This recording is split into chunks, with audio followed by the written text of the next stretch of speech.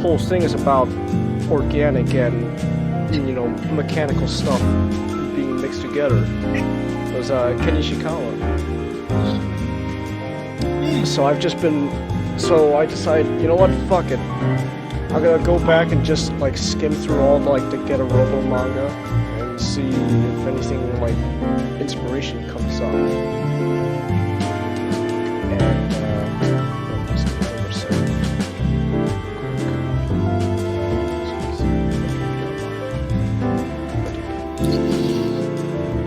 Oh wait.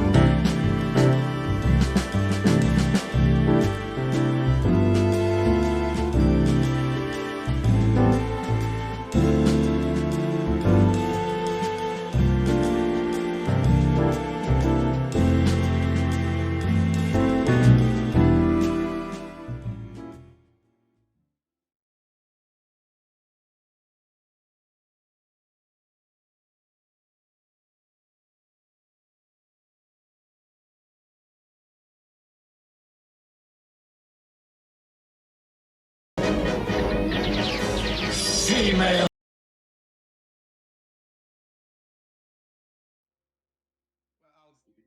about if we make another live action Mario movie. You know that, like the one from the 90s? We don't talk Yeah, it's because of the 90s one. We're never gonna get one. Yeah. We're not going to talk about the 90s one. I'm going to talk about the 90s one because Dennis Hopper is great in it. Not legitimately great, ironically good. Yeah, there's a difference between that. You had to say your words carefully.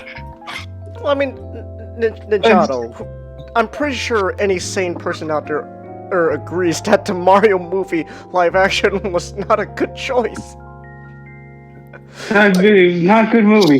Don't know, Changus. Don't say that. What do you mean? Don't say that? There's gonna be one exception to every rule. Well, of course there is, but you know what? Fuck them. I don't care. I don't care. I don't care. It's an objective fact that the Mario movie is not that great. But I still love it. Are we starting? Yeah, they can hear us. They can hear us now. You, go ahead, wrap your fucking. Now I can do it. You can. Okay, fine. Yeah. Do your fucking Marky Mark rap. Well, now I don't even want to do it. I wanted to open it with this, but now I don't even want to do it. Okay, hold on. Here, we'll start over. Wait, Too late. Let's just start. No. Let's start over. You have wait when you have started. No. Let's start over. Here.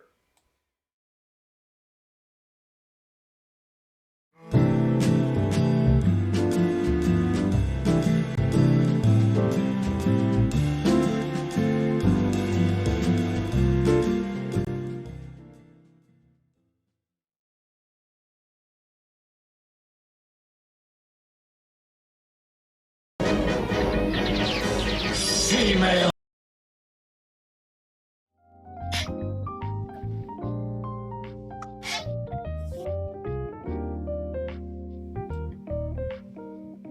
I said go for it. Yeah. Wait. We're rebelling. I started over just so you could sing the Marky Mark song. We'll do it live. Screw it. Let's do it live. I started over so you can sing it. Damn it. Are we gonna here? Let's do this one more time. You better not fucking.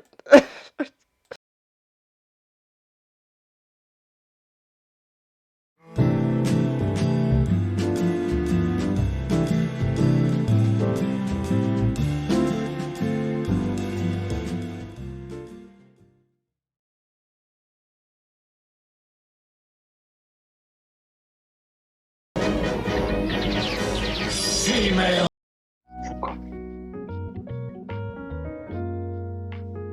Yo, it's about the time to bring forth the rhythm and the rhyme. I'm gonna get mine, so go get yours. I'm gonna see sweat coming out your pores. On the house tip now, I'm swinging this strictly hip-hop boy. I ain't singing this, bring this entire nation. Black, white, red, brown, feel the vibration. Come on, feel it, feel the vibration. It's such a good vibration. It's such a sweet sensation. It's such a good vibration. It's such a sweet sensation.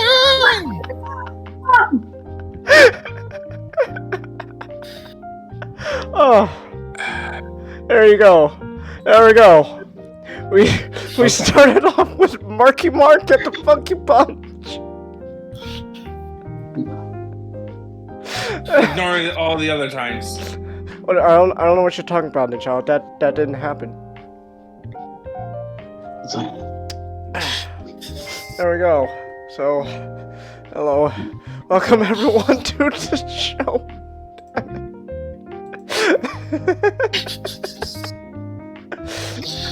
Racist. I actually didn't know that was Marky Mark. I wonder what went through Mark Wahlberg's head when the moment he realized, I don't know, maybe being a Marky Mark and the Funky Bunch isn't a really suitable career for me. Maybe I should move to acting instead. It's like I should And then move when from you being a boy transform- band. Wait, what did you say, Nick? Nick?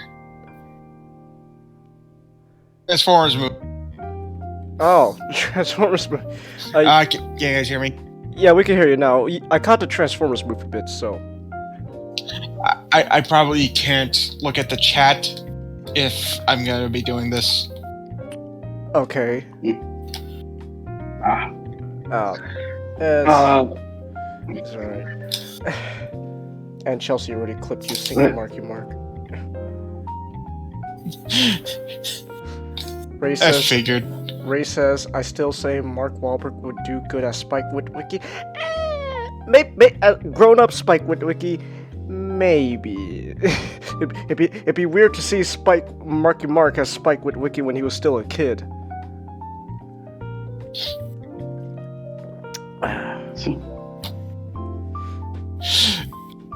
I just got reminded of the fucking Family Guy joke where it's like the guy's one man show and everyone has the same fucking voice. I know. Everything's a Family Guy reference with you, Nick. It's like that's all it is with you, Nick, isn't it? It's just Chankus, I have a funny Family Guy clip to show you that's relevant to this situation. Because it's always relevant to the situation. Well, because of you, my sense of humor has been destroyed. I am one step closer to destroying your sense of wonder. Please don't. Alright. God, I can't wait for when that happens so that I can show you. Hey, what just happened was I can actually find a Family Guy clip for that.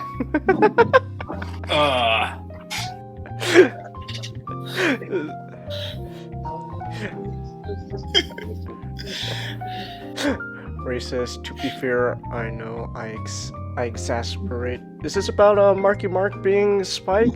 No, it's fine. It's fine. I don't care. I unironically would love to see more movies with Mark Wahlberg. Like whether they're good or bad. But funny enough, I think one of the it's kind of sad.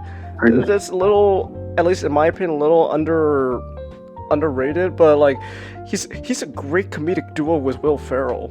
Like, have you seen the other guys? That shit's so... Oh my god! To address someone in the chat real quick. Nick's been chipping away at Changus for a very long time. It wasn't an overnight thing.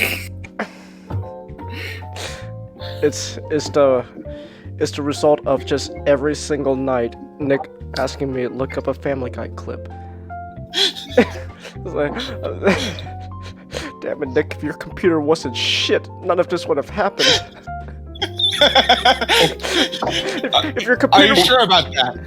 Yes, because this all started because your computer was shit. So like, damn it, I can't stream. Can you look it up for me, Changus? Like, okay, sure. And then ever since then, it's just been every night. Changus, I need you to look up a Family Guy clip.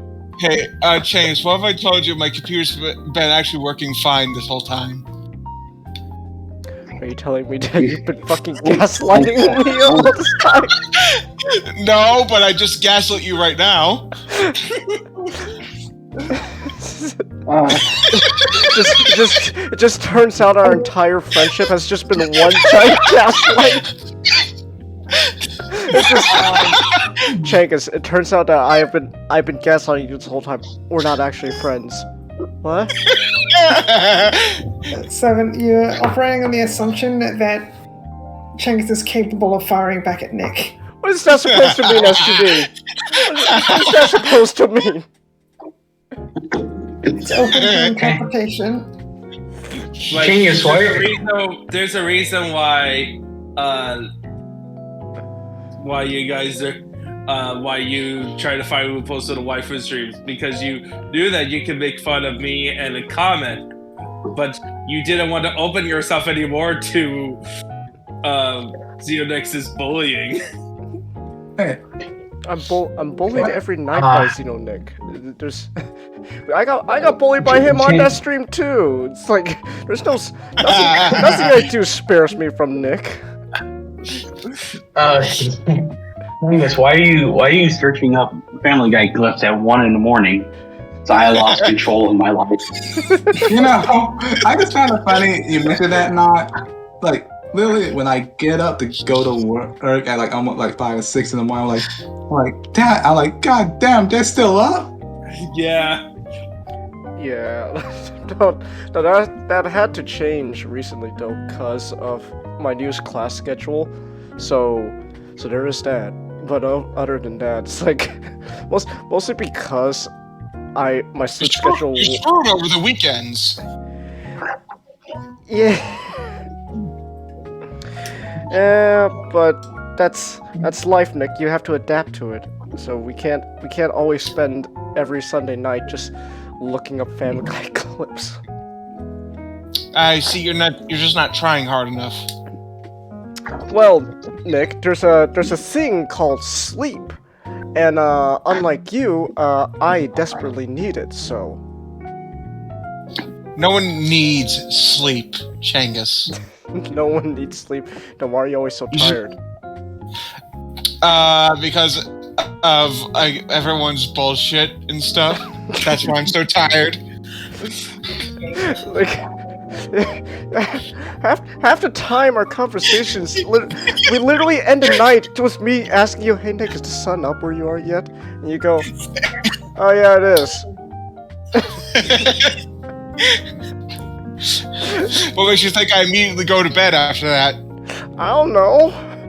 Because I assume you would. That's what I do. Because Nope. Jenkins assumes that you're a sane human being. Well, no, like feel Nick is not telling us. Nick is not telling us about his sleep paralysis demon. It's hanging right on the foot of his bed. His name is Jerry, by the way.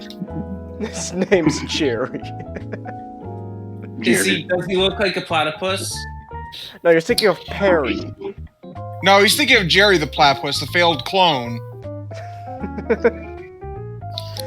Wait, was there an actual Jerry the Yeah. Platypus?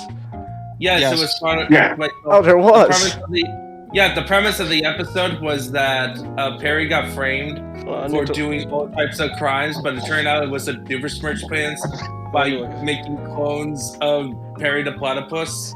It's the retarded platypus.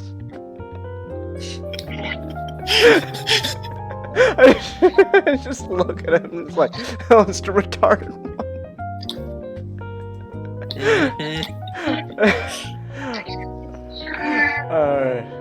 No, Chelsea, his server's not going to sleep. He's just telling Nick to go to get some sleep.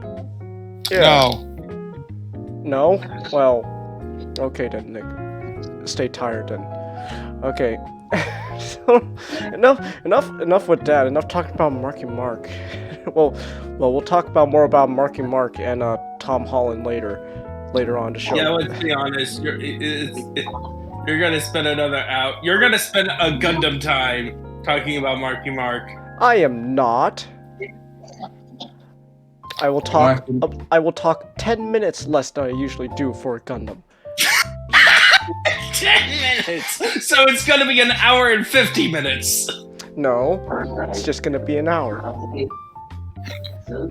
An hour and 10 minutes at best. Nick and SGD, when that happens, bring out the stopwatch. Bring out the stop. You wanna fucking time me how long I talk?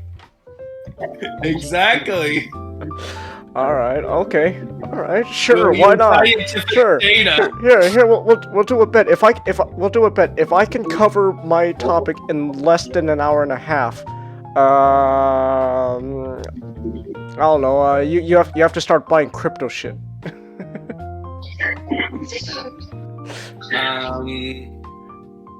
Come on, really? I don't know, you can't give me money, Okay. so... Okay, if he's able to do it, you have to acknowledge that you are, unfortunately, and you don't have to enjoy it, you are married to Starscream.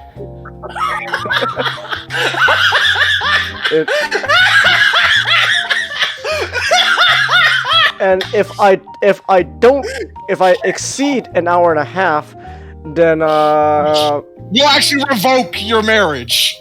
yes, I will revoke your marriage, and you will be back to just being Starscream's assistant only. But at least you won't be his husband anymore. Because let's be honest, Starscream's the wife of the relationship.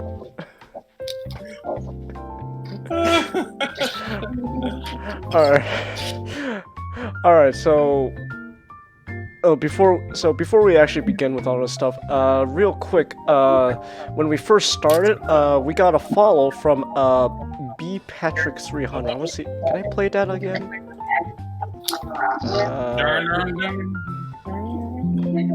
Oh no, don't! And I just got rid of the window. Okay. Well, nope, I can't play it again. That's disappointing. Yeah, that's disappointing. But that's my fault. So, all right. So let's just move on then. So first up, we got some reading club stuff to do. So, Ninjato, you're up. So you've been talking to us about this particular manga for quite a bit. What's this all about? Kaiju number 8. Okay, so Kaiju number 8 is a manga that you can read at Shonen Plus, which, by the way, it's a great service. $2 a month, and you get access to a whole ton of comics, like tons of chapters of like every current series and some old ones. But Kaiju number 8 was part of the Shonen Plus line. So Shonen Plus is the line that is web exclusive, so it's not part of a magazine as opposed to other famous shonen projects. So the premise of Kaiju number 8 is it's in a world where Japan is constantly assaulted by kaiju. Of course. So Tuesday, yes. So it's a normal Tuesday, and it follows a guy named Kafka Hibino. I think I need to. But Kafka Hibino is okay. What do you think is your stereotypical shonen protagonist? What are he's dense. 5 things?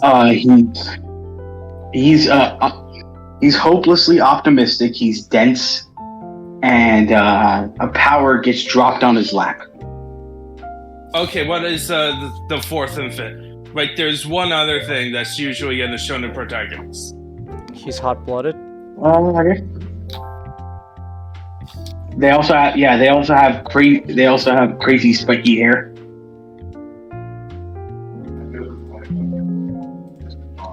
Okay. Dead parents. Dead parents. You guys are hopeless. Teenagers! Oh. I mean, shonen doesn't have to be. Well, everyone in anime is a teenager. Doesn't have to be. Everyone in anime is a teenager.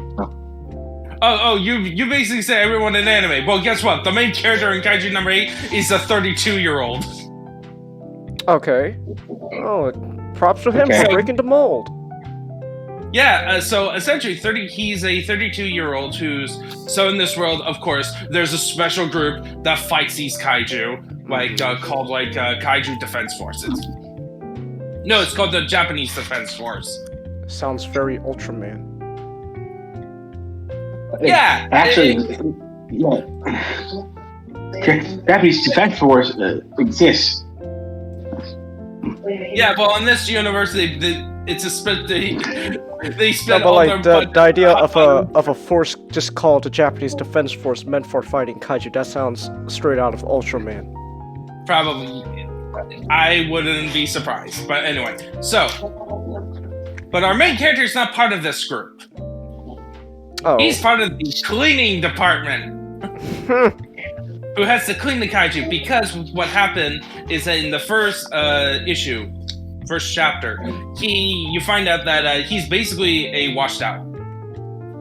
He's basically somebody who kind of quit his dream of becoming a member of the Japanese Defense Force, despite making a promise to his childhood friend, who at this point is like the top kaiju killer in his area, like a name Minno Ashiro.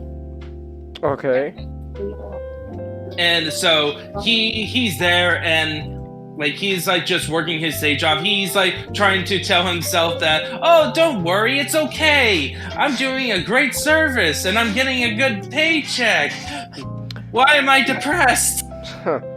Wait, I accept this menial position. Wait, hold on. Chelsea, if you're talking about Guy from Galgaigar, he's not 32. He's 20. That's the whole gag between him and Mamoru. Like, don't call me old man. I'm barely 20. Yeah. God, I'm fucking older than Guy. Christ. I'm older than Guy. Okay. No, but like, it's like I grew up on Galgaigar, so like when I find out like, oh, I'm older than Guy. Oh, Did anyone for a split second feel like they were that guy from the Indiana Jones and the Last Crusade after he drank the false grail? Yes. Yeah, it's just like. Yes. Yeah, that's how I feel. Okay. So anyway, one day he meets a new recruit in his department, a young guy named Leno Ichikawa, and he is the one who's dead set of becoming part of this defense force. And during his day, he basically encourages our main hero Kafka to reinvigorate his desire to join the defense force, also informing him that they're due to Japan's ever so present problem of, guess what? Kaiju. Declining birth rates? Yes, declining birth rate. Oh. They raised the age to 33. You have one more ear to get that waifu. Exactly. So he decided, after like a kaiju attack, then he proved that he has the skills and bravery to do so.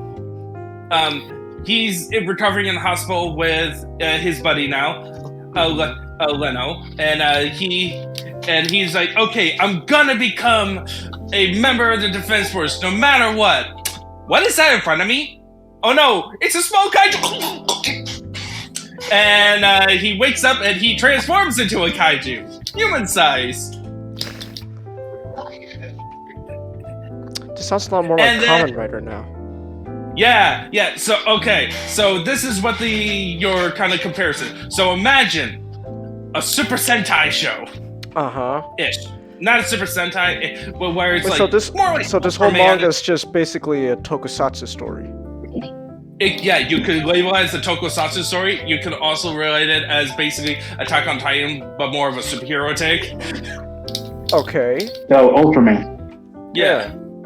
Yeah, but except like the Attack on Titan part where the main character becomes the monsters rather than a superhero that fights the monsters. And so essentially, he still joins the defense force. He ends up doing it at the end of the second arc. And basically by the time of which is 59 chapters, over the course of 59 chapters,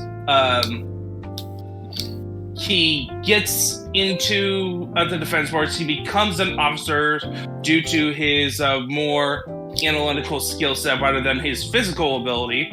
But then he also got discovered to be a kaiju. And he's now kind of officially joins the kaiju at this point. And his nemesis, he has a nemesis now, who did a very dick move. What was the dick move? Okay, so that requires me to go into detail, but so essentially, I want to talk about some of the strengths. So All right, you could talk about the dick move then later. Yeah. Don't worry. It will be connected to actually some stuff I'm talking about. Okay. What are you laughing at? What are you laughing at? What the fuck are you laughing at?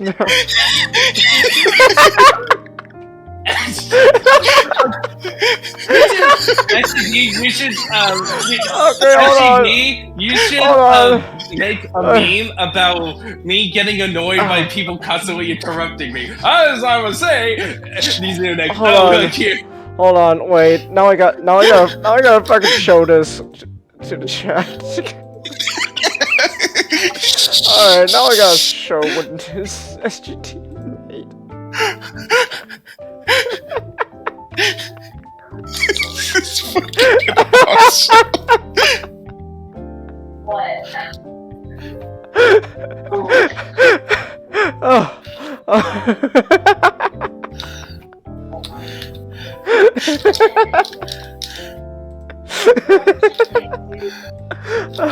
Okay. It's fucking great. Okay. I'm sorry, Ninja. Continue. I'm sorry, continue. Okay, so Kaiju number 8 has a lot of things that are unique from it. For one, it's been the tightest manga I have read, so one of the tightest. Despite going on a wicked fast pace, I never feel like we're going F91 speed. As like, so I have that. I don't have that feeling of like, oh, we're just jumping from plot point to plot point, and there's something missing along the way in there. It's like, nope, everything fits perfectly, and also everything just progresses naturally. It makes sense in the story.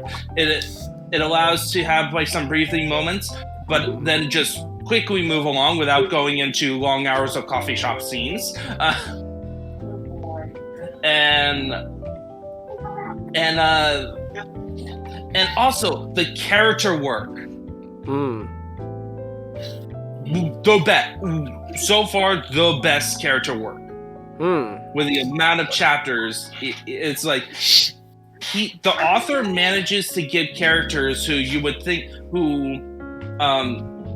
doesn't get as much explicit development, enough of development to know, oh, there's something to do it. Like I wouldn't call her she is kind of the female lead, Nino Ashiro.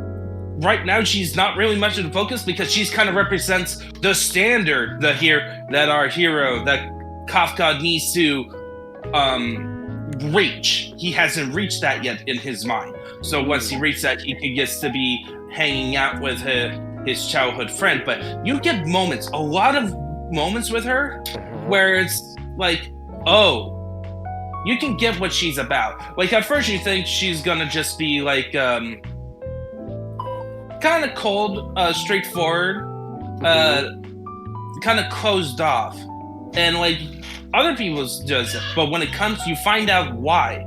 Like her first scene when she talks which is in chapter 2, her first word is liar, which is followed by a flashback of the promise that our main character made to her.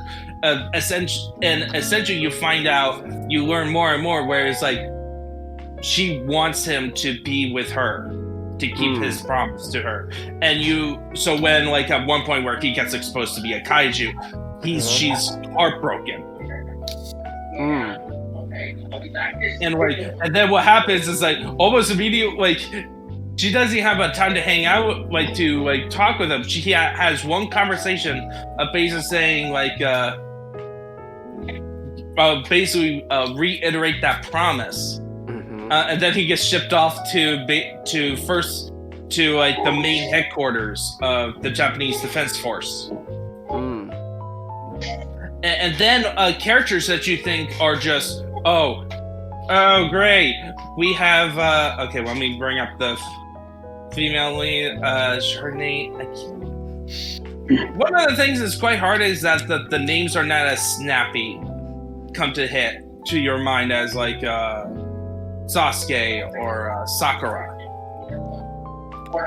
Huh. Or Naruto, or like Deku.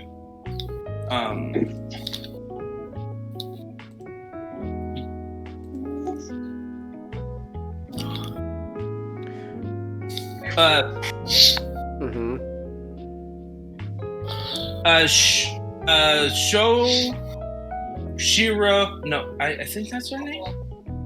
No, okay, it's Hikaru Shino Minya. Okay.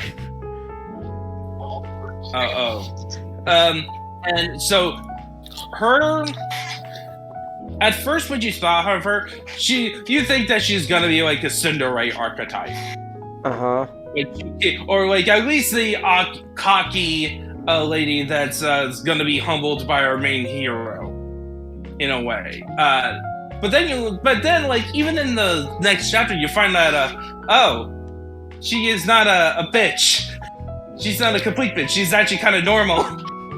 Except the thing is the reason why she is cocky because she is expected to be the best by her dad. Like the best as the standard.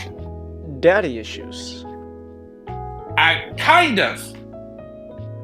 Okay. But then we're gonna get to the big move now. So the latest arc before the latest chapters, like the last big arc, focuses on Kafka and Hikaru teaming up with Gen, who is the head of First Division. They're in it, like Kaiju No is now designated as part of First Division, which is high tier, the highest tier division, and they're doing a incursion of Kaiju. Just seems like a normal big operations that this group has to deal with. Well, during that operation, you learn more about Hikaru's backstory. A bit more. Like, before you learn more about how she is raised to be the best of the best, the thing is, her mom was like the top tier kaiju fighter. Along with her dad. They were both kaiju fighters. Like, her dad is currently the head of the whole Japanese Defense Force. And her mom, when essentially Hikaru made a promise to her mom when she was a little girl that she would become a part of the Defense Force so that she could save her mom, just as her mom saves her every day being a fighter. Then her mom dies in combat, saving people. Oh, lovely. And so now she has like this wound of like she couldn't save her mom. She couldn't keep up that promise. And it also, based on the writing, it seemed to imply that like her dad would have been fine if she was like decided to go to be a normal civilian, but it was because she chose to become this top tier. He basically tried to instill in her, and he even admits, by the way, that he was not the perfect dad. Also, so he's a better dad than Yendo. Sweetie, I may have been a terrible father to you. No, it's like I may have not been entirely truthful. I may have not been entirely truthful. And as an It's American not like Dad that. reference, not a Family Guy reference, you're getting better, Nick. Yeah, it's not like that. It's not like he's a terrible father. It's just that he made mistakes. And then Kaiju number 9, who's like the big bad of the series, he's basically another kaiju who has this ability that he actually possesses people after his main body gets killed and stuff. He basically set up a trap so that our main heroes fight off what seems to be the real Kaiju number 9. That was a clone, a copy of him. The real one attacked the headquarters with Hikaru's dad, Oh. And after a long, hard-out fight that he did, which, by the way, he only really lost because he's old. I'm getting a sense of where this is going. Yeah, it's exactly. He dies, and Kaiju number 9 possesses his body. That's worse than I thought. I was like, oh, he's dead. By the way, is that her dad has? So we found out by this point that for some kaiju, they turn them into actual weapons. You ever do special people? Like Kikori's mom had a weapon, had like a Valkyrie suit, and her dad had like Kaiju number 2. So guess who has Kaiju number 2 now? Oh. Like, even when our heroes try to actually do a counterattack, which, by the way, yes, they counterattack. Instead of doing like the typical anime thing where they're just stand there while the villain gets away, no, they try to beat the crap out of them. This is our counterattack. Your soul is weighed down by gravity. What is that supposed to mean? You wouldn't get it. Yeah, so... Like, yeah, that's like the big thing that happened right now. So right now is more like the last issue was them recovering, and we find out a bit more that the cost of that Kafka spent too much time, used too much power during this encounter, that they don't know about the transformation. Like, technically he's a full kaiju. He's not human, but he has the human soul controlling him. So Devilman. Yeah, basically. So it's just Tokusatsu Devilman. Yeah. What's The that only difference thing? is What that he is he? doesn't change size. He can't change sizes. So. Oh, disappointed. No, I'm joking. Ring, ring, into depression, go! Stop. I can't with that show, Nick.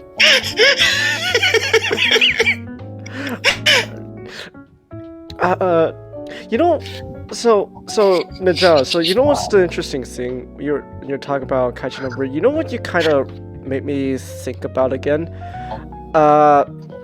You've never seen Kamen Rider at all? I don't think so. Nope. Okay, so. I only saw about that video game one. Just. I will say, like, if you ever get into Kamen Rider real quick, like, there is going to be a very noticeable difference in tone between, like, early Kamen Rider stuff and later Kamen Rider stuff. So, you actually reminded me of a show called Kamen Rider Kuga. Kuga's a big thing because it was the first Kamen Rider show of Japan's Heisei era. You know how Japan's in the current Reiwa era. During the Heisei era, Kamen Rider Kuga was the first show, and you're talking about Kaiju number 8. It kind of reminds me a lot about Kuga. And Kuga's very different compared. Was that the one with Hitler Starfish? No, that's I think. No. I think that's Kamen Rider X. X? Or it's either. Oh. I think it might have been. Well, it was the Showa era. I'm talking about the Heisei era, though. Starfish Hitler unfortunately never got made again after that. But Starfish Hitler. Racist. Wait, what? Yes. Okay. Look, I'm just gonna say it. There was in like the very early Kamen Rider shows back in like I think like the 70s, 80s or whatever. One of the villains was just straight up a Hitler starfish, swastika, mustache, everything. Here he is. It was great. Right. Didn't his heart get ripped out? Well, early Kamen Rider was brutal, man. Like, people died left and right in those shows. They don't do that anymore. But what I was saying though, like back to Kuga, it was like it kind of reminded me a lot of what you were saying, Jao. Like whole thing about I'm starting to think after we nuked Japan, we kind of made them all into pussies. Well, I mean, it's more. I think it's less that we made them pussies, more like they became too obsessed with pussies.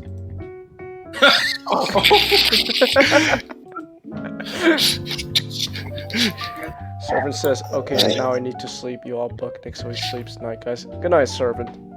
Good night. I think if they were obsessed with pussies, they wouldn't have their birth rate issues. They're Well, too the obsessed thing with. is- Oh, it's delicate nature. We will use that as substitute. As substitute. Well, the thing is, they are obsessed with pussies, but they are too much of. They restrain themselves. I can't. What's that Repressed? word? Yeah, repressed. They work hard to repress those emotions to do proper mating ritual. And also, it tend to leak out in other ways.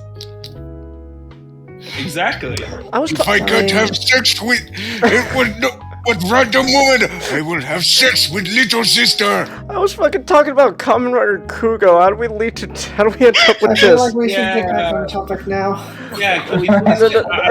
No, but real quick though, like just you were talking about just Kamen Rider Kuga reminds me a lot about Kaiju No. 8, like the whole thing about like a guy who has the ability to turn into this, and he works with like the local, I guess for lack of better terms, law enforcement to help stop other bad guys.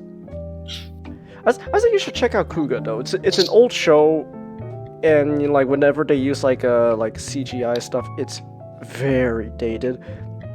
But I still think it's worth checking out. It's more of like I would say it's more like a police drama rather than like a full-on like superhero show. Which I think you'll. I'm fine with that. Yeah, I think you'll enjoy Kuga. Yeah, also Kaiju No. 8. So back to Kaiju No. 8, the art is very good. Like it has clean. It's very clean most of the time, except when there's a lot of money shots. Then you get to see detail galore, and like also the pacing of the panels. Mwah. Like there's a moment in like chapter 2 where you see him the first time he punches a kaiju to bits, and you get 3 one-page spreads. Ooh. 3 massive panels, and they were and like 2 of them on the aftermath were colored. And also like it also balances it out. Like the characters are not like serious as like the tone of the show is like that perfect blend between lightheartedness and also very serious. So when it wants to be serious, it can be serious, but also it doesn't dwell on the seriousness like some other shows.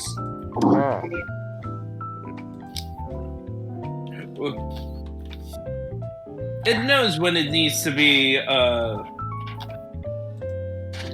delving into serious moments and topics. Okay, maybe I'll check. Yeah, I think I'll probably check this out because just the fact that it reminds me a lot of Kuga. That's kind of a big thing, so I'll probably check it out. Why not? Yeah. Alright. Anything else you want to say, Ninjato? Those are like the big points. Of course, it's not done yet, so I can't do a proper review. Talk about the themes. I do say the first chapter is very inspiring. On like the theme about. It's about about a guy who thinks like he can't pursue his dream anymore because of one-time failure. and then it takes somebody else to encourage him. Okay, so you gotta press the button. In his which button? way. Failure. Oh, hold on. Give me a second. Failure. Alright, there we go. Yeah, it's just thinking that I can't do it. He failed, but he is still gonna. That doesn't mean you have to leave your dream behind.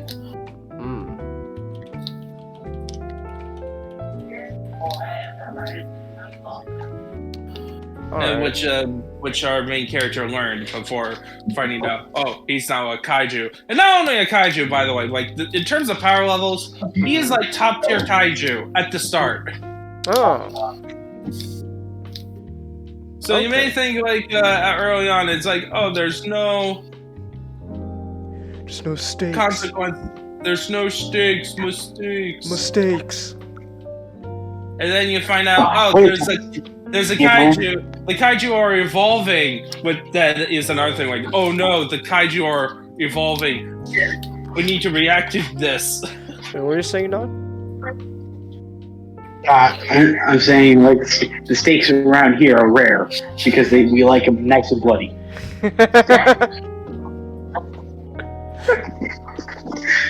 That's actually pretty good. That's a pretty good joke. We need them nice and bloody, and a depressing atmosphere. That was actually a pretty good joke there, not. Oh, hey, Serena's in the chat. Hey, Serena. Hey! Hey. Hey, Serena. How you feeling? How you feeling today, Serena?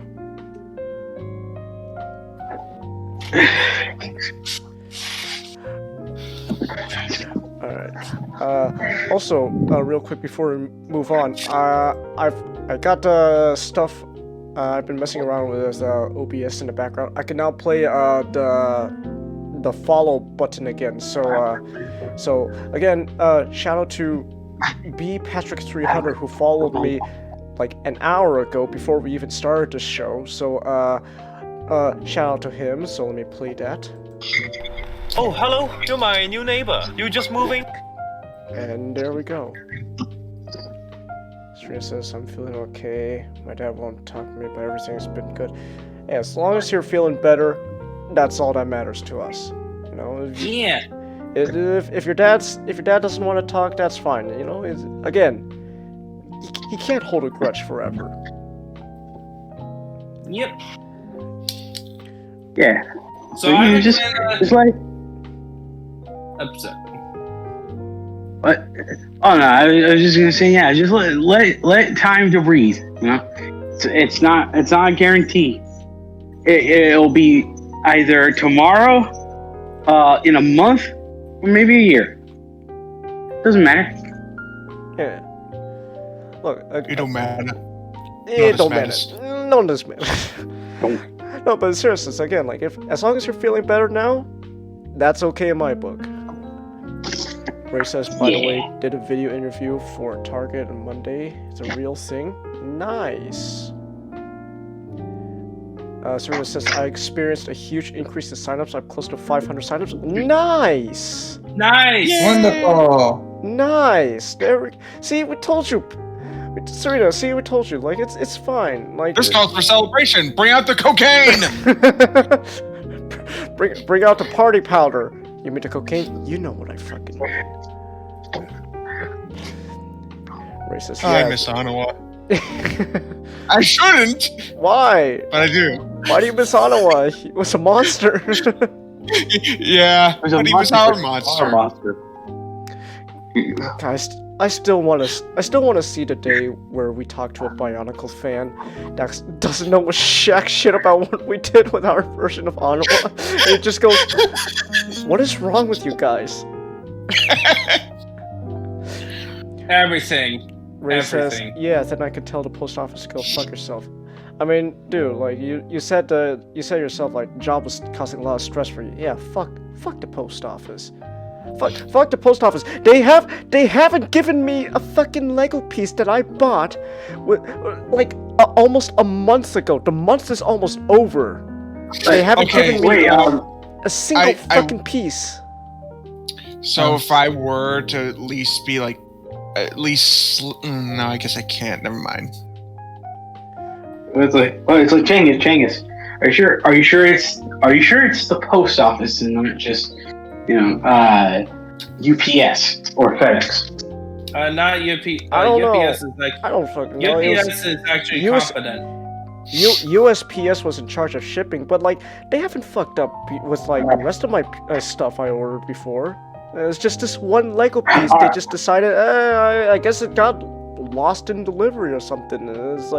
It's just in delivery limbo. It's like, oh, it's in transit. Don't worry, it'll get to you. It's just running late. It's been almost a month. That's a scary time. So I'm probably gonna have to just fucking order the piece again and hope this time it doesn't get lost.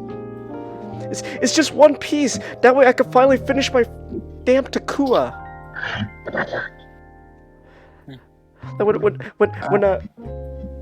Yeah, I know how you feel, Chinggis. I'm done with my overview on my topic. Overall, read Kaiju number 8. It's a cool series about kaijus and action, and does characters well. Of course, if you're not into, it may be a harder sell for those who are not into the shonen genre as much, but I still recommend it. You at least give it a try. Alright. Okay, so in that case, we can move on now. So, I need... Okay, you know what? I need to... Real quick, what's a button I can make that's just a stand-in for obligatory Gundam talk? a colony drop. It's a Gundam! It's a Gundam! I'm thinking the same thing. Oh. Okay. So you talked about Build Fighters Try last time, but now you're talking about episodes 6 to 10. So what? Are we just gonna get Gundam by Gundam breakdown? Well, last time Comet just went episode by episode breakdown. So at this rate, there's gonna be a point where we'll have nothing to about Gundam to talk about. But that's what you're wrong, Shadow. There's plenty. I mean, Nick, damn it! I mixed you guys up. God damn it, Kai. Who did he mix up? I called Nick and Jono. Yeah, I thought so. I mean, look at it like this way, Changus. Like we notice your flaws because we care about you. I'm not lying to you. I am not lying to you at all. Okay. Changus, I gaslight you because I care about you. You gaslight because you care about me. Yeah. Changus, bullshit. That's bullshit. You know it. I guess it's like fucking you're just basically pulling Jodorowsky's due. It's just I raped Frank Herbert. That's dude. I raped it with love. It's like I gaslight Changus. I gaslight him with love.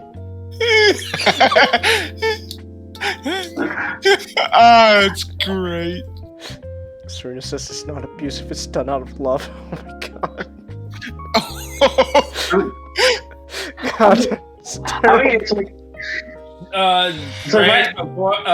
You better not say that to Chelsea. She might get the wrong idea and start doing the same stuff to you.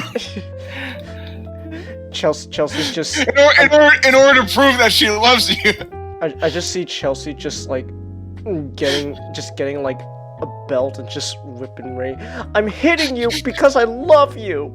It's like, why did I give you a belt? Why did I say that? Alright, so, but anyway, so, obligatory Gundam talk, so, comment, so, let's just go on with the episode by episode breakdown, so, Okay, the episode 6, ruler of the battlefield. No, sorry, ruler. Now, the Tri-Fighters, just got pretty much this set after the episode 5, where the Tri-Fighters got finished their regional qualifiers, the first round of the regional qualifiers, and their next opponent, and they're celebrating, and then learned that their next opponent is a veteran team from the Syrian Technical College. You know, it's essentially a technology school that also do Gunpla stuff. Cause you know, everybody does Gunpla in this world. Yes, it's like as we said it before, that you're just assume Yu-Gi-Oh logic, but with Gunpla. Yes. Hey babe. Now what made this team? Yes, I bet one of the Gunpla manufacturers has sent Gunpla up into space, saying that if there are alien life up there, we need to teach them how to do Gunpla battles. We need to teach them how to fight. Ray says, guys, shut the hell up.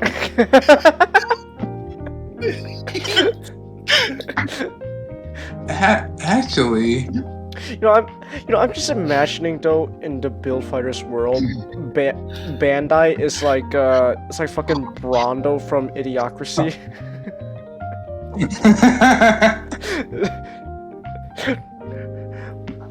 Maybe you should. Well, maybe you should feed the plants Brondo. Why? It's got electrolytes, but why does it have electrolytes?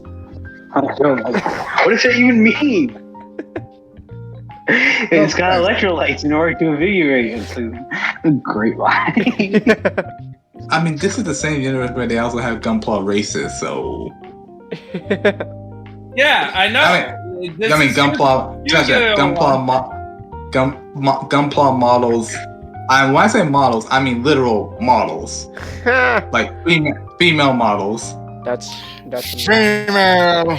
And damn it, I got. Where's the button? Oh, I got pressed. And Gunpla. Female. Wait, why is it not showing? Oh, hold on. Wait, hold on. What the hell? Why is the button not showing?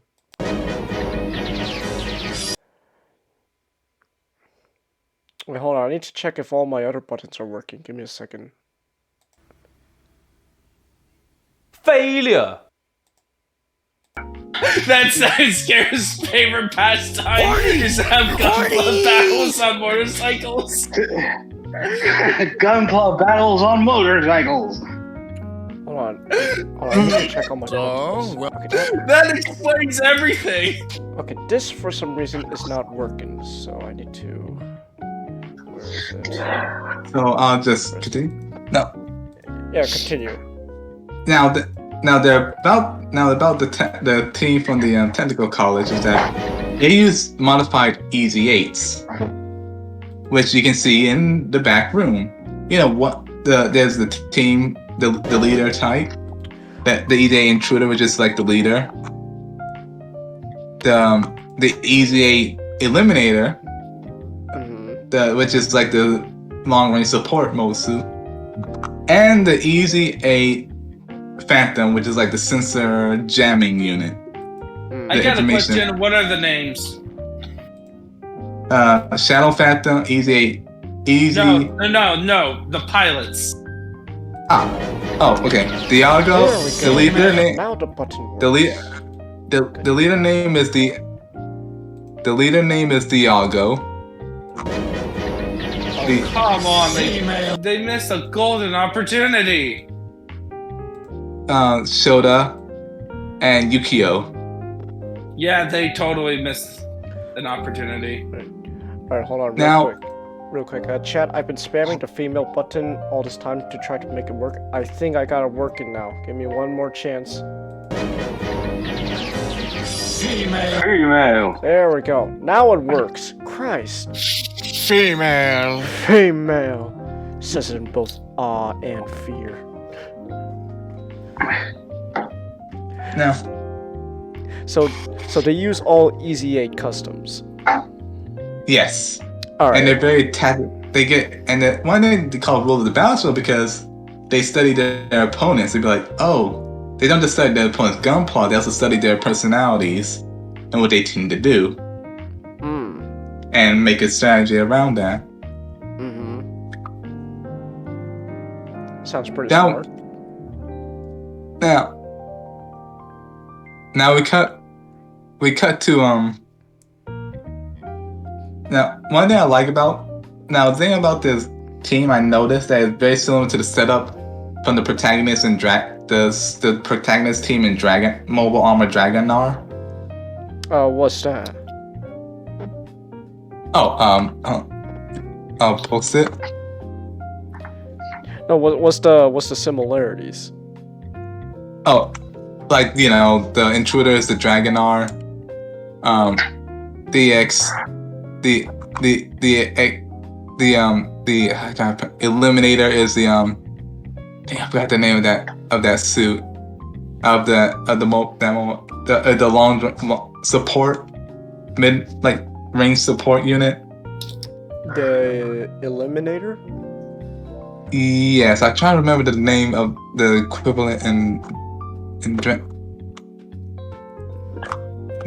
pretty much in Dragonar there's the mid type, the middle of the road, the long range support, and the jammer, the sensor jammer. And it's very similar setup to that. Oh, here it is. Found a picture. Okay. Here's a picture of the team from Dragonar. Oh, Dragonar. Okay. Yes, Bandai. That time Bandai died. Oh, Gundam is dead. We should make a new series. It's like Oh, Gundam, boys, Gundam, but it isn't. Gundam's dead. Now let's parade his corpse. Let's skin it and put its flesh on other things. But the fans skip over some filler bit. Now what? It is a funny scene where they try in the previous episode they set up all these teams, right? Like, oh yeah, there'll be this. They'll fight all these teams and they'll win. But then it turns out for example, the last episode there's this Aqua team. The Aqua and team. This team they're like a swim team because of course even swim team are Gunpla battlers. And the whole thing is they use aqua mobile suits and use the sea to fight. Problem is, if there's no sea, they can't do jack shit. And they ended up in an Arctic arena where the ocean is frozen solid. Well, but they're... And be like... Wait, is it amphibious mobile suits or just completely aquatic? Amphibious mobile suits, but the whole strategy depends on them being underwater. Well, that's a waste of a high gog. Essentially, ambush attacks and but they land on the ice and be like, oh no, the ice is too thick! And they self-destructed. They literally self-destructed. Who would have thought that attacking something in the Arctic would result in ice? Well, yeah. What's that? But yeah. Ice is frozen? I didn't know. Well, the battlefields are randomized, so you never know. No, that's what you get for. That's what. So their whole So their whole plan was literally just, okay, we're gonna bet everything on ocean. Any minute now. It's literally.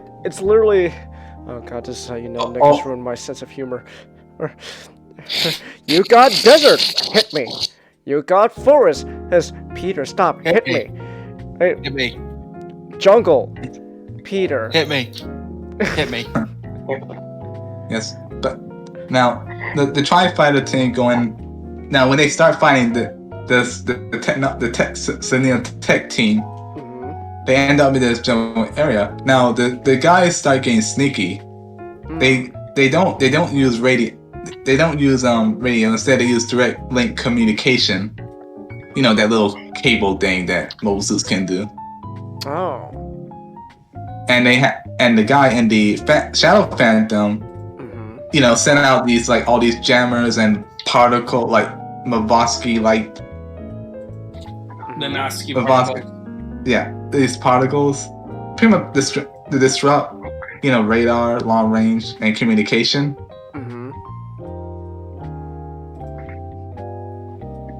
And start using active camouflage. Alright. And the Tri-Team just walk around while Say's complain like, "This is unhonorable. This isn't my kind of fight. Come out here and fight me man to man." And you know. Yes, exactly. Okay, Do I sound like Wolfie? Meanwhile, that's true, Dinobot. You're smarter than Wu-Fei. Yama. Well, Yama was like, "Sick kind of idiot. It's called tactics." Huh.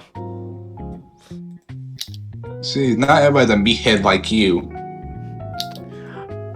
Alright. Now, essentially, they suddenly get ambushed. The Eliminator is using active camouflage cover to hide itself and start shooting, and the Tri-Fighters again are in trouble because the thing is, their teamwork is essentially falling apart because they keep rushing in. So so this is an episode where they learn the power of teamwork. And also, we learn the true power of the winning Gundam. What does the winning Gundam do? Oh, it can separate and become parts for his team members. Ah. So it's a weapon, it's a weaponizer. Yes, like for example, like with Burning, it can become like it can separate and become a fist. Oh. Like called the winning fist. Mm-hmm. Let's see, I can find a. Yeah, I thought that was a picture. But essentially, like I said, the winning fist, or it can become like an extra, like I forgot what it's called, a barrel for the Lightning Gundam to increase its range and power. Alright. He also got a core fighter transformation. Or like a plane transformation when all the other parts go, when he doesn't have access to all his other parts.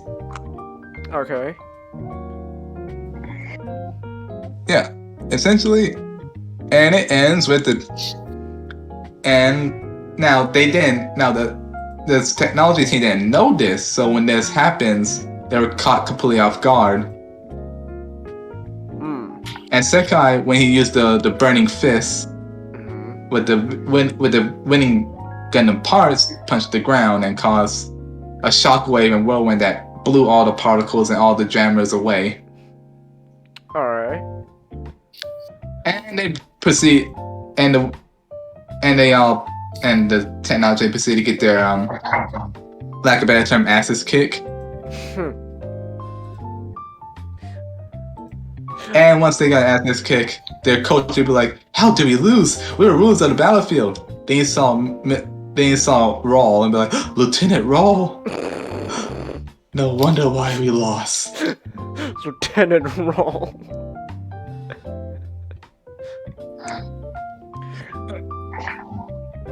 Yeah, and Spielman the team pretty much learned that, you know, yeah, we need to work on our teamwork. Now it's not. Now this episode is not. It's kind of filler, but not. It's kind of filler in my opinion. Okay. But it got some.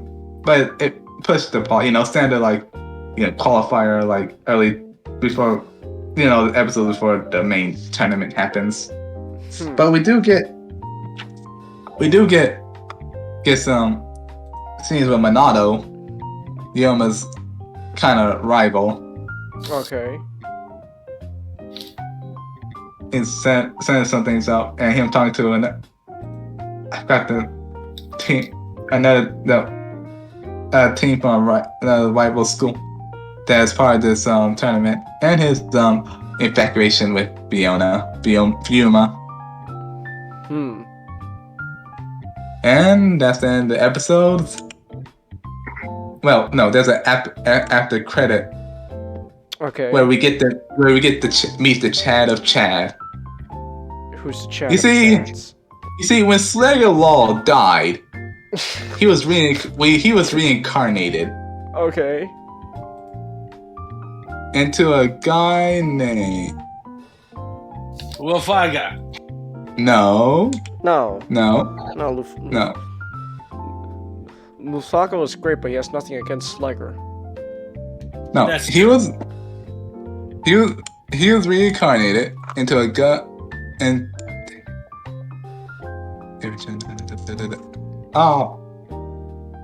he was reincarnated into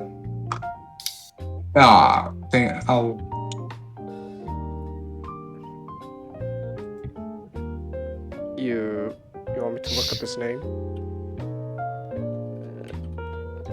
Gundam Build Fighter. Akira Suga. Yes. Looking voice. He looks kind of very familiar. Akira Suga. Huh. Oh, back room. No, I see it. Yeah, he comes in, and the first thing, and he even got the whole when Slayer first appeared in the Gundam series, carrying that bag on his back, and introduced him a very similar way. All right. And he ended up and the funny thing about this.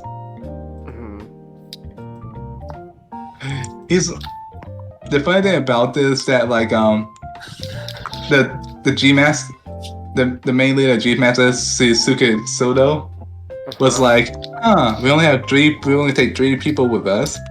So, and you're a better pilot and gunpowder builder. So, sorry Mekuta, you've been replaced. Hey guys, I'm just letting you know I'm going to bed. Oh, all right. Oh, good night, Najano. Good night. All right. Yeah, essentially, he's a better pilot, so you've been replaced, which caused me to be no! I really want to use my Zeong. Excuse me. Oh, that's all right. Now, next episode. That's all. Okay. Next episode, Straight Assembly Shimon. Oh. Essentially, after defeating. Oh no, this is the episode where it starts off with that thing I told you about earlier, where the swimming team. It they did literally self-destructed rather than lose. Yeah. And now, and the next match that the team Tri-Fighters watch. They watched this this mysterious team that used nothing but straight assemblies. Essentially, it's the bare minimum gunplas. They don't paint them. They just they don't customize them. They're straight assembly. Okay. What's wrong with that? And they win. Huh. Well, one guy wins. The other were more here for moral support. Yes. Okay. Distraction. Let's call it distraction. Okay. Now, the team consists of a straight build Destiny Gundam, a straight build Murasame,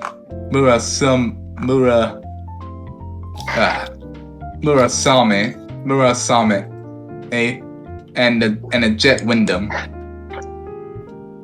All right.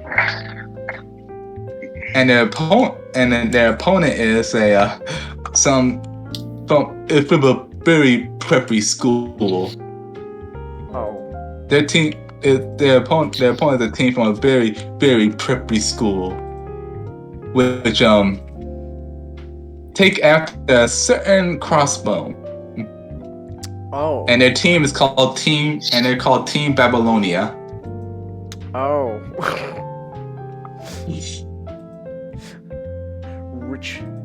Rich people and their crossbones.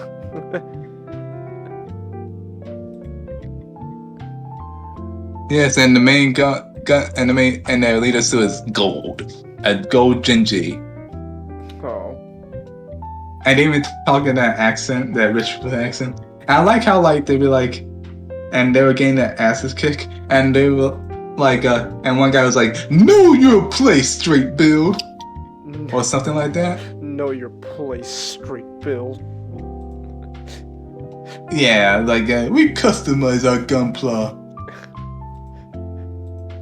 Where's only poor people can't afford to customize. Ha ha ha ha ha.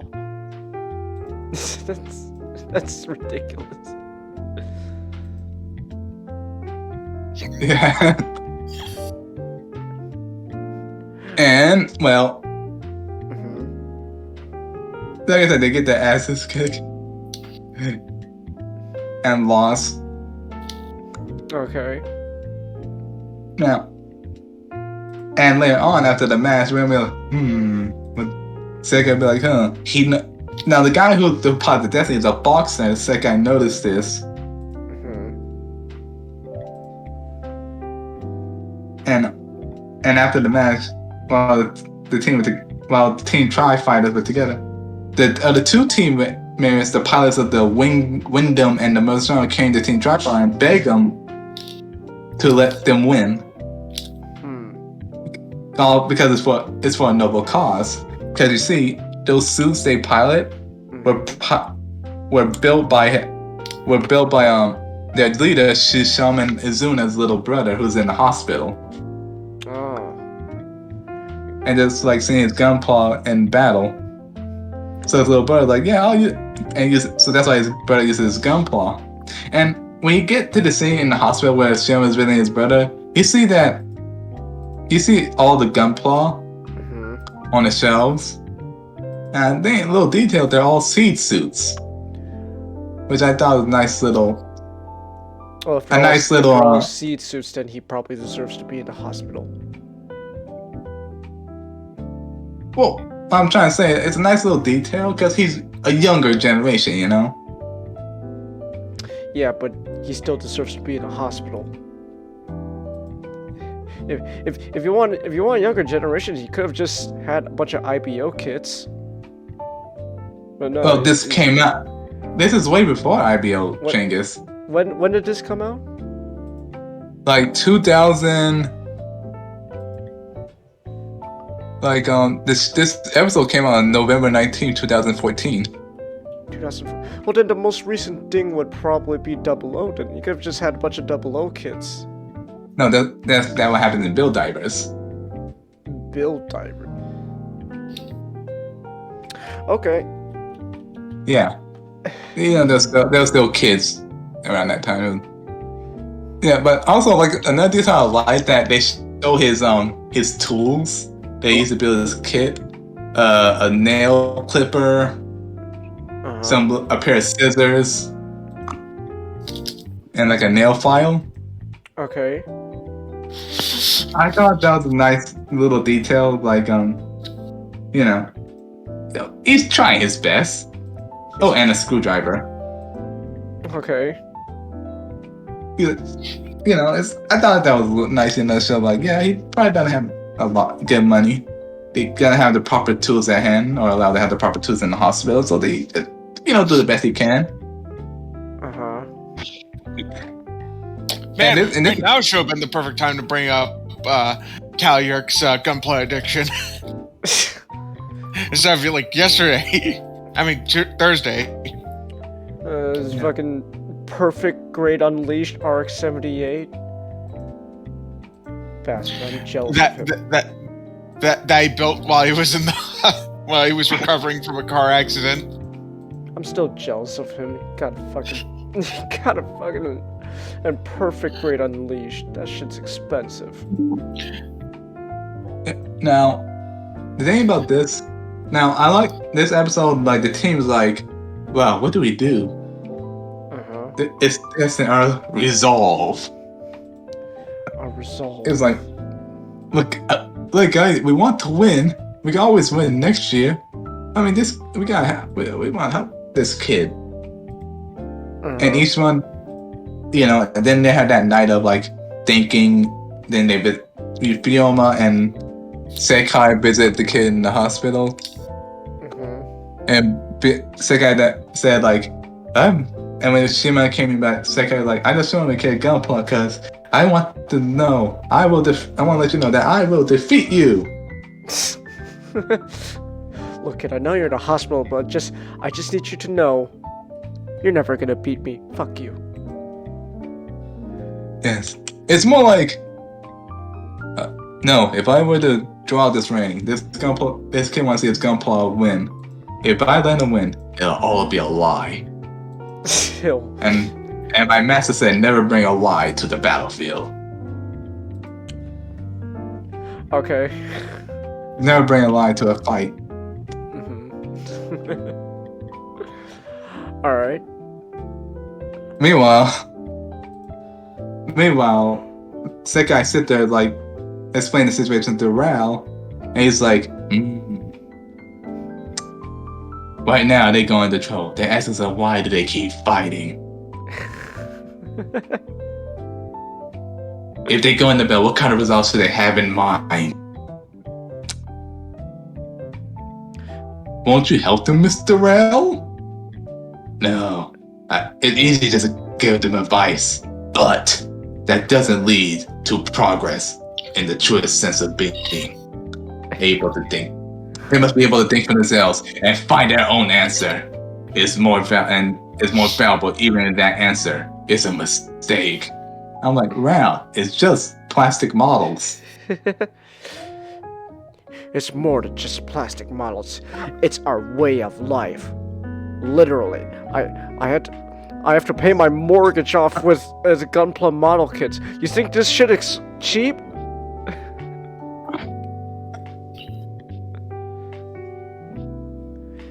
I had to have a birth of cactus out of my asshole in order to get my perfect grade. And Shima and his teammates have like a friendship moment, like where he punches them and be like, "You idiots!" Then hugs them. Cause that's how you know you're true friends. When you could beat them up and they'll still love you. You're like Kopaka and Pohatu. Kopaka now in the beginning of the bright slaps Pohatu. What was that for, Kopaka? It's because I love you. I love you too, brother. I think that would actually confuse Pohatu. He's like, What? Well, you'd be like, I love you too, brother? That's Kopaka slaps him again. Now, Shimon. Now, once the two teams start into that match and start fighting, Simon, as soon as the match starts, Simon's teammate I'm just now realizing how unfortunate that kid's name is. Oh, Shimon, she, SHIMON. Still sounds similar. Just take away one letter. Just take away one letter, and oh boy, man, that kid's parents really hated him. Simon. Oh.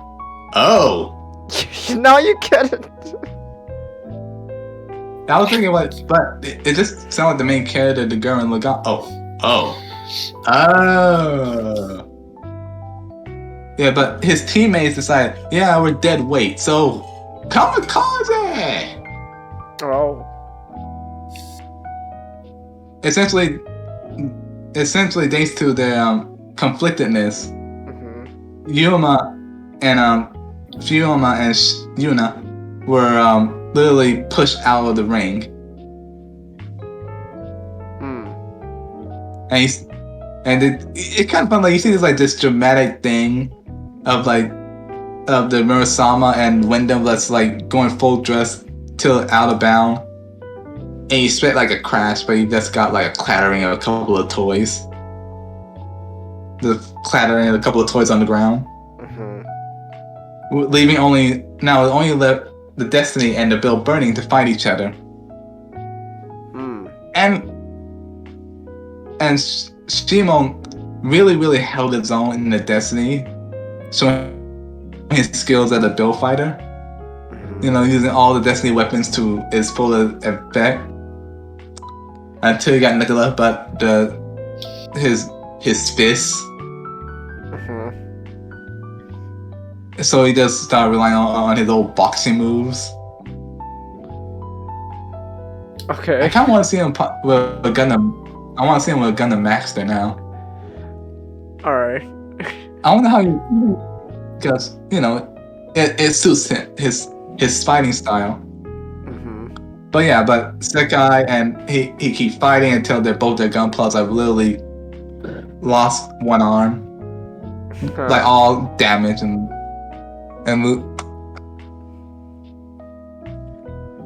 it ends with Sekai's victory. And Sima with his brother back in the hospital and apologized that he lost, but his little brother's like, no, it's all right. I'll just build you a better Gunpla next time, big brother.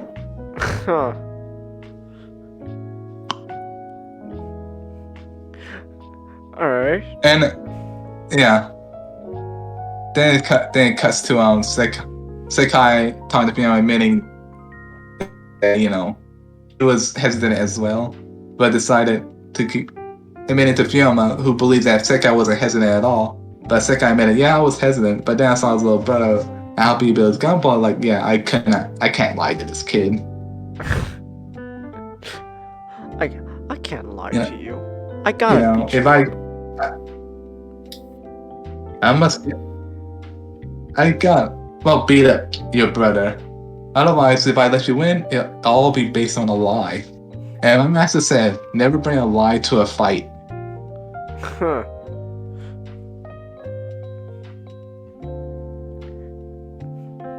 Alright.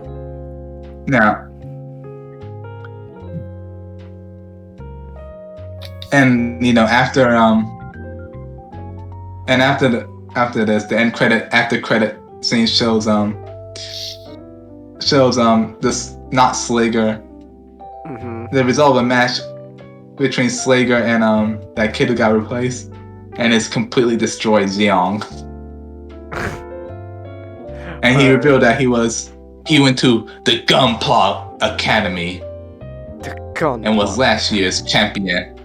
Oh my god. And was the last year's champion in the semifinals.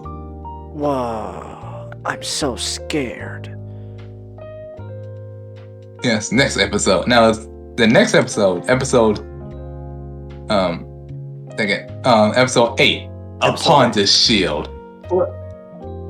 Yes, Upon this shield, which is a Kyonko episode. Essentially, now in this episode, Kyonko's team from the St. Odessa's Girls' School will pretty much face the the G Masters from the G Masters, and it should. And I was saying this episode is kind of. It's now what I like about it starts off with this dream with Minato, the builder of the the guy who built the Tri-Tree and Yona's rival. Now this is the first appearance of the Tryon 3. He in this dream he won this contest and all the Gundam girls are clapping for him. Including Laurent. And in the crowd is the pervy is Mao's master because he went to the same temple as him. Yeah, Miyato went to the same Jinhu temple as Mao and learned from the same master. And then he talked to Fioma, and then in his dream Fioma came up to him and be like, "Oh Miyato, you know this and this. Will you customize me next?" Just kidding. And he's like, and Miyato was like, yes. Then the alarm bell went off. Oh. The alarm clock went off, and he's like, God damn it, it was a dream. I was this close to being happy. And then reality came crashing in. Exactly. Now, the thing. And we went through a couple of matches. Like there's I've got that cannon thing from Double Edge where you fight the Snake mobile armor from Victory Gundam. I forgot what it's called. But they fight, blah blah. It's not fun. Then we cut to Kenko, who beats that team, and learned that she's about to fight G-Moves, and we learned that the team leader for G-Moves, he fought Kenko's brother and lost when he was younger. And like, yes, your brother was a good pilot. And Mikhail was like, well then, prepare to face defeat again. Yeah, only logical since I'm his little sister.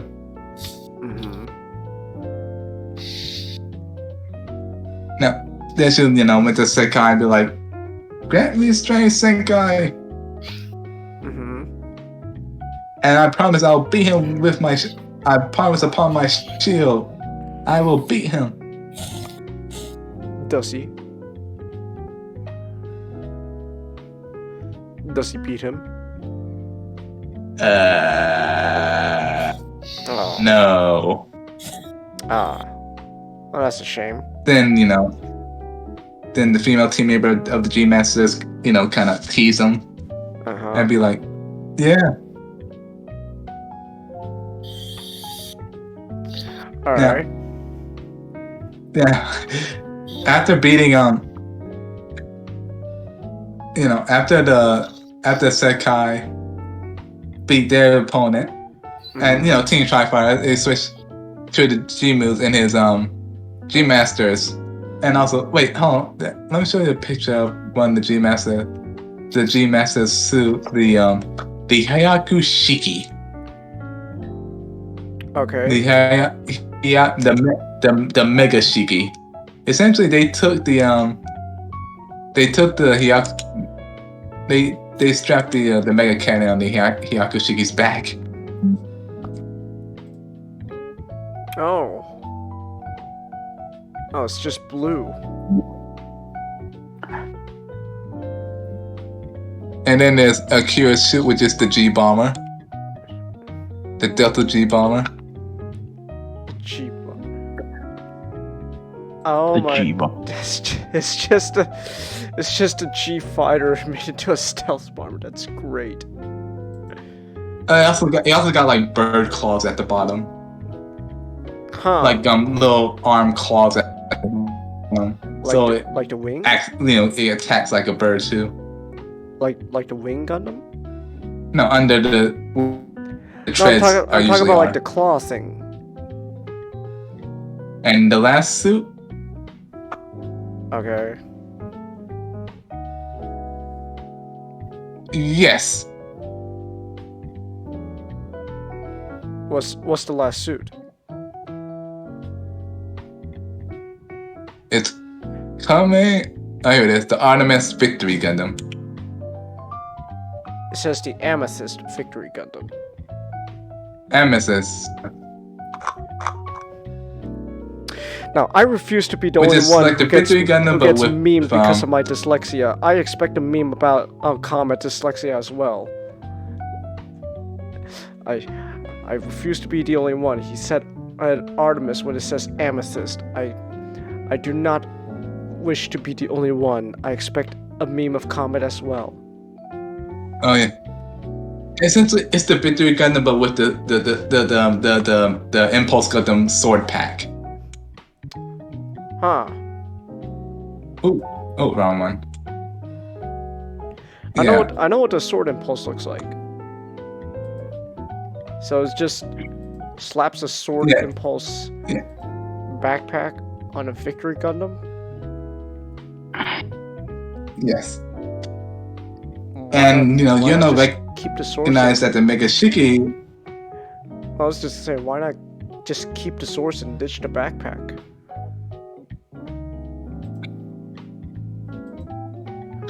Then you want to get the boomerang beam boomerangs. Dinglings. And plus, the sword, the backpack carries the backpack carry the swords too. There's other ways to hold the swords. Yeah, there's also other ways to store the beam boomerangs. You don't need to keep the big backpack. Yeah. Now, in this battle, Kyoko's team is getting like murked, like getting run around. The Rising gets destroyed by the bomber. Okay. Well, but Sekai recognized that the bomber's grappling moves is similar to the ones his school uses. Oh no! And Akira learned from the same school he did. Wow! Plot twist. The Rising gonna get destroyed. And the Mega Shiki did destroy the Nobel Gundam in one hit, leaving only Kyoko and her mobile suit. And she tried her best to fight him, but slice and dice by the Hyakushiki. Ah, that's unfortunate. And she lost. And it ends right there with her mobile suit being blown up.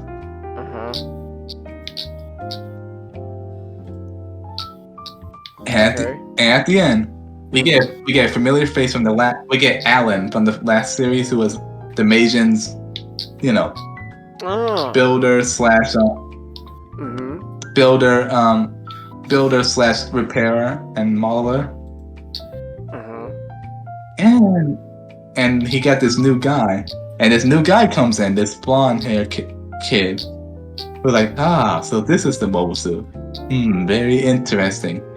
Hint, spoiler, he's the kid he's the kid that the grandfather tried to win the trophy for last series. Well, who tried to create a super Gunpla fighter so he can win his grandson the trophy. Super Gunpla fighter. Pretty much he started his own Flanagan Institute just so someone can win his. We created essentially cyber new types, so what are you gonna do with these guys? Gunpla. What? You heard me. They're gonna be used to control model kits. And essentially he took This sounds like a waste of our This sounds like a waste of money. No, this is a worthwhile investment.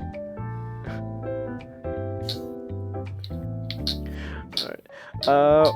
So what episode are we on now? Nah, 9. 9? Sorry. Okay. Now, yes, yeah. Now it starts with Kyoko, crying loose, and the female fighter from the G Masters come to her and be like, oh, it's too bad, you're just not talented enough, you should just stop Gunpla Bender right now. Oh. And the team leader from G Masters be like, stop it. But she kept going and going until a Gunslinger came up and backhand slapped her. and like a 1-to-1 scene, and she had that, and funny enough, she had like the same pose and look that Armor had when Bright slapped him. Oh, that's amazing. He's like, and Slade is like, and he's like, and Slade, not Slade, is like, don't you ever belittle someone who gave it their all. So you just, so you bitch slapped, a girl because she was having a woman moment with another woman. Yes. Yeah. Yuma. Oh, her name is Yomi Sakashite. Sakashita?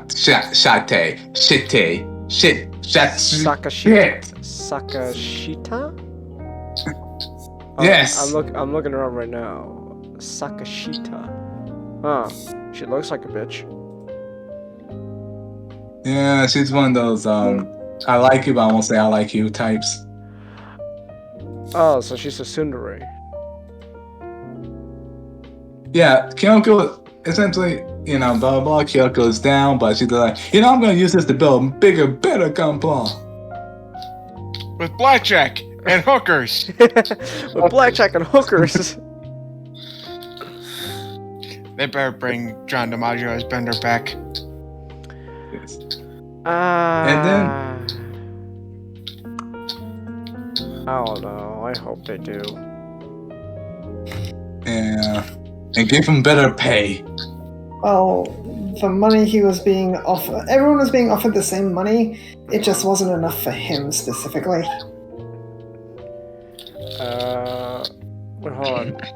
Wait. We got first time. It sucks, but it sucks that he doesn't want to come back. But they are running a company, and if you have to stand your ground sometimes, even if it leads to less than stellar results. Alright. If they give him more money, everyone's going to start asking for more money, then the people from the next division are going to start asking for money, and everyone's going to start asking for more money.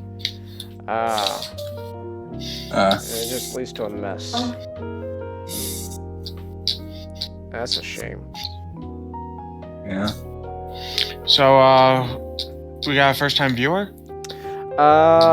I thought so, but then it was a bot because it was trying to sell Amazon Prime or some shit like that. So. There's Skynet! Actually, hold on, just real quick. I should make that a rule.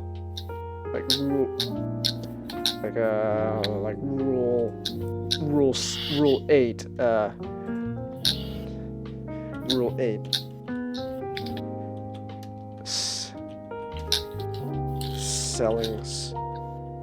Selling your stuff in chat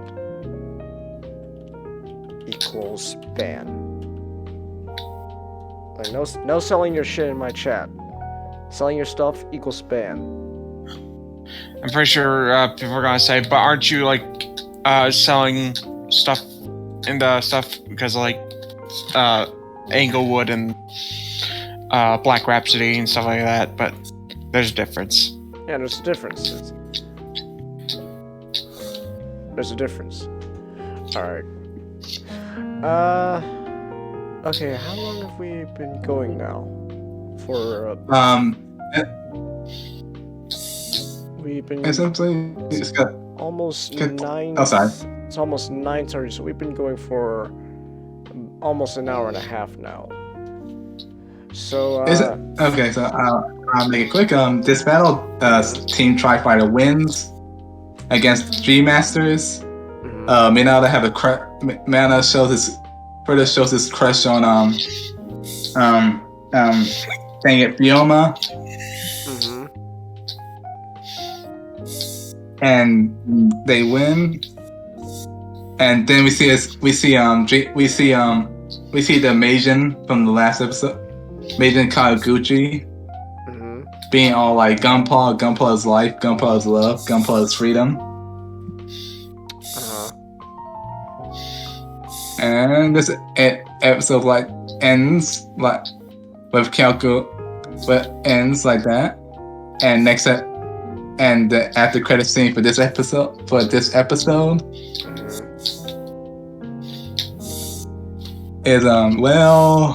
Senkai essentially like so into his Gunpla battle that he got knocked out.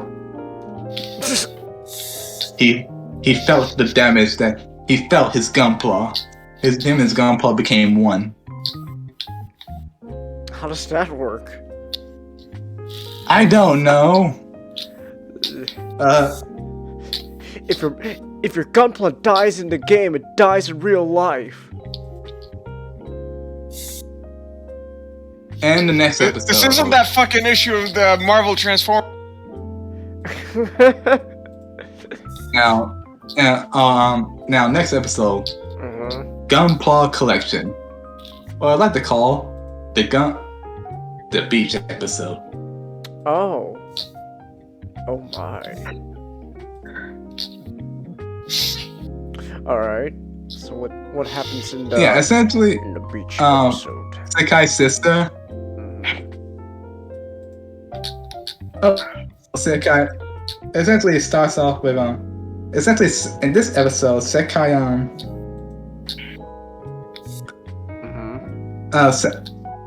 Sekai's sister, the Molly company she works for, be like, Gunpla is the international language. It's this and that. So we need you. We need you to be a part of this Gunpla craze. You tell like the bigger movie stars are becoming Gunpla models. Okay. And they need to participate in this race and beauty contest, Gunpla race and beauty contest. And Sekai said, "I don't know anything about Gunpla though." Did you say Gunpla? And she go to her brother Sekai and his friends and be like, "I need help." And was more than happy to start helping. He's like, "Yes, please, I'll help you." Because he has a huge crush on someone to teach them my ways. I can make. Also, real quick, I just realized I can make that the button for every time we talk about Gundam. Just Jarby's Gundam because did you say Gundam?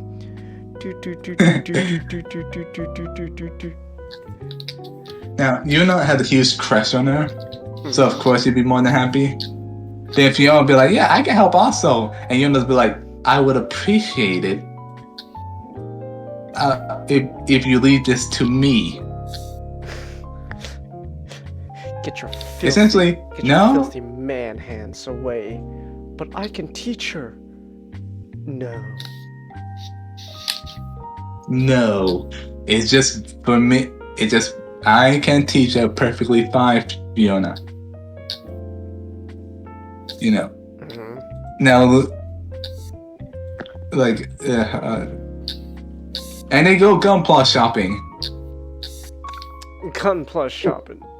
And Yona got this like out loud, be like, "Yes, we'll go Gunpla shopping, then dinner, then we're gonna stare at the stars together, and then we'll kiss." And then Fiona and Sekai be like, "You thinking out loud again. His dogs are leaking out loudly. They are? Oh. Yeah. And he went to the gunpla. So yeah, then we cut to the gunpla shop, and Yuna's trying to find her a perfect gunpla. He showed her the old Gundam, and she was like, no. Then the Zaku one, no. Wait, the O Gundam? Yes. Yeah, the O. Why not just show her just the normal RX-78 then? I mean, that's just pretty much what the O Gundam is.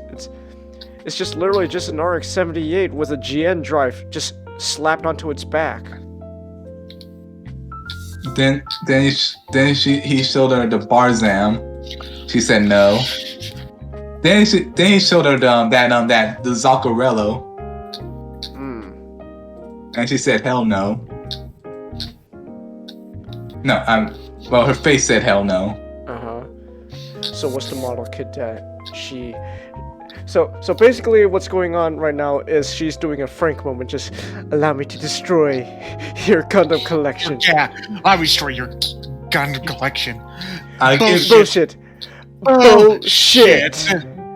Derivative. Now, So what's... I'll give you one guess. Alright, so what's the model kit that she decided to go, that I absolutely love.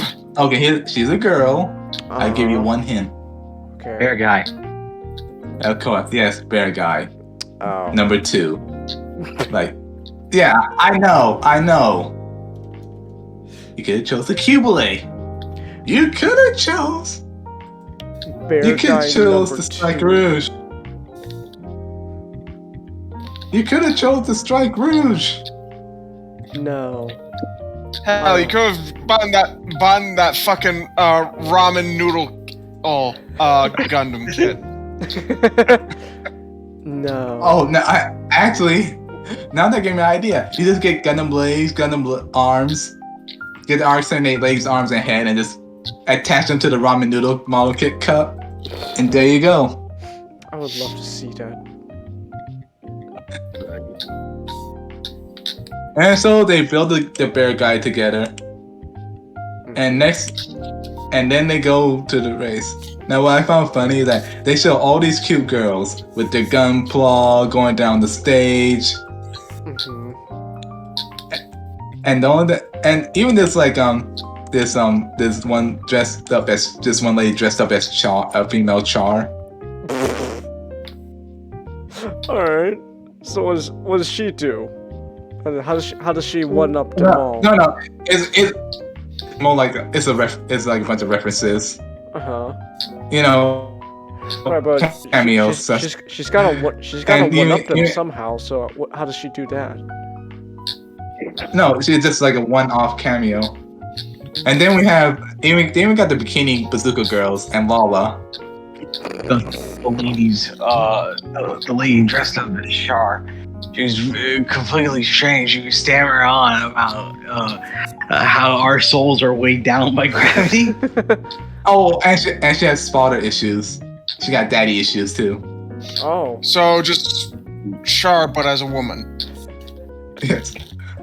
Yeah, but now, and Yuna's like look at the I like how like Yuna just look at the model, be like, it's like man, that's I don't see why you guys are so impressed.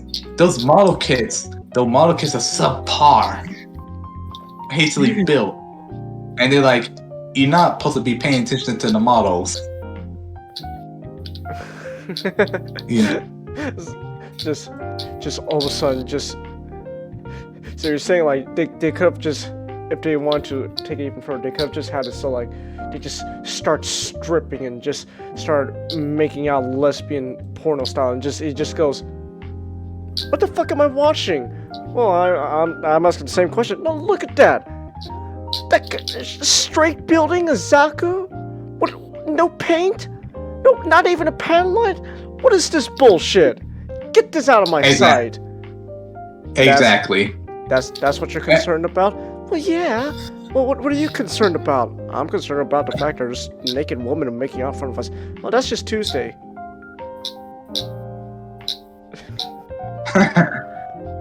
in Japan. That's Tuesday in Japan. Exactly. But yeah, now we get introduced to like this, like it was kind of like a filler episode. So we get introduced to like this villain, not villain, the like episode of the villain, this like famous rock star, pop star, and who for some reason English starts speaking like who had the hospital Sekai sister and speaks in like a totally accent, surf accent. Yo. Like of course, because I'm a pop star. Wow, oh my goodness, he's like a male version of Aqua. Oh. Okay. I'm a pop star, of course. I mean, a rock star, of course. You know, I'm something And he's of a rock star myself. And he's like a super Gundam nerd too. Because of course. And he's like, well, we're gonna be doing this race, so if I win, you go on a date with. Alright. And he start, and he could like, and he start racing, and he pilots like a customized tournay, in Titan colors. Oh. And how he races, he uses the tournay shield as a surfboard. Okay.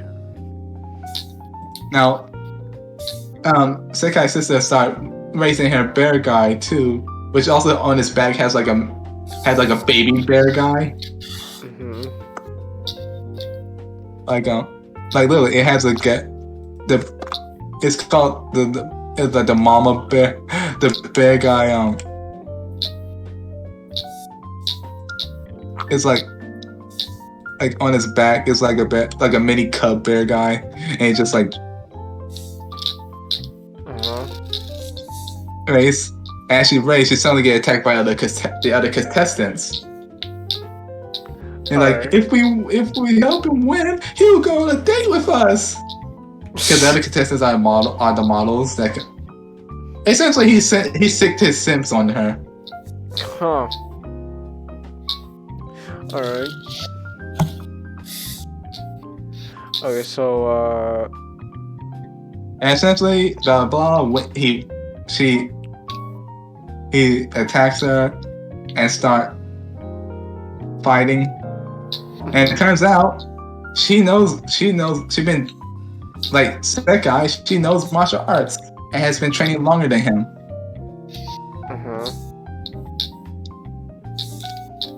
And she used her bear guy, the mini cub bear guy, after the mother bear guy gets blown away. And use her martial arts to you know where the tournay cockpit is? yeah. She hit in that area so hard that the rock stars felt it, and every male guy in the audience felt it. Ooh. Yikes. Alright. And then she tried to race toward the finish line, only for the bear guy to trip over a rock. And got beat by Zaku 1. Zaku 1 superiority. And so it ends with Yuna thinking he's gonna get that dinner. And only find out, also I'm picking your friends too. Okay. And then, and after credit scene shows the new team that's about to come up soon.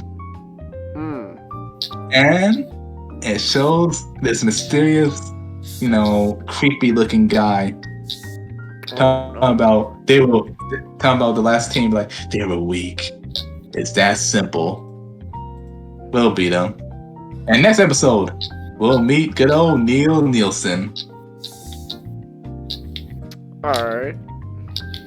And that's it, And that's it? So far the series is it's fun to watch. But there's something I don't know. It doesn't feel as good as the last series, you know? Why do you say that?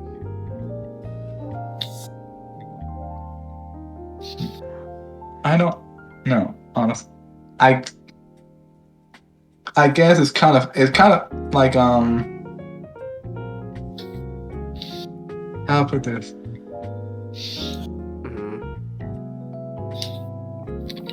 I don't know, there's something.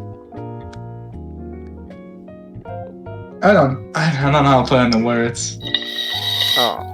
I think I have to keep watching, but yeah. But still, it's still a pretty good watch. It's nice seeing the reference. Like I said, you made it. Oh, my throat.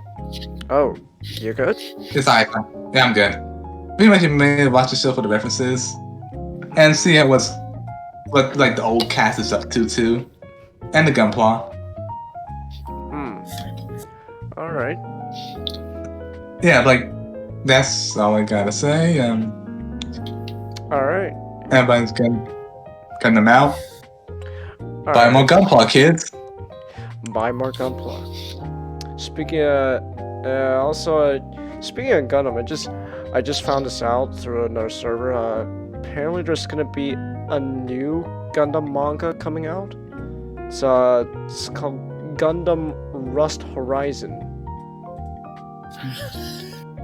So I that's, love what not posted. what do you? Let me see. I never knew my father. But like but apparently. Forgive him. He never knew his father. Hold on, I'm gonna put this in the general chat. And apparently there's a new Gundam manga coming out. Gundam Rust Horizon.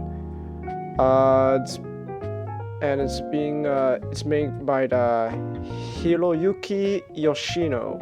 I don't know that name, but apparently he's known for working on stuff. Apparently he wrote stuff for Macross. So, take of that as you will.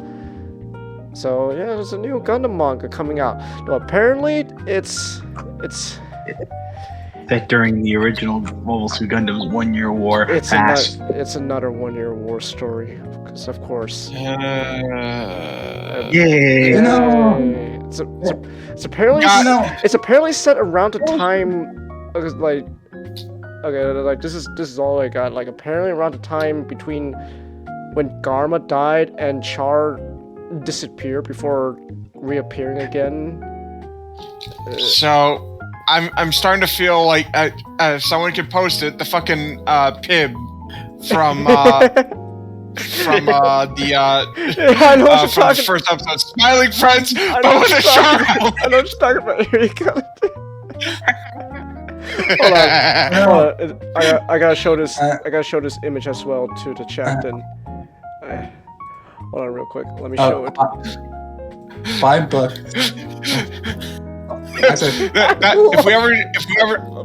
if we ever talk about like as an overabundance of like 1 year war stuff, that should be like the image we use.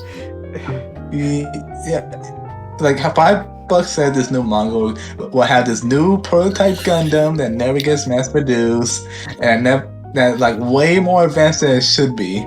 We got this brand new Gundam. It's like leagues ahead of the RX-78. It's like, but this is set during the 1 year war. We know. No. No, not just league ahead of. Wait, leagues ahead of all this other Gundams like the Alex and all this stuff. Like, it got fin funnels. Wait, but fin funnels haven't been invented yet. Well, too bad. Oh. Gotta sell those models. Yeah, sell those models. I think there actually is gonna be a new Gundam movie that's also set in the 1 year war. It's yeah. Ellen Doron Kruger. But it's actually based on an episode of the original that Tomino disowned. Yeah. Oh yeah, it had the wacky Zaku in it. So it's called, like, both the episode and the movie is called the Island of Kuros Druzu. And basically, like it's one of the infamous episodes of Gundam, because a lot of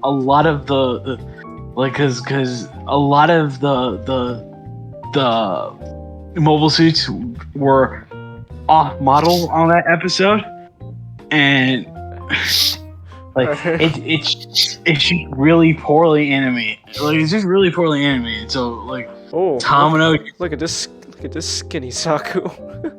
Yeah, this skinny Saku. Look at that. That's amazing. I'm looking at Hiroyuki Yoshino's history, and he has worked on Gundam before. Okay.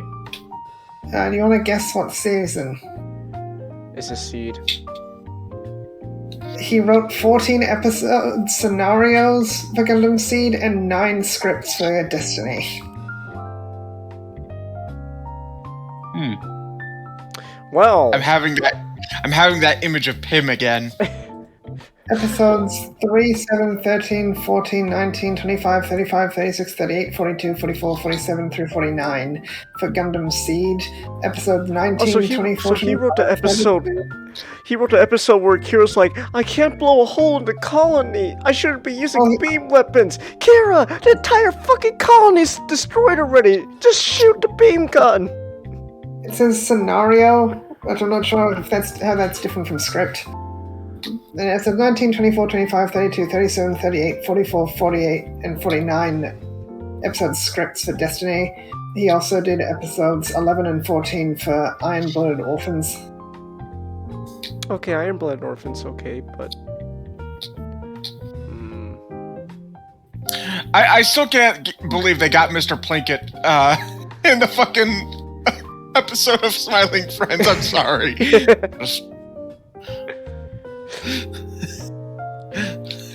It's just... Oh, it's great.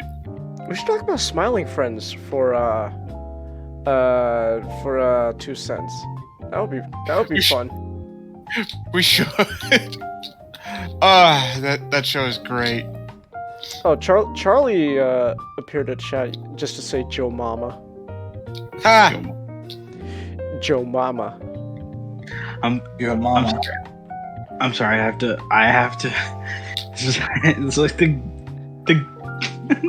Sagu is reminding me. I have to post it. And our legs are long.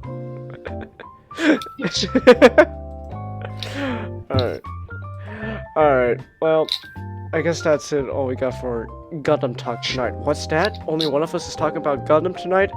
Unfortunately, yes. Alright, so next up, Not, you're up. You're talking about books now. Yes.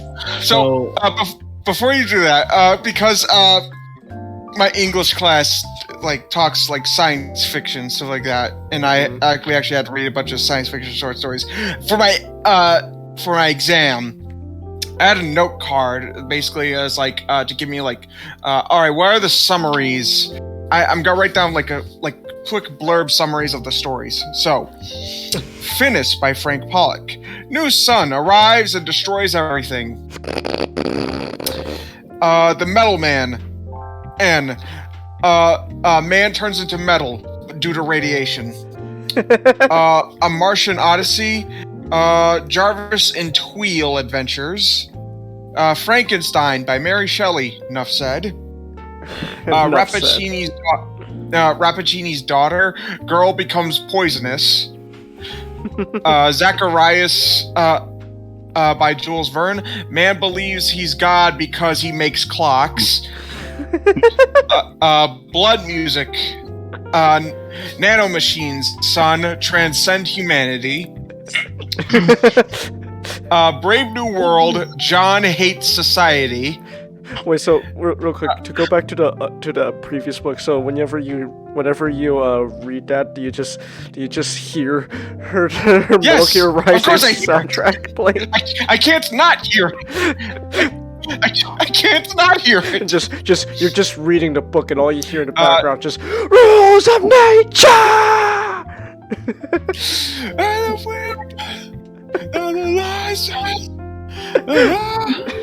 Yeah, that's all I could hear.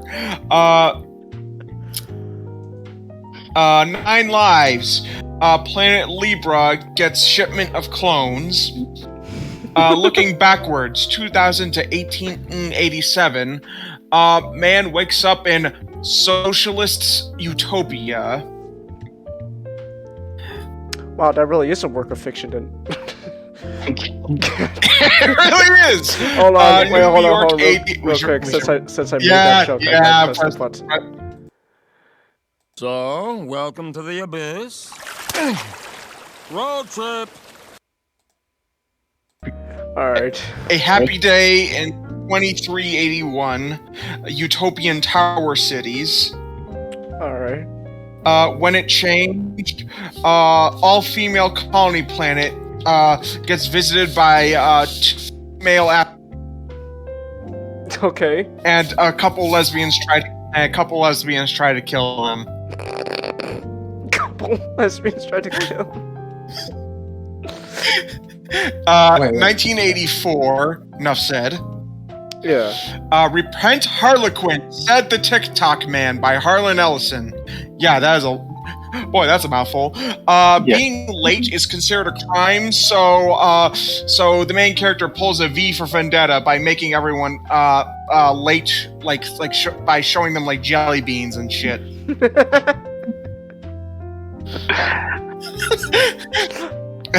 Fahrenheit 451. It's like, to be honest, like, Nicky's not wrong. Like that is the point. I'm not. That's what's funny about it. I love all these summaries. Like, I have no idea if they're accurate or not. I just love hearing these because they sound hilarious. I'm not wrong. That's what's funny about it. Fahrenheit 451, the book that got banned because it talked about book bannings. Oh, I read that book. Wait, that was the actual thing? Yeah. They banned it because it was talking about book banning? One got banned, yes. That's so fucking stupid.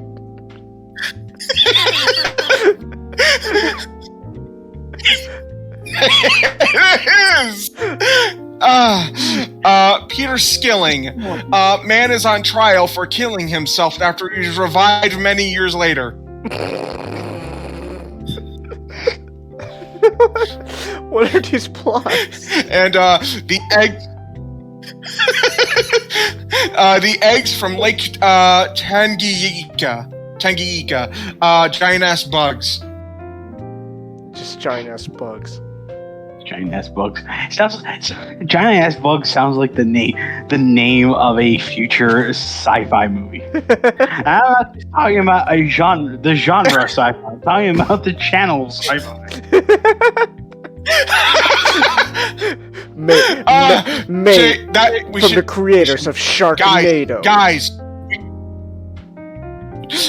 giant ass bugs. From the brilliant minds behind Sharknado comes giant ass bugs.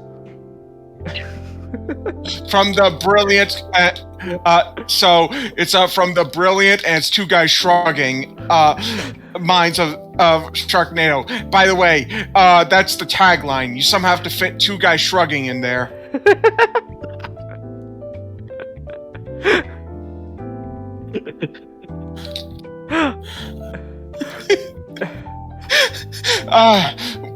What's funny is like the monsters are basically like giant. They call it like giant flies, but they're basically mosquitoes.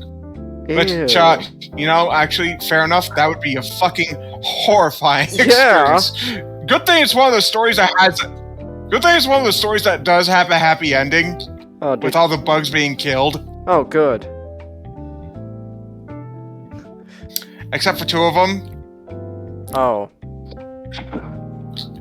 But like, they're gonna be killed anyway. But they're gonna be killed anyway. What are these summaries, man? I just like, okay, so if I were to sum this up in a word, Changus, these are basically like badly explained plots. Like, okay. You got me at guy thinks he's God because he makes clocks. That's exactly what it is. I'm not messing around. That's what's funny about it. The guy, it's about a guy who's makes clocks for a living, and he's obsessed with like making them. And he notices that some of the ones he are making is actually breaking down, and so he's trying to find the last one he made that's actually good. And he has like this complex because I create clocks, I control time. Therefore, I am the god of time. I am the Clock King. That's so fucking stupid. It is. Alright. You know, I'm about to mention that the one about the astronaut that went to that colony planet, all-female colony. It sounded like that episode from The Outer Limits. The Outer Limits. It is an episode of the remake of The Outer Limits. Yeah, I know that wasn't a fever dream. Alright.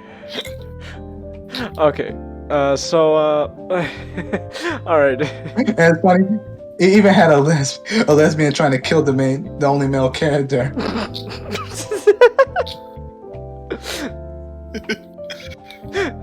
Lesbians try to kill the main character. That's a great way to sell a story. Lesbians. Because female. Because the lady that she likes had the hots for him. Damn, why don't I have that button on this scene? Come on. There we go.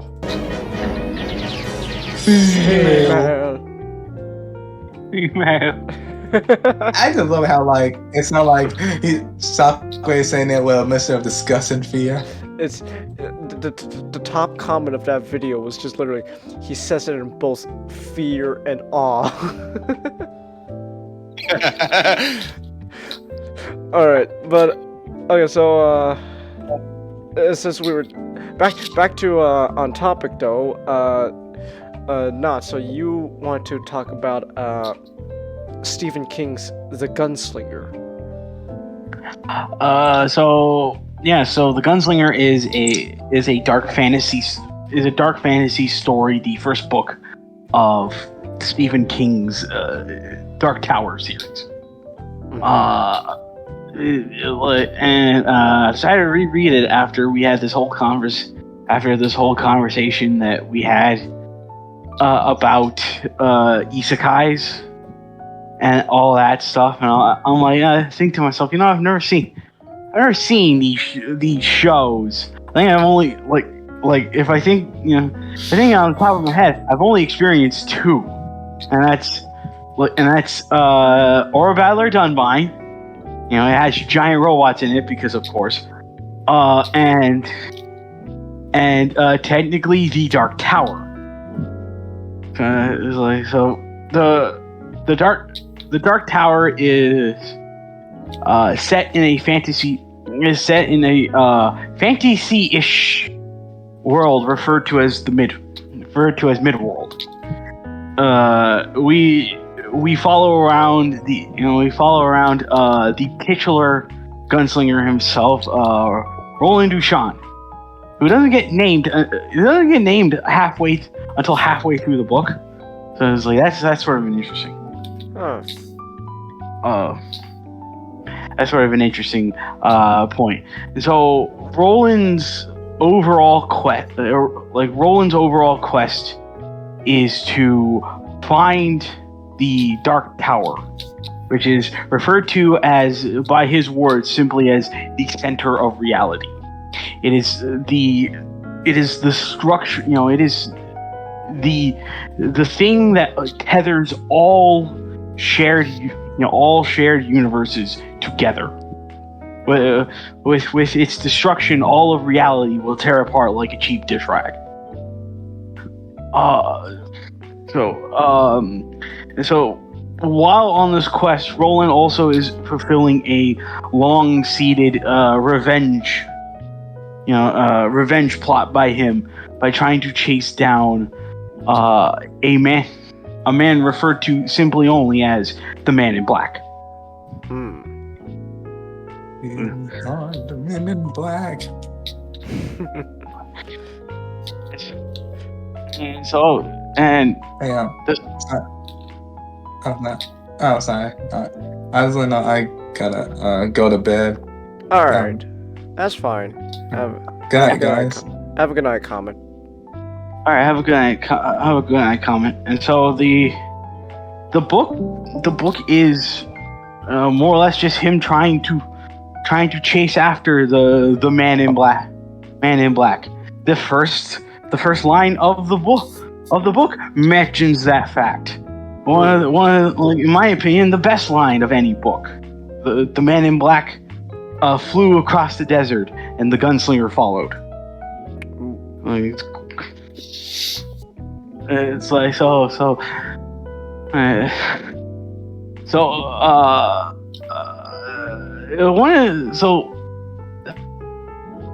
I think I enjoy the Gunslinger and the Dark Tower by extension immensely. Like I think as just fantasy books in general, especially when I compare it nowadays to stuff like isekai, because the Dark Tower has a feel to it, and in a way of how it's written, where it doesn't feel like your average fantasy novel. It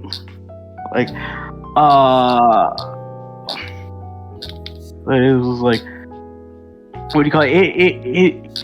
It differentiates itself by being an amalgamation of different genres. So it's like it is not only is a dark fantasy, it is also an action. Like it's also an action. It's also action. It's also horror. It's also of course, a western. So it was like. So it's like it has a lot of these genres that it juggles greatly, and also it's the one thing that's always mentioned when talking about the Dark Tower. It's also the first time that Stephen King, the Dark Tower is used for the first time of Stephen King acknowledging that all of his works kind of belong in a shared universe, outside of the fact that all of his books seemingly manage to be set in Maine.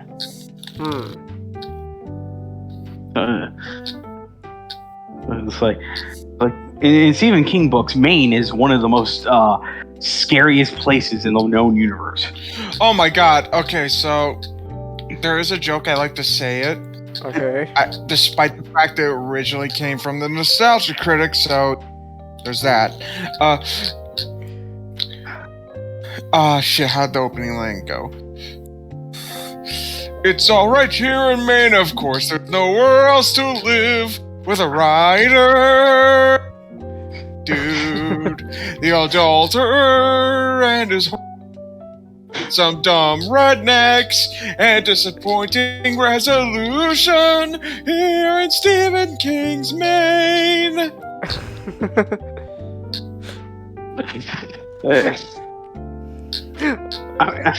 Yeah, it's like, yeah, that is appropriate. It's like, so God, that fucking state is cursed. Come to Maine. We have clowns. We have psychic children. We also have really good lobster. We have clowns, giant spiders, evil statues, and they all might be the same thing.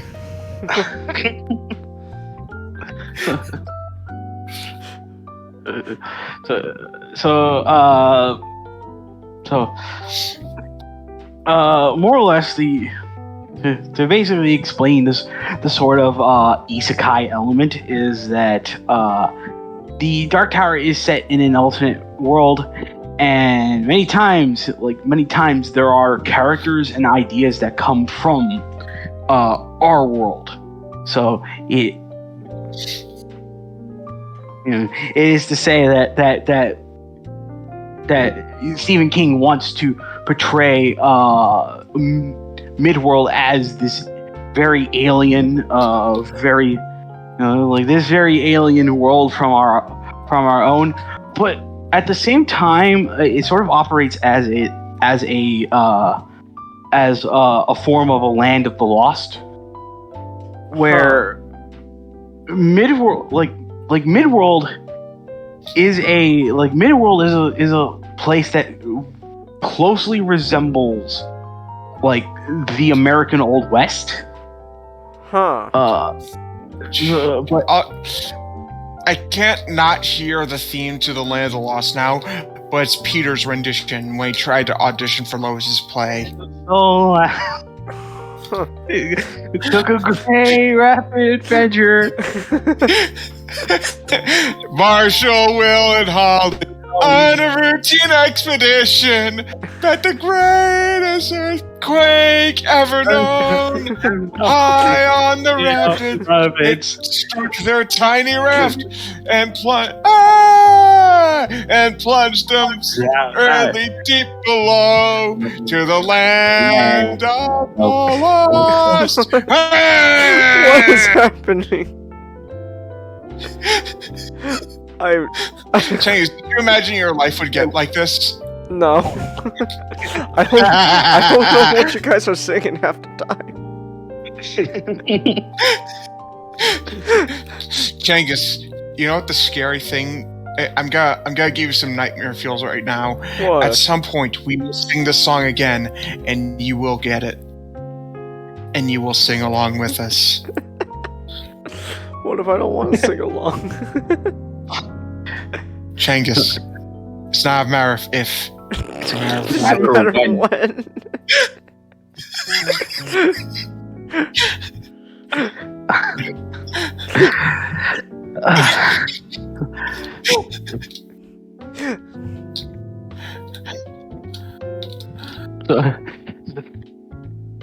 So Midworld largely resembles the American Old West, but it runs on a feudal system, and a lot of the sort of social element is lifted from Middle Europe. So the Middle Ages. So it's literally Roland's name, the Gunslinger. That's a rank and title for him. He is referred to as he is a knight and a courtesan who is there to protect the world, from devastation and ruin. And he is also a relative. I am going to say some spoilers here and there from the series, but I want to keep them as first impressions as possible. Don't want to give away too much. So it's Roland is the great descendant of his world version of King Arthur, who existed. Okay. So it's he's a descendant of a man called Arthur Earned, who was a great mighty king of Gilead. Even down to the fact that the pistols, the Colt 45s that Roland carries around with him were that he inherited from his father. They were melted down from the actual his world's version of Excalibur.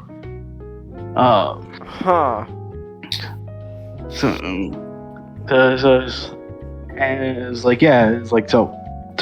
there is that sense of he has a lineage, he has a history. I think one of the things I enjoy about compared to fantasies compared to other fantasies and even isekais compared to about Roland is that he is never portrayed, throughout all of his journey, he is already at a skilled level. There's not a chance where he'll just start throwing out bullshit from his ass. So just to be like, oh, I've gained this power. It's I've gained this power so I can go fight the beasties. I'm like, no, it's Roland is skilled, but he will forever stay in that level of skilled. He's not gonna overclock himself and all that crap. And it's it was the eventual the Gunslinger is sort of the Gunslinger as a story is very in a way it sets up a lot of things, but the true meat of everything is in the sequel books.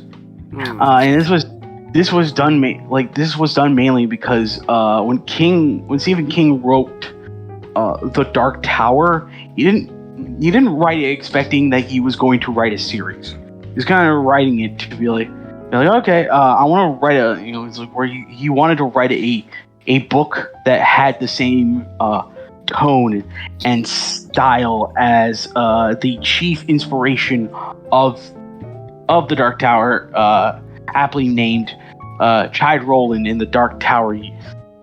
I'm sorry. I always forget.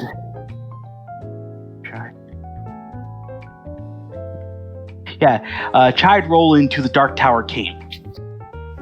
Where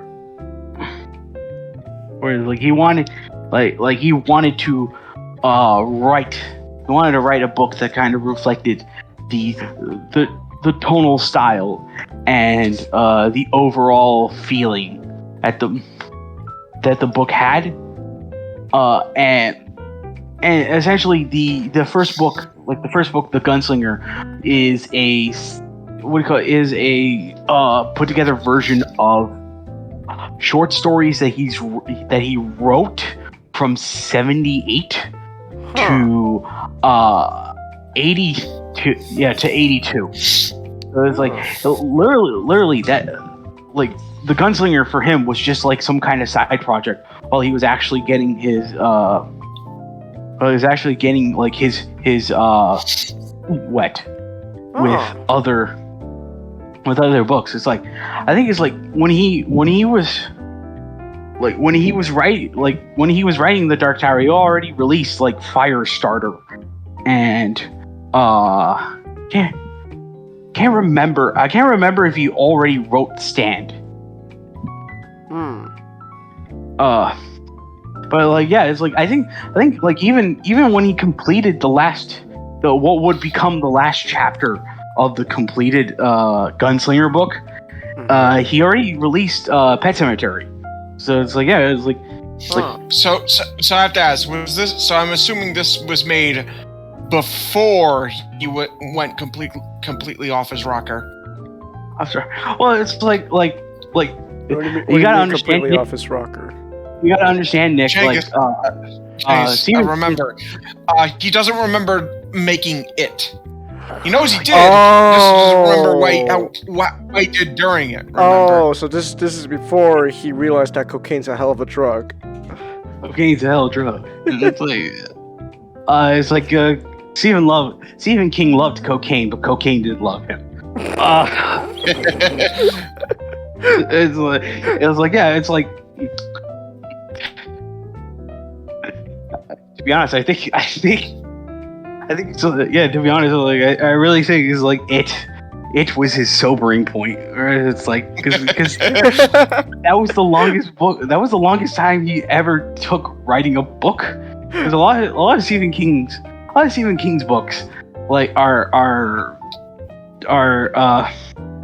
surprisingly fleshed out for the length it takes him to write it.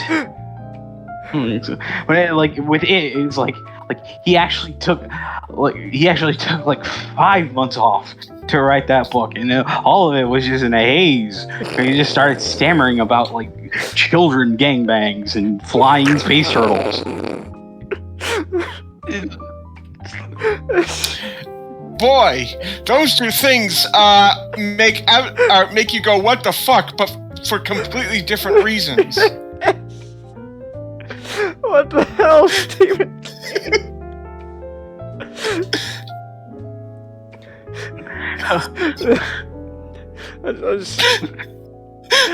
It's just funny about. It's just something funny about like after it, when it was like after he made kids have an orgy. That's when he realized, maybe I should lay off the cocaine.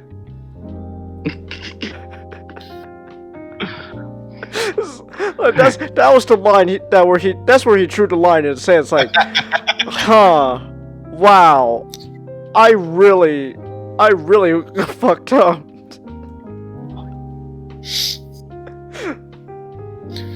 So it's like the first book came very much from humble beginnings, and then hold on real quick, Chelsea, why are you questioning children gangbang? Don't question it. What? Chelsea, don't question it. Just when you hear something like that, all you do is just go, okay, I see. Go seek help immediately. Goodbye. Wait, did she fucking ask what's wrong with it? No, she just literally just wrote children gangbang ?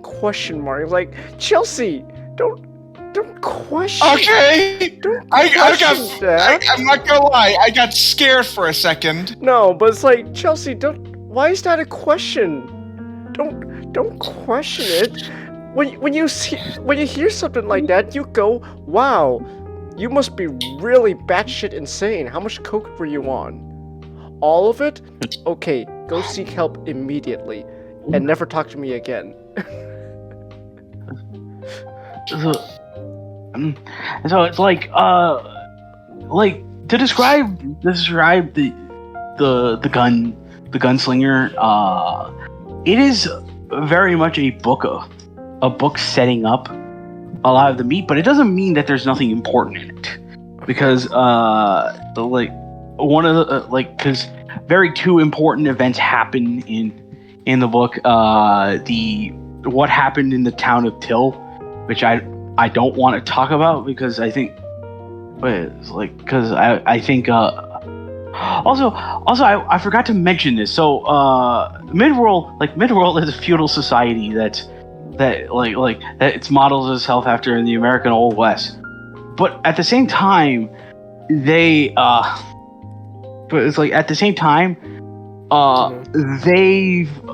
already had their version of the Beatles.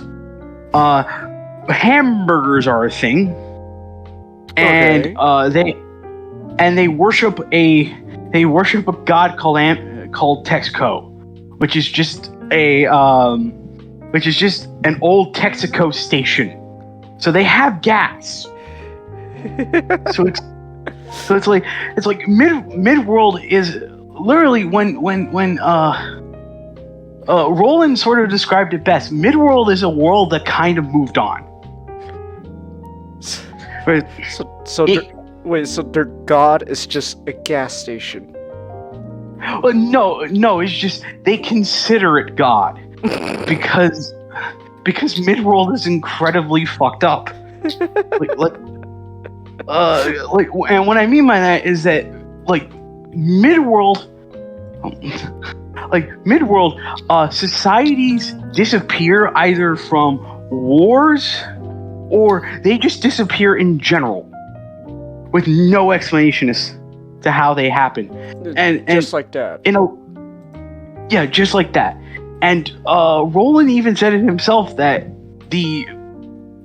time does not move in a linear fashion in Midworld, because literally the sun will rise in the north and it will set in the east. Okay. So it was like literally Roland's entire quest to go to the Dark Tower is to keep his entire world from literally and quantumly tearing itself apart. Okay. Okay, so this is where my mind went to.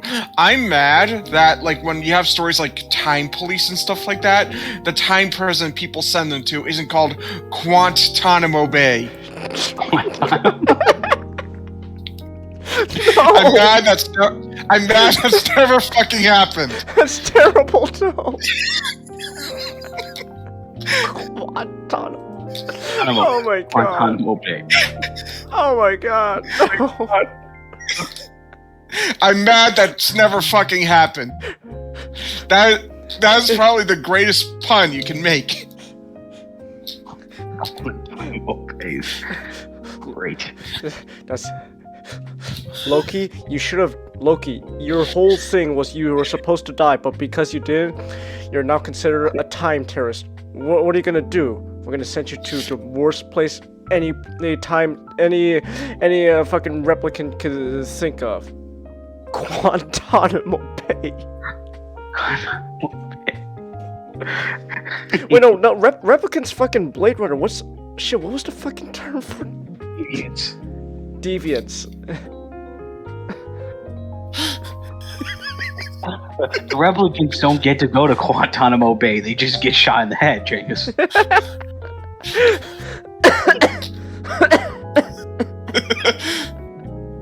He just got shot in the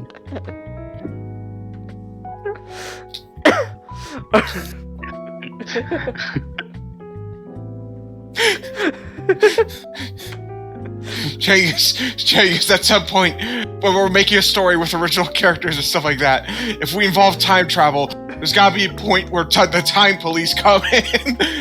You're going to Guantanamo Bay. Yes. Chelsea, I hope you clip this part.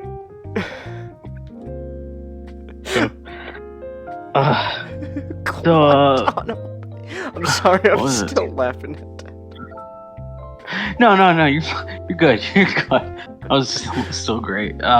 So very important parts of the Gunslinger is what happens to the town of Till, which I don't want to spoil, and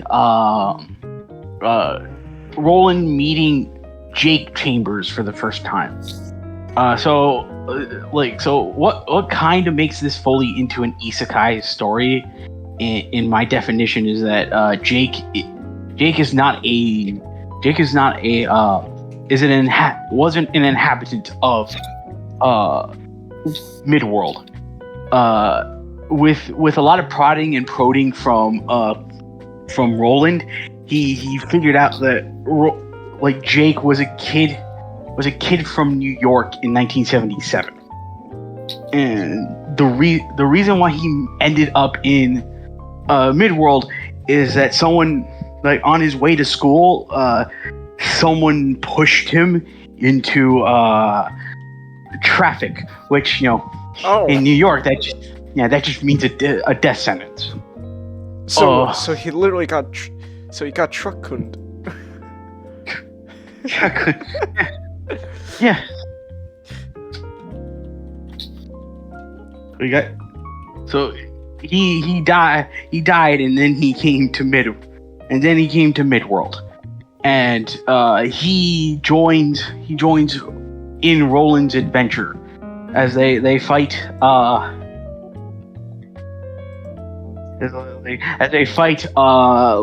literally demons, succubi, and Okay. monsters referred to as the slow mutants. It's the slow mutants.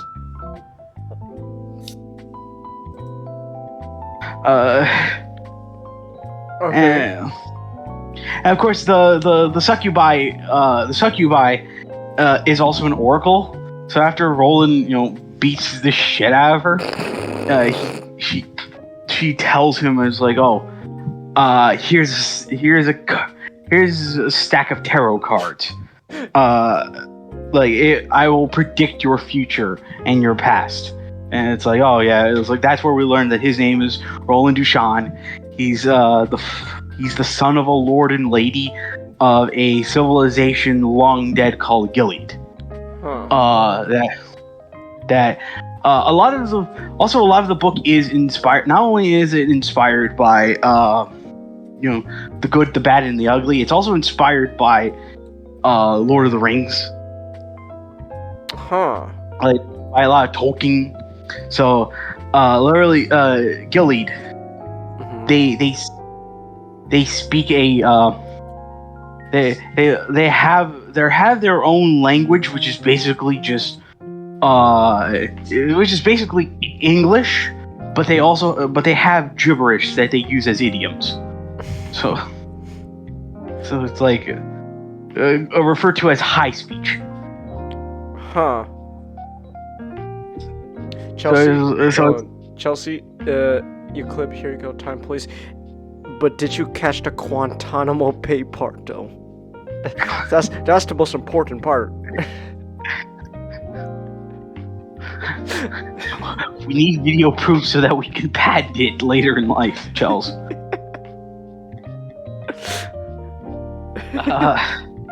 I'm sorry, continue.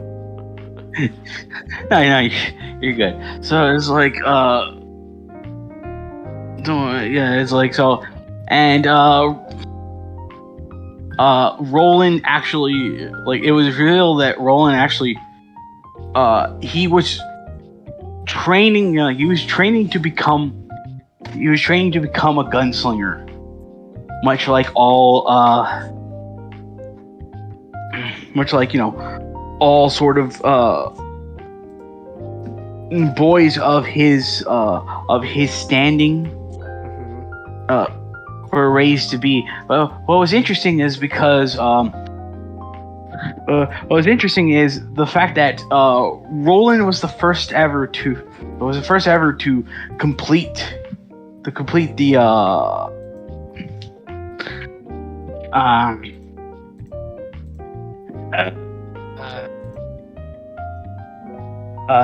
his trial, because I forgot what the correct name was. Like his trial at the age of 14, and it was birthed out of his wanting to get vengeance after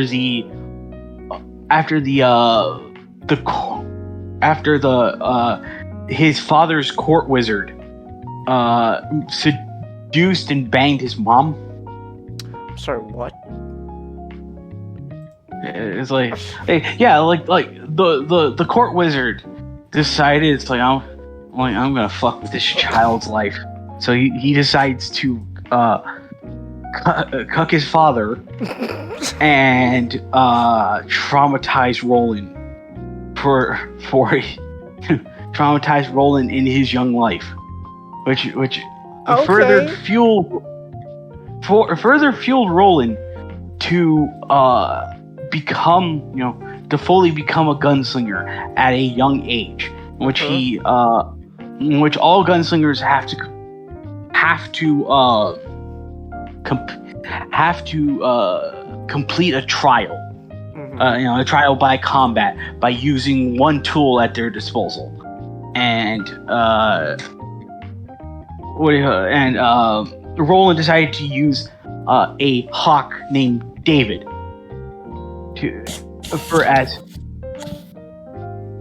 as his one tool in the battle, and he won the battle by basically by having David take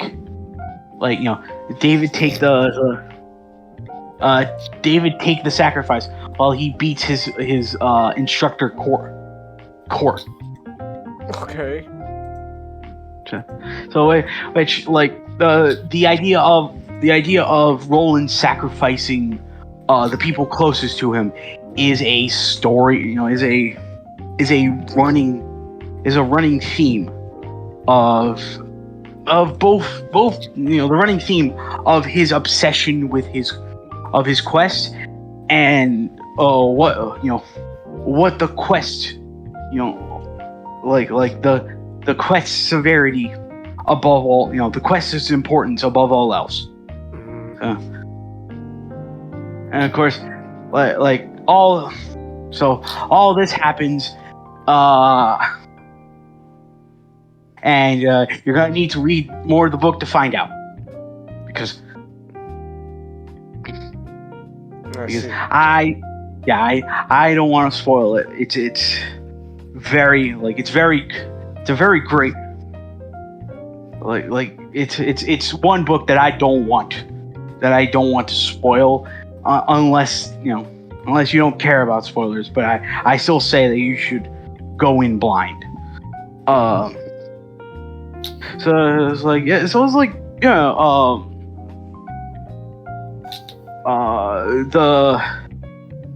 The Gunslinger, which was a title that Stephen King never thought was going to blow up the way it did, which is something that he always kind of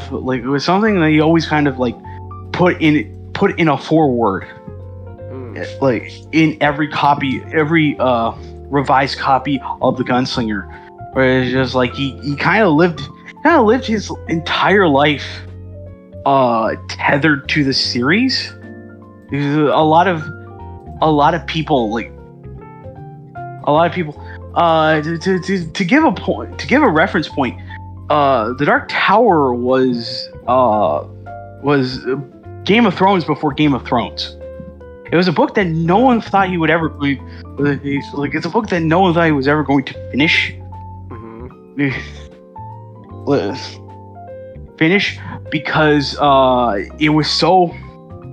Because he never really announced when the books were ever going to come out. He would just release them, and people were like, "Oh man, another Dark Tower book." So he would often just make repeat funny stories from a lot of people. Where it's like, an old lady who sort of gave him a sympathy pled, sort of gave him a sympathy pled. It's like, where she's like, I don't have that much time to live. I think my one great dying wish is for you to tell me how the Dark Tower ends. He basically had told her, like, I don't really know how it ends. And it's like a death row inmate sort of said the same thing, where it's like, his one final wish is wanting to know how the Dark Tower ends. And it's like during that time, I think Nick might have known. Like Mick might have known it. It's like Stephen King got hit by a truck one time. Oh. Yes. Oh, okay. So it's like, and he did slip into a coma, if I remember. So. Oh. Yeah. Yeah, it was a pretty bad car accident.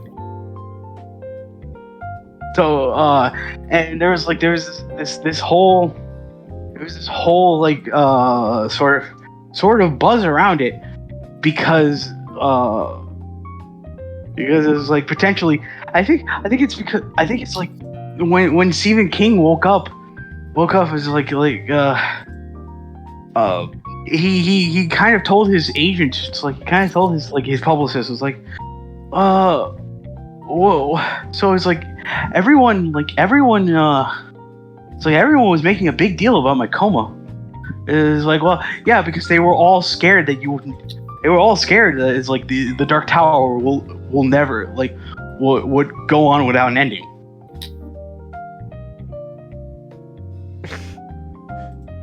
It's that story, like, it's that story that Stephen King created, where, like, it became sort of his sorry for the lame, like, the quote unquote lame comparison, but it's the Dark Tower sort of became Stephen King's Lion King, where it was this. I think that might actually be very, very apt. I don't see. I don't. Well, I don't Changus. Okay. So, when Disney made The Lion King, they were actually doing 2 movies at the time. They were doing Lion King and they were doing Pocahontas. Lion King was the B project. It is the project that they did not care about. And look at it now. It is the one they can't fucking escape. It's one of the most. It's one of the most highest grossing. Broadway musicals. It was. Let's be honest. That's it was probably literally just. It made Disney think that it was a good idea to make another version of it with Seth Rogen. Now, see, I was already questioning about quote-unquote live-action remake of Lion King, but then you brought in Seth Rogen, and that's when you completely killed my interest. God, I'm just having this fucking image of a warthog doing the fucking Seth Rogen laugh. And here's the Seth Rogen gene.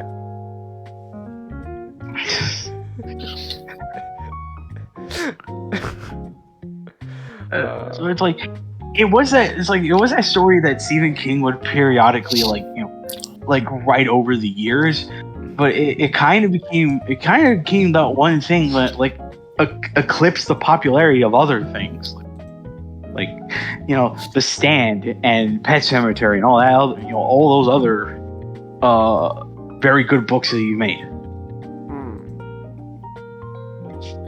And it's like, so it's like, yeah, it's like, of course, the Dark Tower did end. Technically not, but, like, there is an ending. I mean, like, the film we could kind of forget about, because it's like, it is a sequel. Like, the Dark Tower movie is a sequel? So remember, like, yeah. So remember how I told you, like, all time in Midgard doesn't really work on a linear idea. So it's like at the end of the 7th book, something happens to Roland. I guess I'll just plainly say it, a rebirth happens to Roland. And much like all of the stories, like all of the stories in the books, which run on this circle point in time where Roland has to keep finding. Roland has to keep he has to keep journeying. He has to keep at it on his quest to find the Dark Tower. Even when he finds the Dark Tower, it gets resetted for him.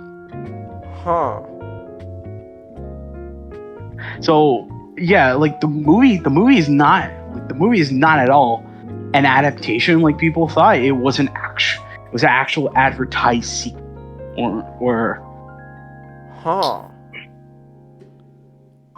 So then, Roland just gets reincarnated as Idris Elba? So, yeah, it's like for some reason, yeah. Okay. Okay. So it's like, yeah, and I don't know what the hell is going on with the Amazon show that they said was going to happen. Wait, Amazon was gonna tackle Dark Tower? They were going to tackle the Dark Tower. It was kind of supposed to be a continuation of the movie, where it's like, it's like with the Dark, with the movie in everything, we can start expanding and start making it its own thing. It's a sequel to the books, but it is its own thing where we can explain to newcomers all, the whole thing about Roland's history and all that stuff. Okay. Yeah, it's like I think I'm just starting to believe the only thing I trust Amazon to do is make Invincible.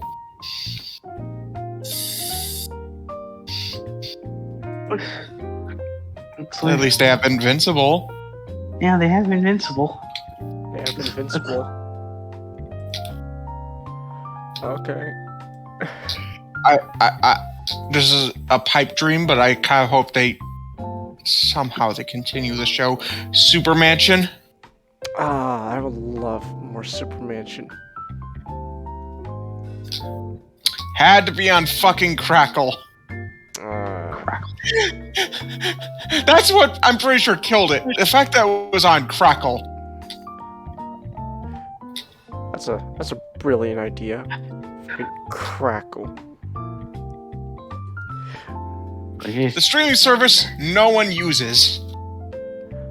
It's the streaming service that previewed Tubi and Pluto. Huh. So like I feel like that's a lie because I used Crackle, but I used it to watch Super Mansion. I didn't even heard of Crackle until you told me about the show. Exactly. Wait, Chelsea, why do you not like Invincible? Well, also she said Invisible, but she means Invincible. Why do you not like it? Is it because of the fucking what's her name? No, I think it's because of how bloody it is. What's her fucking name again, though? Amber. If I knew two bitches named Amber, I'd have two nickels. But I know that's not a lock, but I'm honestly shocked that's happened twice.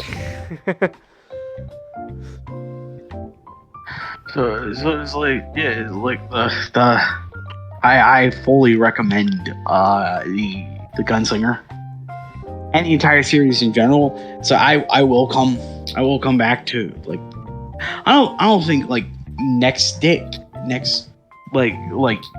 time, but as eventually I will review the drawing of 3.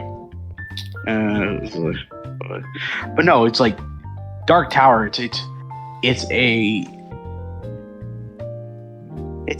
the best way I always describe it is it's a dark fantasy story with a surprising amount of heart. Okay.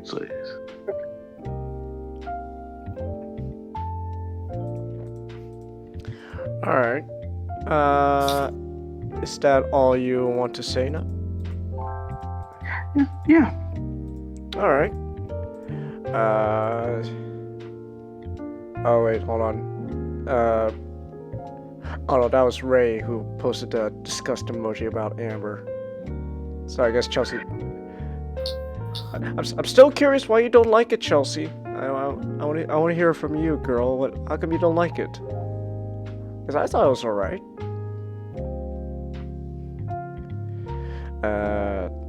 Anyways, alright. In that case, now we can move on to talking about video games now. So SGD, it's your turn. So I heard about this game though. Is it any good? Well, first off, I need to call out you Americans for losing the Japanese-American Digimon Friendship Tournament. Oh. We lost the tournament. I wouldn't be mad if the guy didn't mess up in the last moment. He had 2 cards and he attacked with the stronger one, and if he attacked with the weaker one, he would have won the game. Oh. Oh, that's a shame. Yeah, I've been watching Digimon Con before the stream started. It's almost over. This is like, just SGD, it's your turn. SGD? Where are you, SGD? Just meanwhile, SGD's just... Okay, that's it. No! You used the wrong card! No! Just flips his table. Oh shit, I have my computer on it. His opponent's last security card destroyed. Monsters of a certain something-majig and less.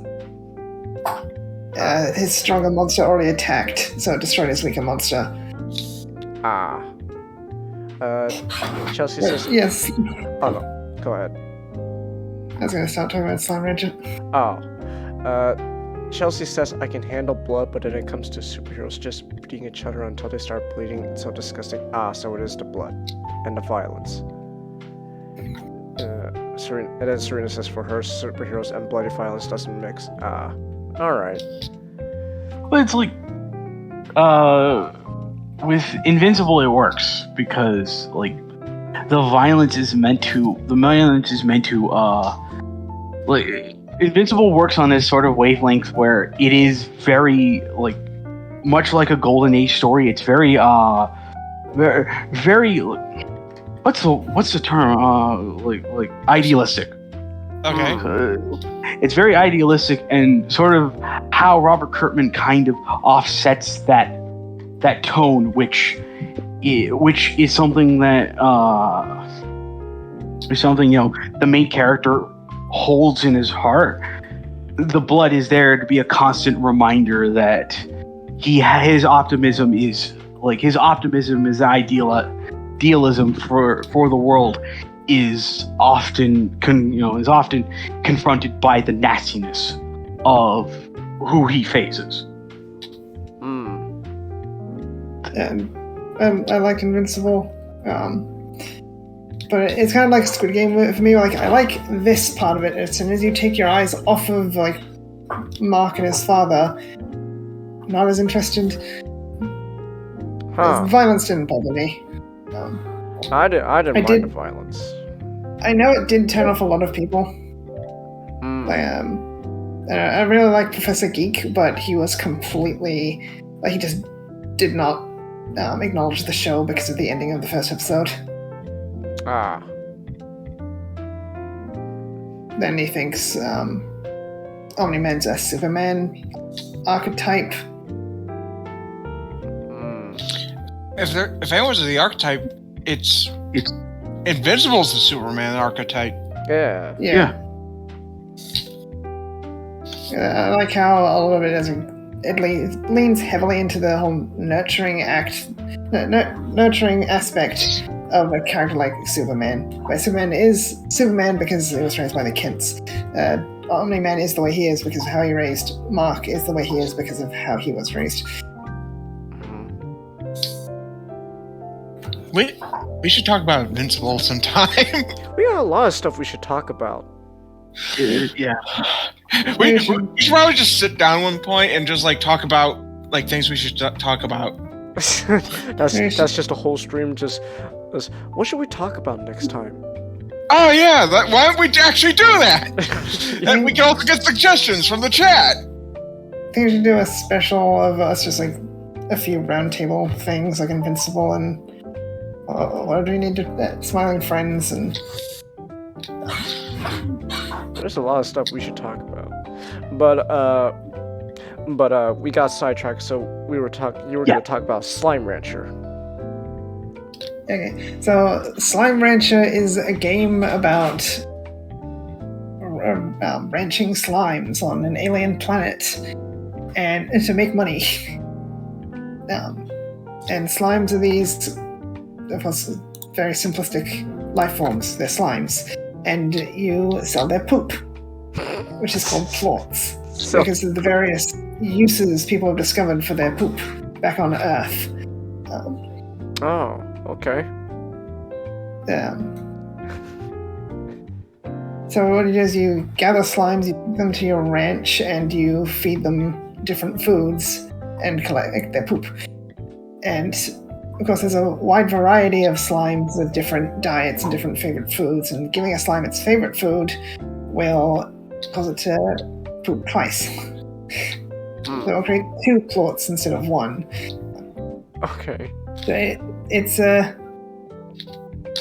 it has a decent progression. Like, you can find slimes, but you don't have access to their favorite food yet, so you can't farm them as efficiently as you would like.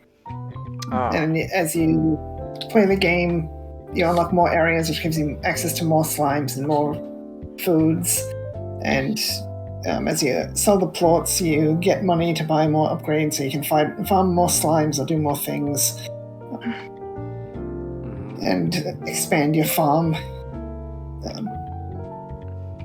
It's a pretty just chill, relaxing game. But there is this saying, gamers can and will optimize the fun out of a game. And eventually the game kind of does lose its fun, because, like I said, it has good progression. Eventually you do reach a point where you are just making money for the sake of making money, and progression has kind of stopped. Right? You're just making you need exorbitant amounts of money just to buy decorations for your farm, like these cosmetic upgrades. Which is a big problem I have. Is there's plorts, and the main thing for plorts is money, which I would have preferred if plorts were used for more than that. Like, you do unlock a lab to build things, which requires plorts, but you buy things with money first, then you craft them with plorts. But a lot of the things are kind of useless, and it kind of does distract you from the whole slime ranching part of the game. Like, you use plorts to craft a machine to get special resources in a certain area to build a machine, and the main goal is just making things more efficient. But then it kind of loses the purpose of having as many slimes as it does. Like, a very efficient farm is something like, what I've got is crystal slimes, and only crystal slimes, aside from my cave, which is free range Largo luminescent something others. But crystal slimes are good because they make a lot of money with plorts, and their favorite food is odd onions. Odd onions also grow carrots. You harvest the carrots, put them in an incinerator for your fire slimes. So you really don't need more than that. And you can get automated drones, and the best drones can do 2 things.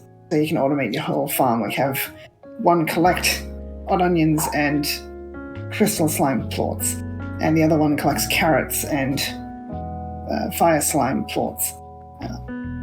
And then you start making money to a point where those little odd jobs you can get from a machine kind of become too trivial. Okay. Where it's nice to have that boost of money, but when you have all these upgrades, you don't need to farm what they're asking for. You can just zip around and get it. And then if it's you question, like, is it even worth wasting my time for just a little bit of money? Because there's the plort market, and of course if you sell a bunch of plorts, the price will drop. But you can just store the plorts until they're at a good price, and then just dump them all. But of course at that point, you're not really working towards anything anymore. And the game because it does have extra activities to do, but they're kind of tedious, and again, it takes you away from wrenching your slimes, and it's just the main final goal of those is just to make your farm bigger. But if you've been playing the game long enough that you've unlocked those farm expansions, you're only buying cosmetics for your farm at that point. So, like, trying to say is, like, in the long term, the game does lose a lot of the fun. But it doesn't really have the replay value of a lot of games, because it has the depth, but then it loses the depth. There's other games, like, I love replaying simple games like Halo, because it's always the same. I'm always getting that same level of depth. There are changes in the sequel. Like, it looks like you still build things with money, which I would prefer, like, if you emphasized plots more from the beginning. But they are saying that the laboratory will be available from the beginning, and rather than using machines to gather special resources, you'll be able to find caches, which I think sounds like an improvement. It is pretty fun to zip around and explore the world. It is frustrating at first until you get certain upgrades. Okay. You said it gets tedious eventually. Like, what's an example of that?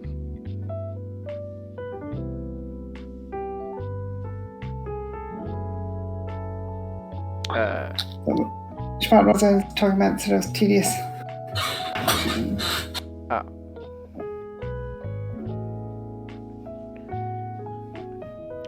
Alright.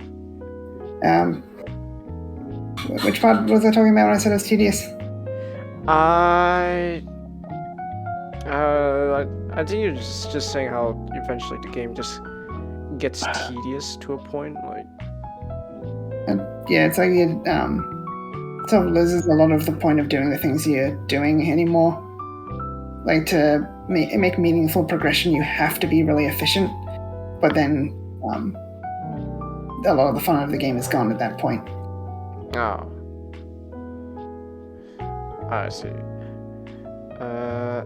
Chelsea says... Yeah. Oh, no, go ahead. So, yeah, it is a chill game, but playing it for a long time, it will eventually wear it out. Chelsea says, I like the Tabby Cat slime. Yeah. And Just then... Tabby Cat slime. Oh, there's a lot of different slimes.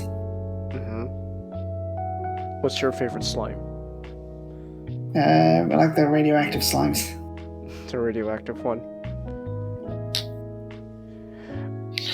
SCD, you have lymphoma. Oh. Probably from rolling around with all those radioactive slime. I see. What were you thinking? What goddamn were you doing? I was trying to get slime plots. Well, that's just silly. Silly? Yes. Idiotic. Idiotic, yes. Idiotic, yes. Damn it, Nick! Now you're infecting SGD as well. Pretty soon his sense of humor is gonna be destroyed. I couldn't remember the second part. He hasn't got to me because I couldn't remember the second part. I was just following the script. Damn it, Nick! Eventually, you're gonna ruin everyone's sense of. Eventually, just everyone here is just gonna. All our humor is just gonna be Family Guy jokes. At some point, Ninjago comes in and he looks like essentially a Peter Griffin version of his avatar. we just all look because like... we're all slowly evolving into Family Guy characters. It's like, Nick, you've been wearing that foam cowboy hat for 3 days, for 3 weeks. We're all worried about you. Hey, I can take off this hat anytime I want to. I just don't want to. Get away! Go away. I don't want to make it sound like a bad game, But like I said, it's just a chill, relaxing game, so probably something you want to play for a long time, but long amounts of time in sessions, and a lot of the later game stuff is a bit redundant. Like there's all these things you can make at the laboratory, like, okay, but why would I make these? And they are working on a sequel, which they announced a while ago, and I do have to criticize the sequel a bit because they're not showing anything that makes you think, oh yeah, this can only be a sequel. Because that's one thing you have to do when you make a sequel very similar to the original game, is you need to clearly showcase this can only be a sequel because X. Like it's the Breath of the Wild 2, like I said, like it's so big it has to be a sequel. It can't just be a DLC.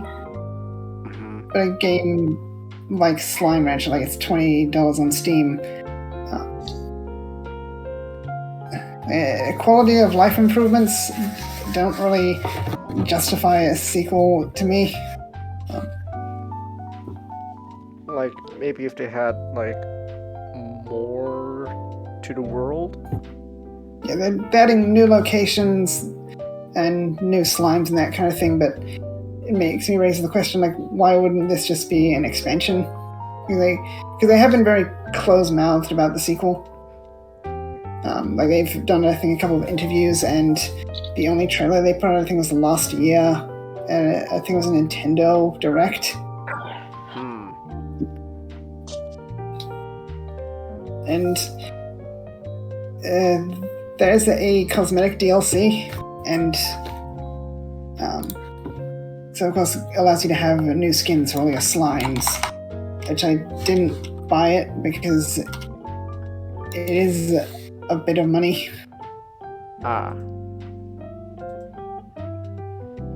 Alright.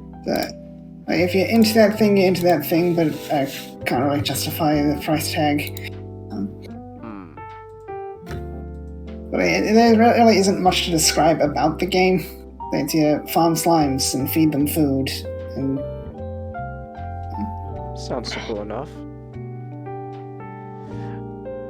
Like, I guess like for a sequel, like I don't know, what if they would like an overhaul of the mechanics justify a sequel? Yeah, I think something I would have preferred over the special resource system they have is if you could only get special resources from a slime beyond the plots. Like, you need this slime, you need to be farming it after it's been on your ranch for a certain amount of time, or you feed the same slime so many times. You'll get this exclusive item only from this slime. Because a lot of aspects, like, they are fun, but it's one of the things, like, you need to remember what the core experience is about. And a lot of the things don't really emphasize the slime part. Like, the slimes branch off into that, but you need your gimmicks and things to be flowing into the core experience.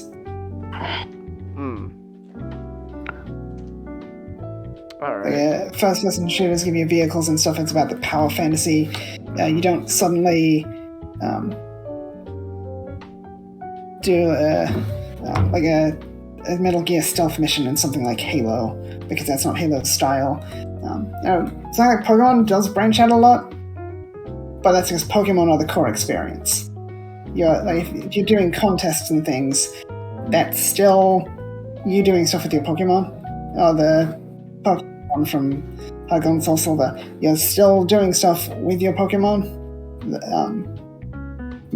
growing apricorns to make apricorn juice or Pokeballs. Like, that's still Pokemon stuff. But me making water cannons to kill tar, I don't see the point of me expending resources into that. Because if there's tar, I just leave. I see.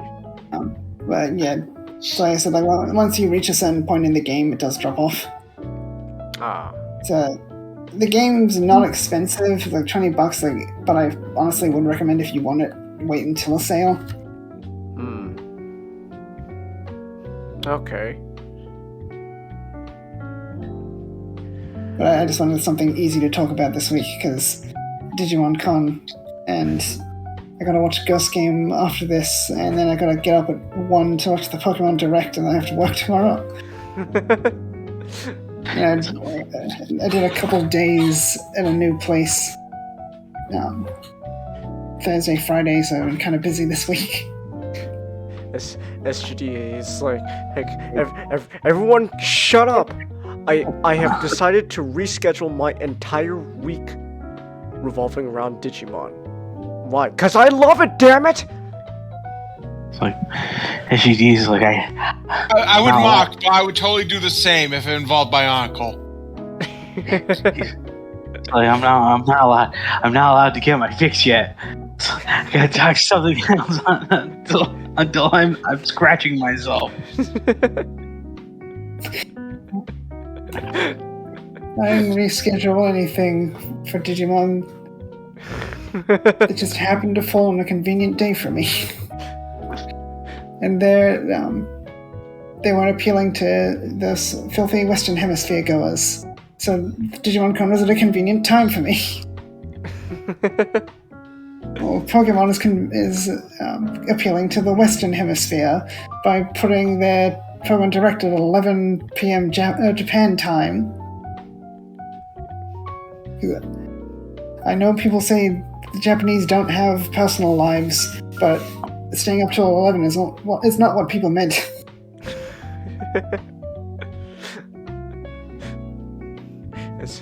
I'm just imagining in USGD just like you're just staying like you just it's like the episode of Smiling Friends but it's just where the guy just is looking like shit, just as the room's dark and it's just like, SGD, you okay? I've been doing nothing but consuming Digimon all week long. Dude, you need to get some sunlight in here. Let's get some sunlight. Just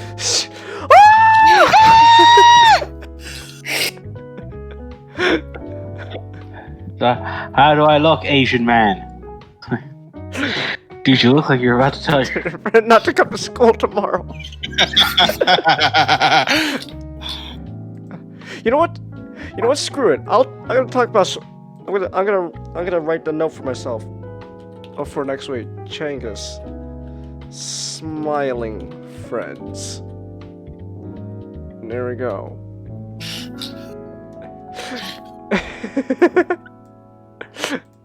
I'm assuming you read what what my topic's gonna be.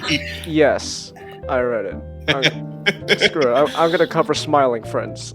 I'll cover it with you, but also this topic. Hey Nick, you're a pretty cool guy. Don't go to school tomorrow. Oh, God, no, wait for Changus to question why I didn't say the same thing to him. Aw, SG.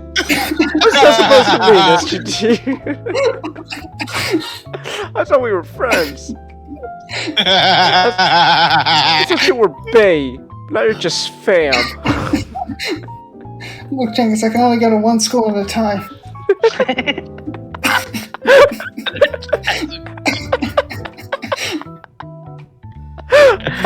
Oh my god, no.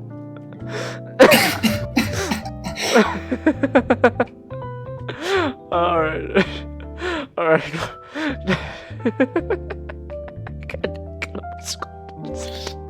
That's terrible. Well, yeah. The overall Slime Rancher is fun, and I expect more people would like it than I would. Because I don't hate shallow games, but I don't often find shallow games that can grip me for a long time. Fair enough.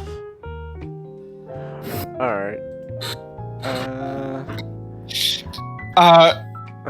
Nah, I'm disappointed that when you said how do I look Asian man instead of how do I look yellow man, because that would have actually also fit this, that would have also fit.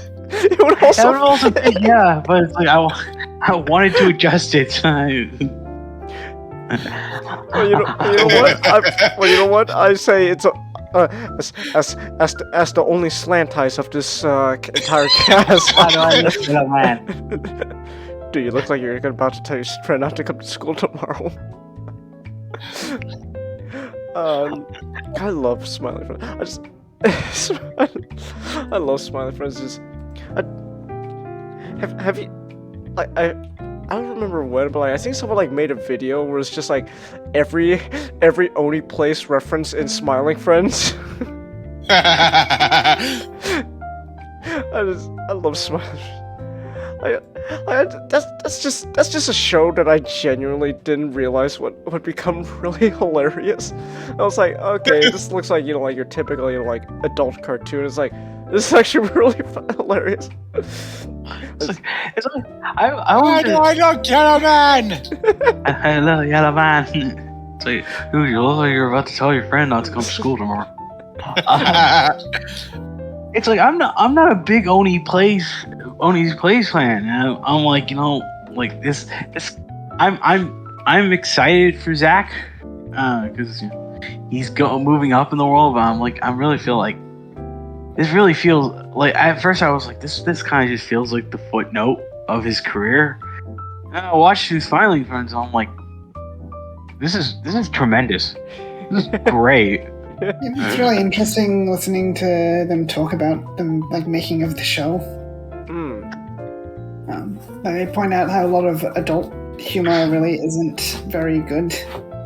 Yeah. And so Smiling Friends doesn't fall into the same traps as a lot of adult humor because they understand why a lot of adult humor isn't actually good. Yeah. I mean, they make fun of Family Guy and Oni Place so many times. You see this right here, there, pimp, is why I don't dress up for Halloween. Right there. Dude, are you doing black? Are you fucking doing blackface? No, I'm literally just a demon from the forest. Forest.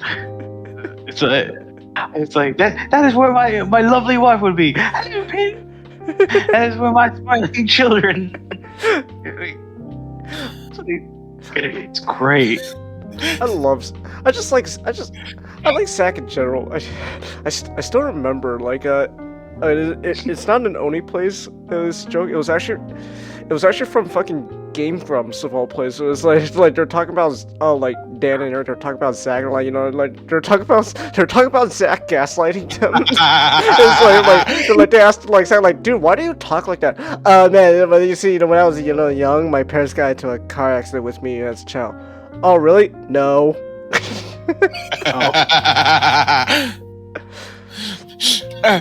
Funny enough, I'm pretty sure you would end up hating them, Changus.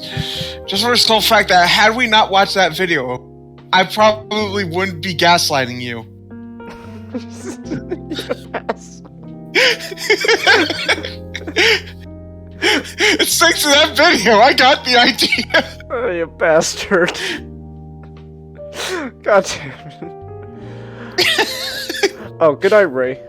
Good night, Ray. Alright, let's see. I'm thinking another thing people love about Smiling Friends is the more positive note of the series.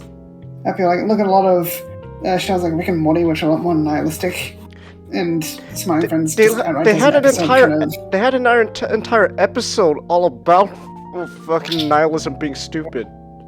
Yeah, I love it. It's like please, don't shoot me in the face.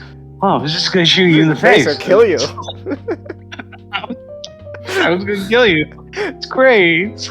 I actually wanted to kill all the Puerto Ricans. Hey, he said that nothing mattered, but he's all crying and about not wanting to die. I mean, what the hell, man? Oh, what the hell? The guy in my head was fantastic. It Get was out of my originally going to be head! the other way around. It was going to be the second guy, then DJ Spitz. But then they decided to switch it around. Get out of my head, man! I need to make the kill Puerto Ricans on the planet a meme template. And I actually want to kill all the something magic. It's like, I actually want to kill all the Gundam Seed fans. And it's just like, I loved. Who was it? Who was the guy that said? You said got to say the line because he himself was Puerto Rican. Apparently, Lyle Rath is Puerto Rican, but I can't find a source on that. Huh. I don't wait. I know Toma's Jewish. He said that Christianity was right all along. Wait, so did all that happen? That's right, son. Hell is real. Christianity was right all along. Sorry. Oh. Not true. Hell is real. Christianity was right all along. Sorry. Sorry. Would you like a scrumptious lollipop for you, Johnny? No, thank you. Oh, Grandma, why are you in hell? Oh, I cursed back in 1987 when your grandfather was killed by that dastardly burglar, and I said, damn it. Well, that seems unreasonable. As you know. I said, damn, back in 1985 when your grandfather was shot in the head by that rotten bacon. Well, that seems a bit unreasonable. I don't think you should go to hell for that. I don't think you should. That seems a bit unreasonable. I don't think you should go to hell for that. Nick, you gotta make the noise when I say this part. Would you like a scrumptious candy? No. No, sorry about that. I'm good. But for me!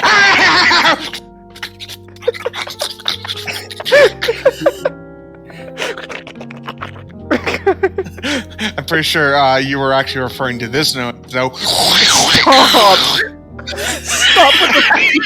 with the fucking grapefruit technique. Stop! I can't stand it when you do that. It's terrible. Oh my god! I think the funniest aspect is that I've never actually seen that. Have you never seen the grapefruit technique? It's just literally a video of just some big black lady just straight up just sucking on it. It was a lady? Yeah, I mean, you know what a grapefruit technique is, though, right? Wait, she wasn't actually sucking on a grapefruit? I don't know. Maybe it was a grapefruit. I don't remember. All I know is she was sucking on something, and it was on YouTube, and it was just straight up just.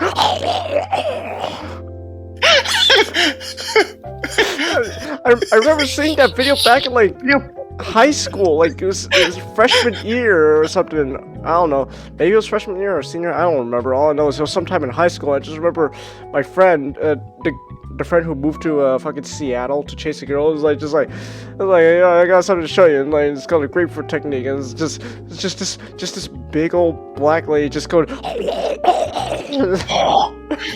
my god. Ooh, I read what you said, Ching. Not. Ooh, that is tough. That is tough. Checking the Urban Dictionary, you do not suck on the grapefruit. Grapefruit lick? If I were... I would...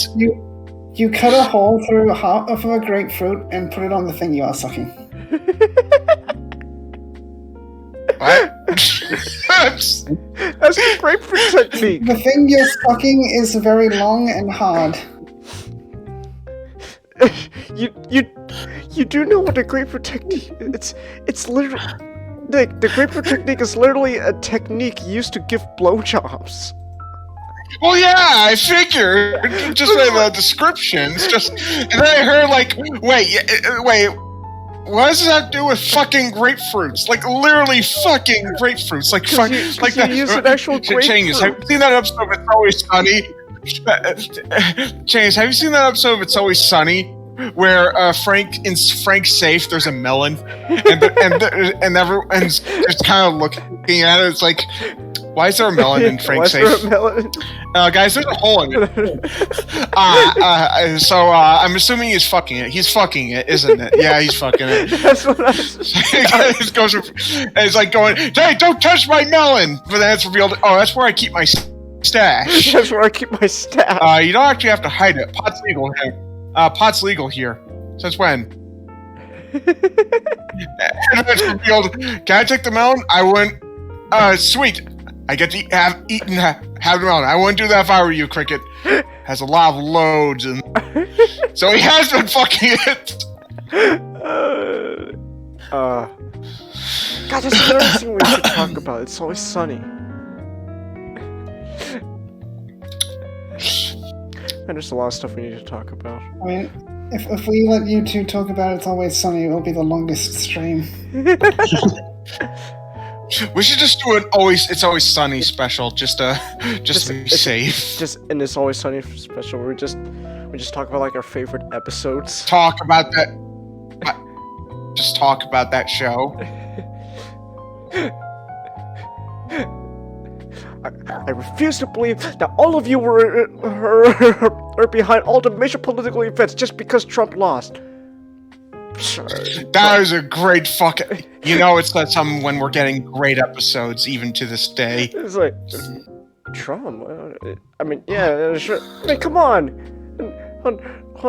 outsider, or exciting on the stage. Yeah, that's our guy, Kanye. I just loved that part. Just Charlie and Dee green screened onto the January 6th riot with Kanye West as clothes. Were they green? Yeah, it was green screen. Actually, that was actual footage of the January 6th riot that they used, and then they just put. I'm assuming it's a green screen, but they just posted. Okay, that makes a lot more sense. I knew that footage was real, but for the longest time I thought they were just there and they were just wearing the Vote for Kanye shirts. Well, you're saying that they knew this was gonna happen all like they were counting on the January 6th riot to happen so they could show up with Kanye West stuff. To be fair, I didn't. I think. Okay, to be fair, I don't think I thought this through.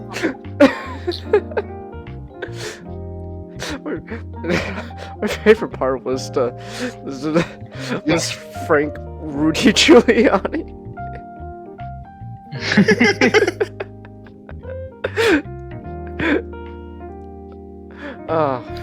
Yeah, that's another show we gotta talk about. Yeah, we should do that. Just like here, I'm just gonna pin it like not next week, just sometime in the future. It's Always Sunny special stream. We're not gonna pin that.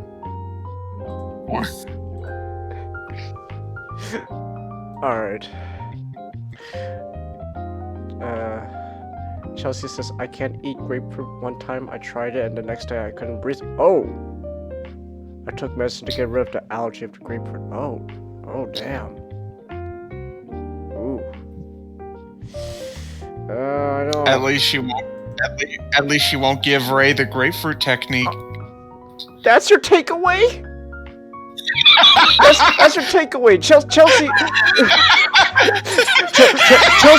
Chelsea almost died from an allergic reaction, and your takeaway is, hey, at least she can't do that particular type of blowjob on Ray. I feel bad, but like I said that as like to basically like alleviate the tension. I know that. Like... Chelsea's takeaway wasn't something horny from when we were talking about grapefruit. God damn it.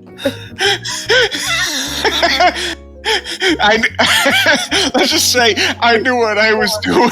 God damn it, Nick.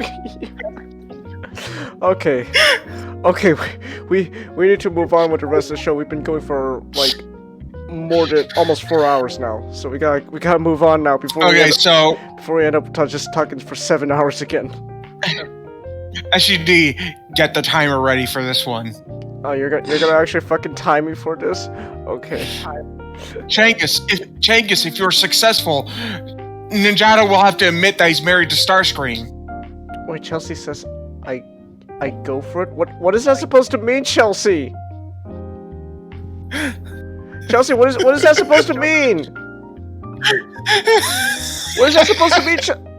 I'm not. Don't start the timer yet. I'm not moving on until I know what you mean by this, Chelsea. What is that supposed to? Are you saying you will do the grapefruit technique on Ray, even though you risk an allergic reaction? That's God, I'm just imagine though, just any person just risking dying from an allergic reaction just so they could give their man a special type of blowjob.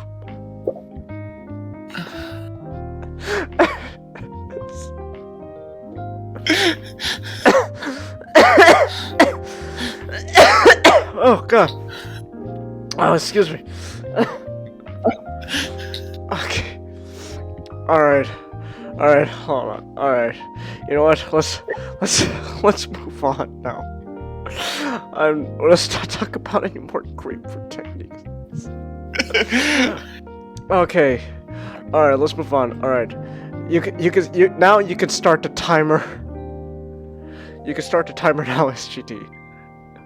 Yes, okay. Oh, God damn it. Okay, so I'm sorry. All right, hold on. Let me just get it out of my system. Okay, so we talked about. You know, I had the perfect segue.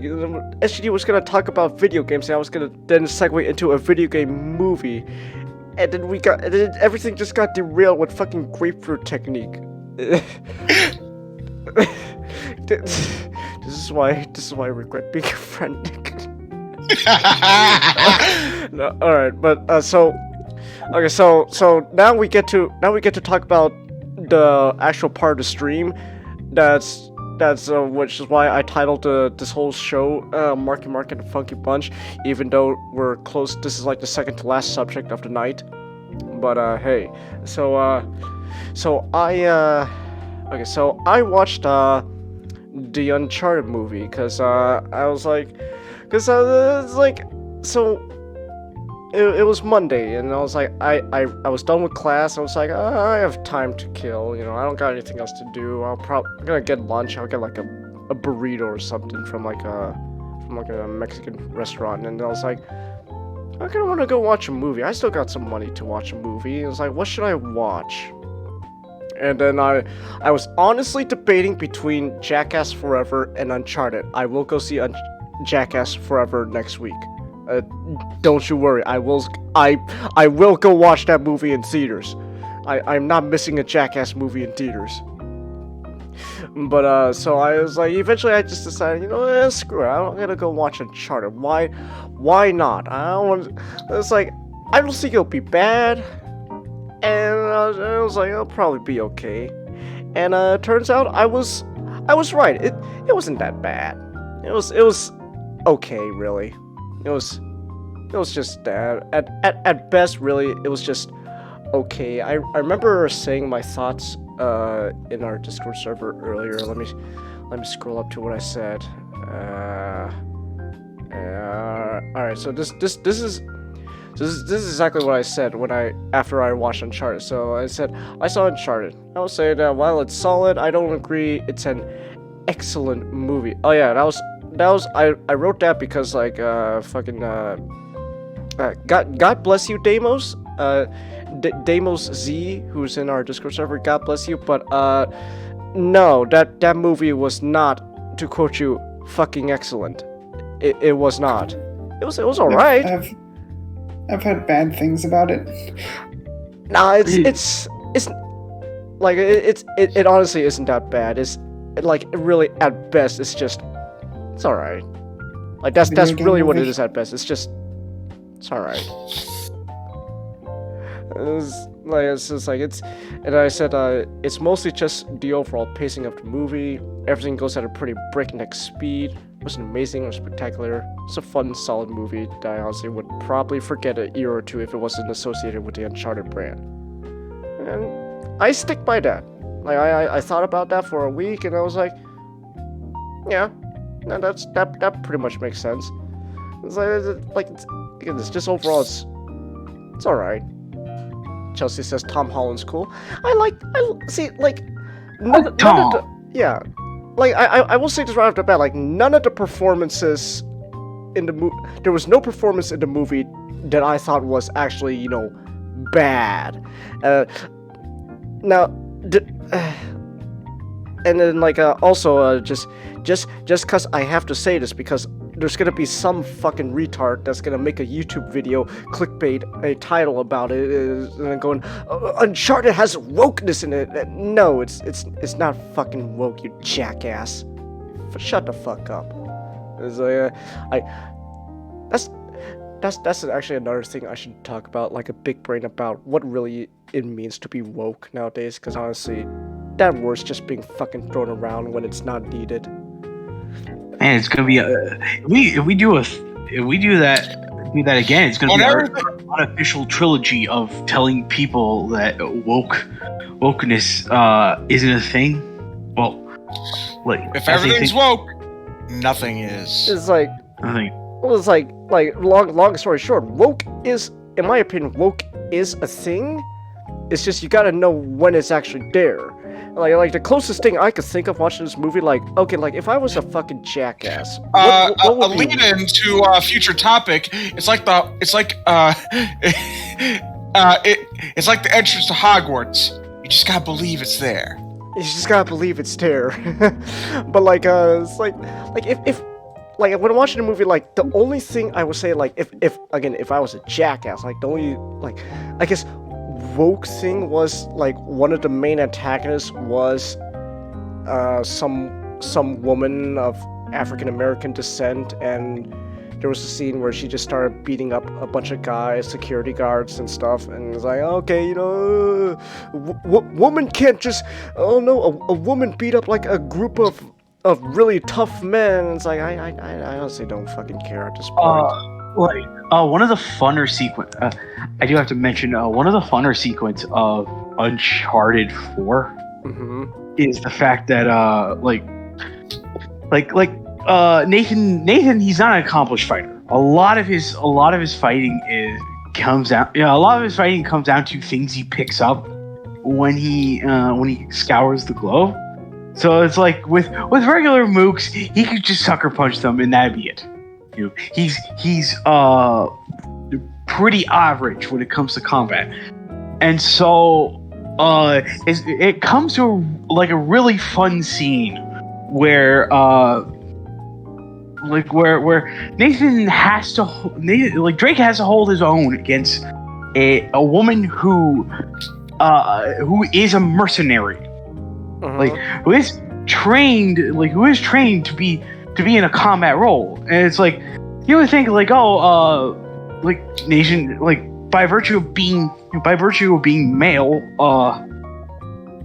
and I'm sorry if we get canceled, but it's kind of true. It's like, as a man, you are as a man, males are physically stronger as women.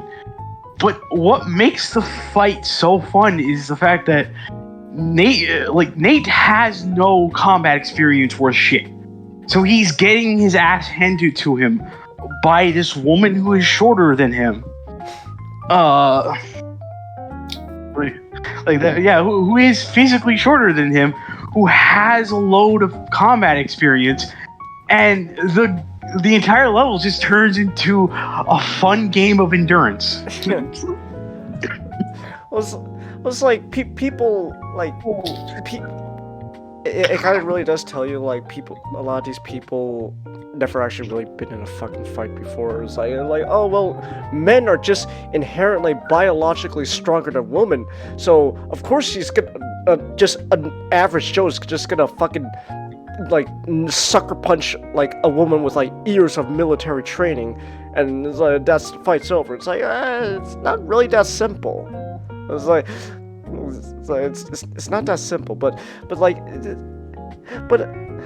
also like funny you mentioned Uncharted 4 not, because like when I watching this movie, it really did feel like it was this thing where it's like it's trying to be like a quote unquote like origin story for, you know, Nathan Drake and all that. Like it's an Uncharted sort of like it's kind of like sort of Uncharted 1, but at the same time it's also taking a lot of heavy influence from Uncharted 4, like with like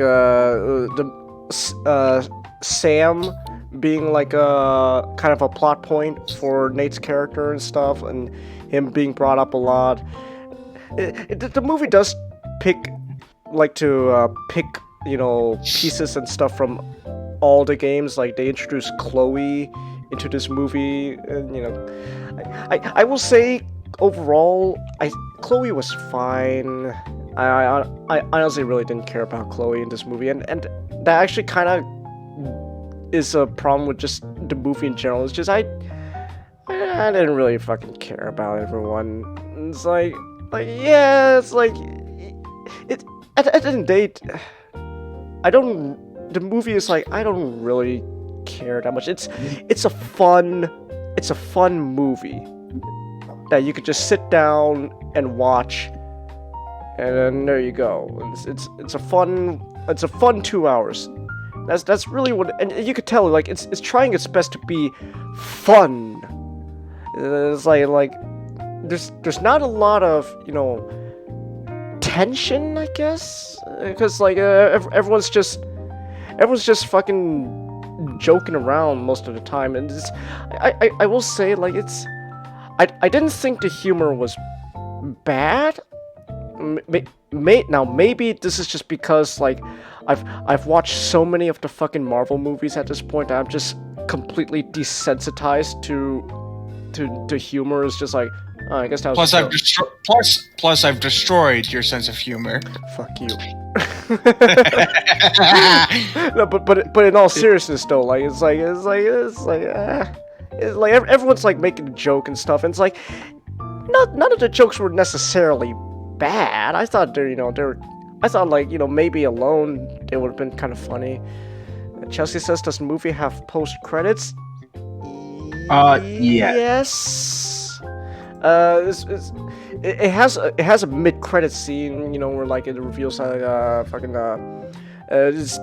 it's just a short scene in mid credits where it's just Nathan Drake like later on in his career, and then Marky Mark shows up with the mustache.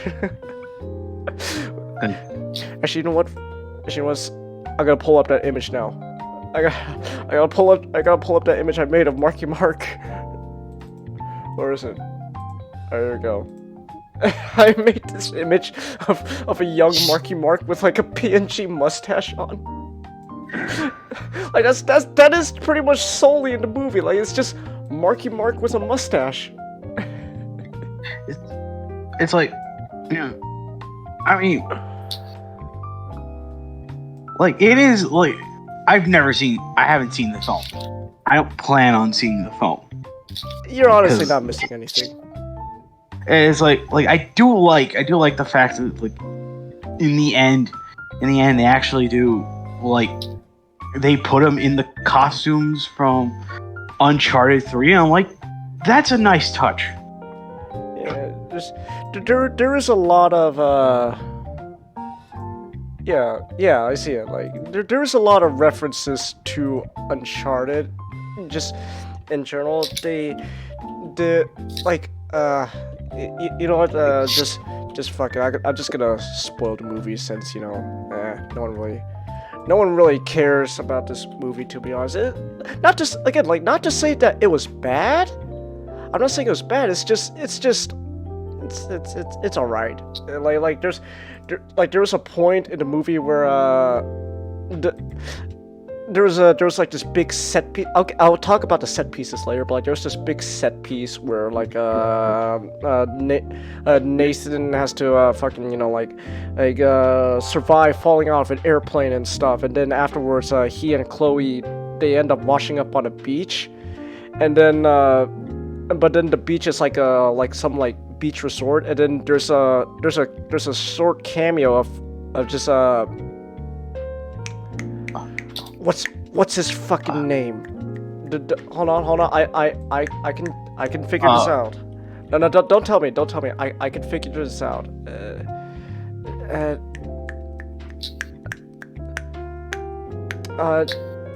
Nolan North.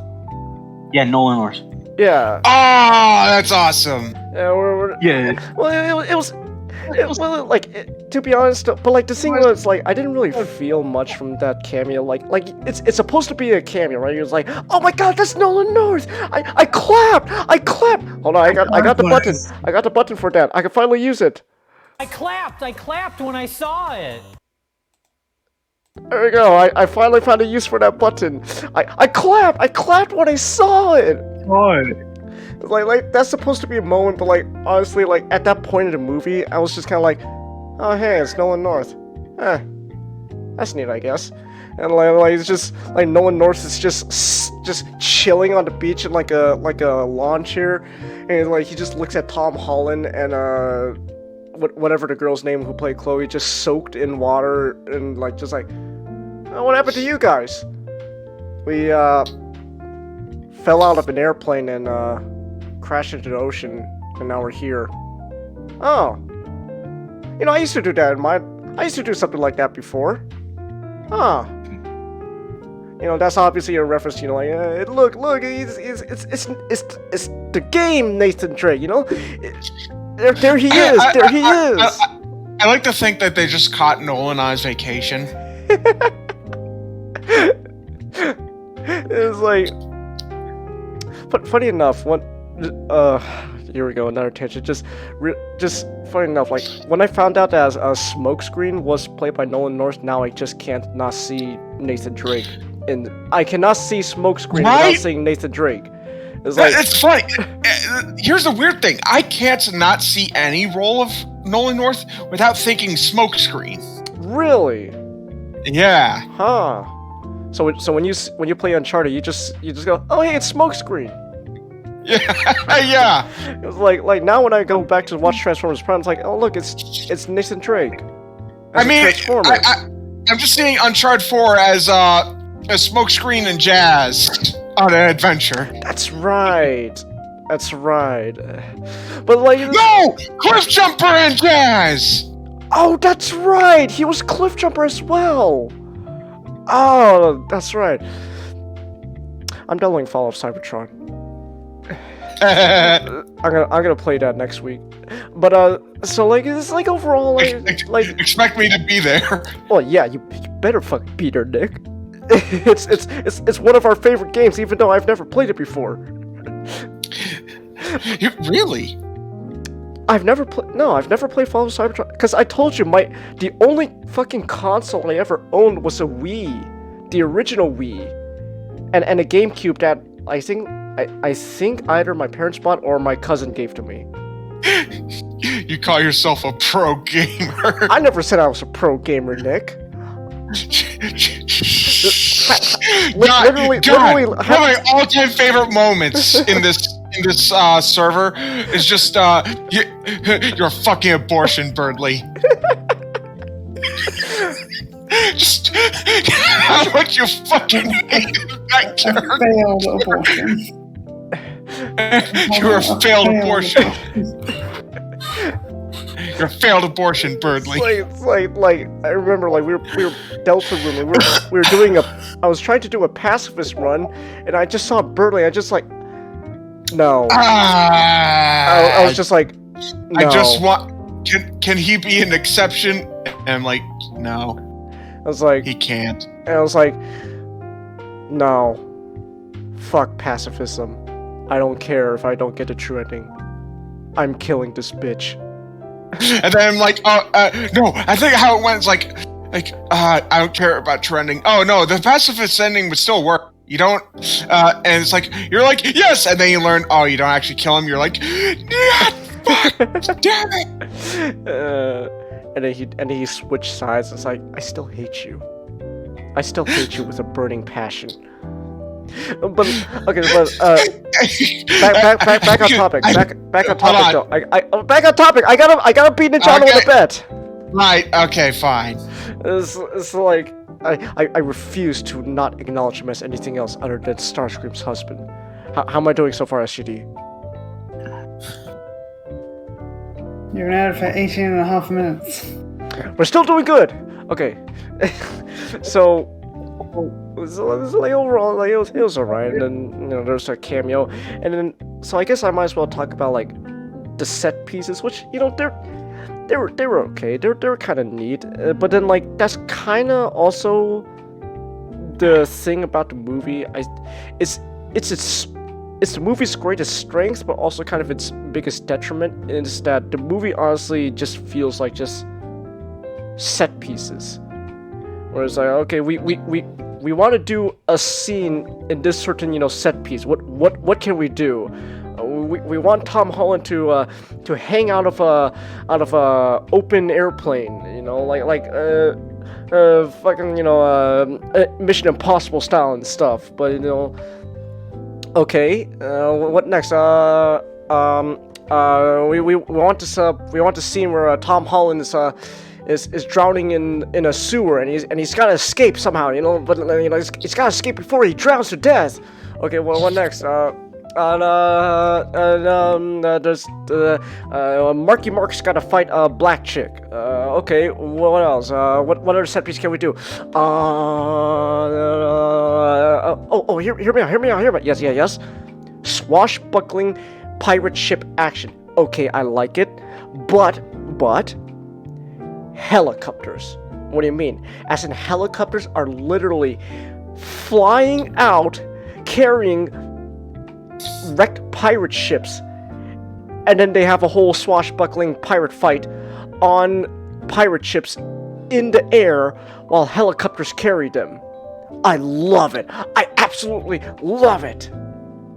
Wow, Chinggis. It sounds great. Oh. What game is this from? It sounds. I don't know. Let me check. Okay. Let's see. What does this game come from? Movie Uncharted.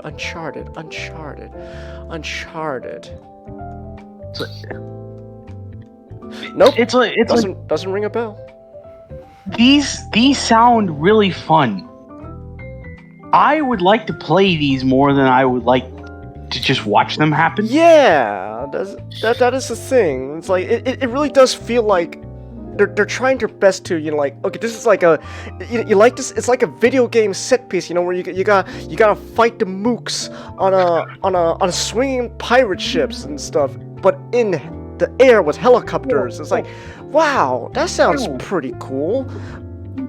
It's like, and what else do we got? What else can we do?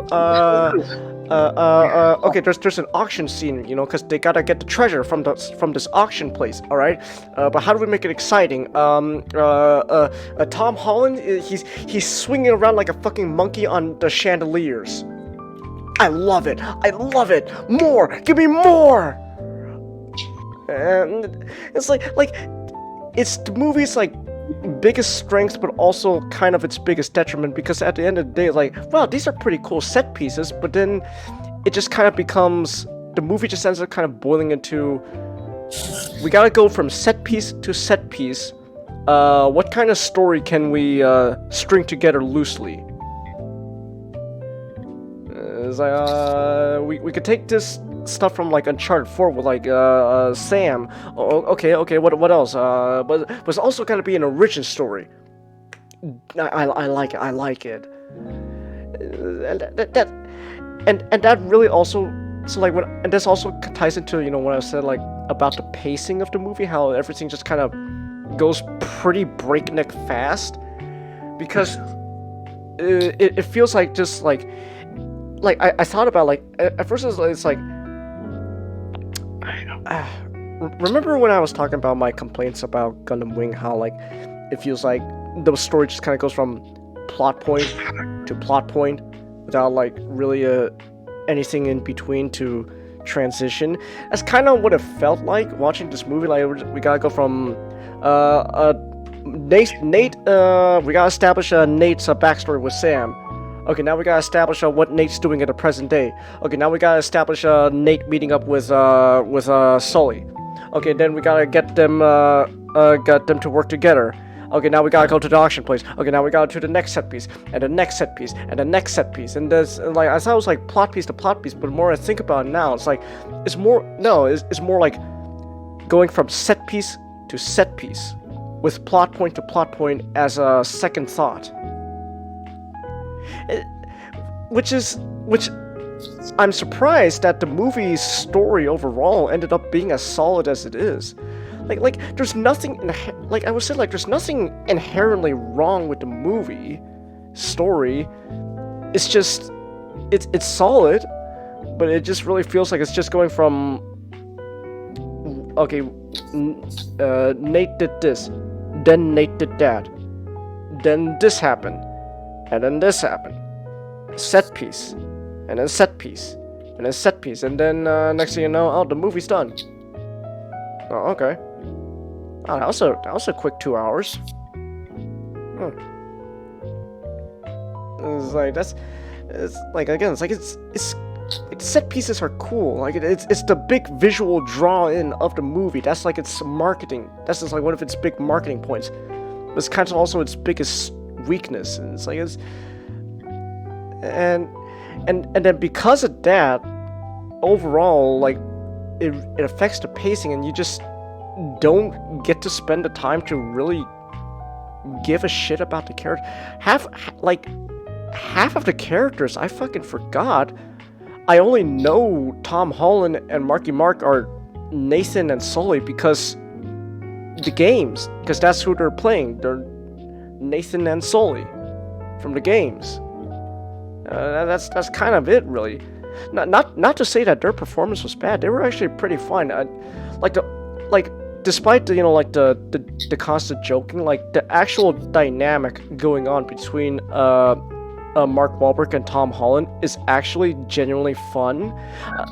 I wouldn't say funny. I would say fun. I think there is a difference. It's fun. But I wouldn't say it's necessarily funny. Like, it didn't make me laugh, but I was like, I'm having an enjoyable time. It's charming. Yeah, it's charming, but it's not funny. But you still have a fun time just looking at Marky Mark and Tom Holland just bantering with each other. It's like, because I like both actors. I like them both. I think Tom Holland is a perfectly fine actor. I'm gonna say this to trigger Ninjato. I like him as Spider-Man. I think Ninjato just woke up. And he's angry! Ninjato, the MCU Spider-Man movies aren't that bad.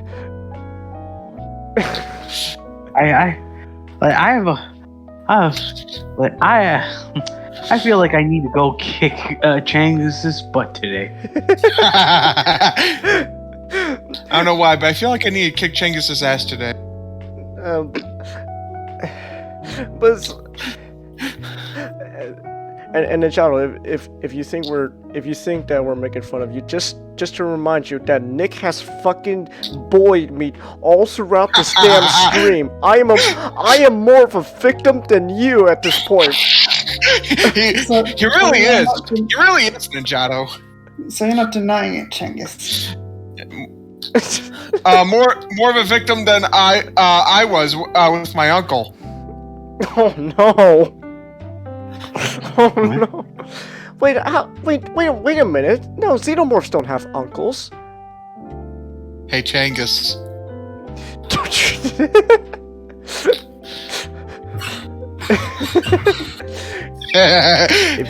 Here's a good example, Ninjato. Nick, if you say that, then you will no longer be Xeno Nick. You just have to be Nick. I don't know who I am. It's just Robert Downey Jr. Just, I don't know who I am anymore. I'm not Xeno Nick, nor am I Jakura Nick, nor am I Spider Nick. But just so people don't freak out, nothing happened between me and my uncles. One of my uncles is a Jehovah's Witness, though. Huh. That's, interesting. Sad, yeah. Okay. Well, anyways, we could talk about, your problems with your uncle later. But overall, like, I enjoyed Tom Holland as Nathan Drake, and I did enjoy also Mark Wahlberg as Sully. But then, like, their performance overall was fun. I liked it. But then, obviously, like, the biggest thing, like, the biggest, I guess, criticism or maybe nitpick, I don't know at this point. It doesn't really matter. Like, the biggest thing that let's be honest, everyone has been thinking before this movie was even came out, like when it was announced that Tom Holland was gonna be Nathan Drake, it's like, there is no fucking way this kid is Nathan Drake. It's like, he looks so young. He looks so young. Like, his face is, like, I know Tom Holland's like in his like mid-20s right now. He's actually older than me. But he still looks so young. It's like, dude, this is supposed to be Nathan Drake? Like, he looks so, like, okay, so like, there was a flashback scene in the beginning where they got established Nathan's whole thing with Sam, right, and why he wants to become who he is now. And the thing was, like, I don't know who the actor was who played like young, like teenage Nathan Drake, but then like when it cuts to when they do like like the time cards, like like present day, and it cuts to Tom Holland in like a subway as present day Nathan Drake, I literally said out loud, like, there is no way that kid becomes Tom Holland. Does the kid actually look older than Tom Holland? Hold on. I gotta fucking look up the actor. Give me a second. Nathan Drake movie actor, young. Tiernan Jones? Let me look him up. Okay, damn it, they're only showing me, like, his, okay. Let me look him up. 2021.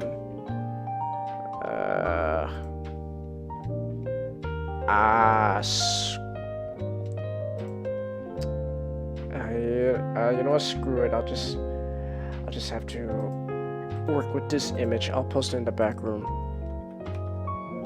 This kid.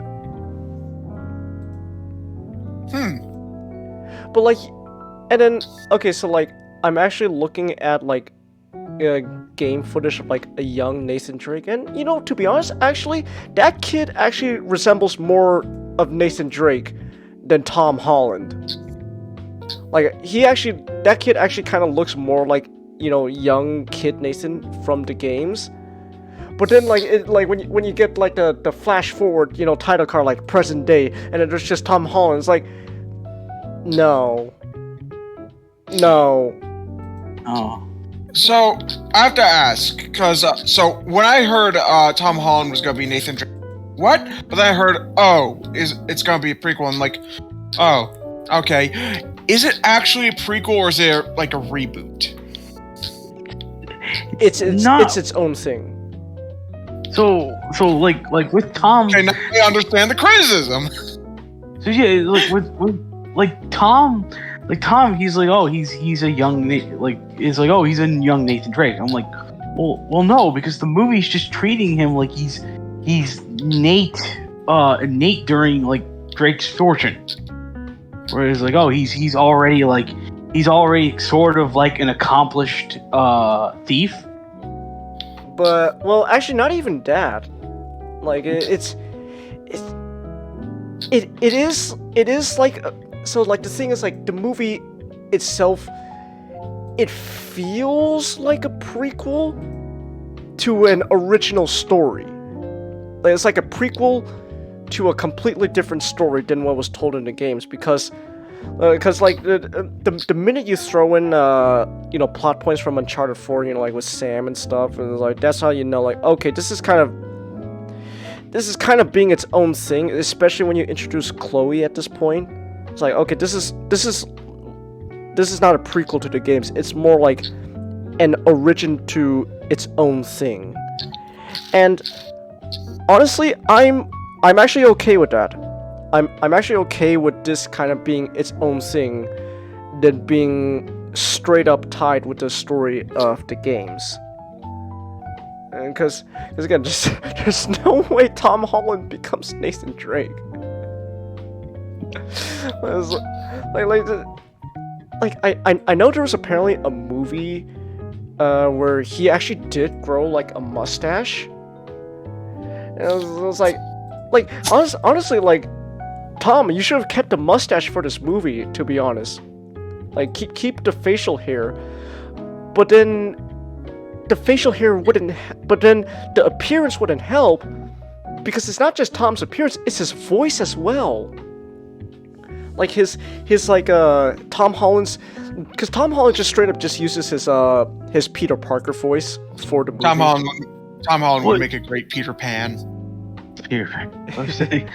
Exactly, because he never ages. But it's like, because I think ultimately the problem is just like Tom Holland, he has to he has to play Nathan Drake, but also Tom Holland is also English, so he also has to hide his accent.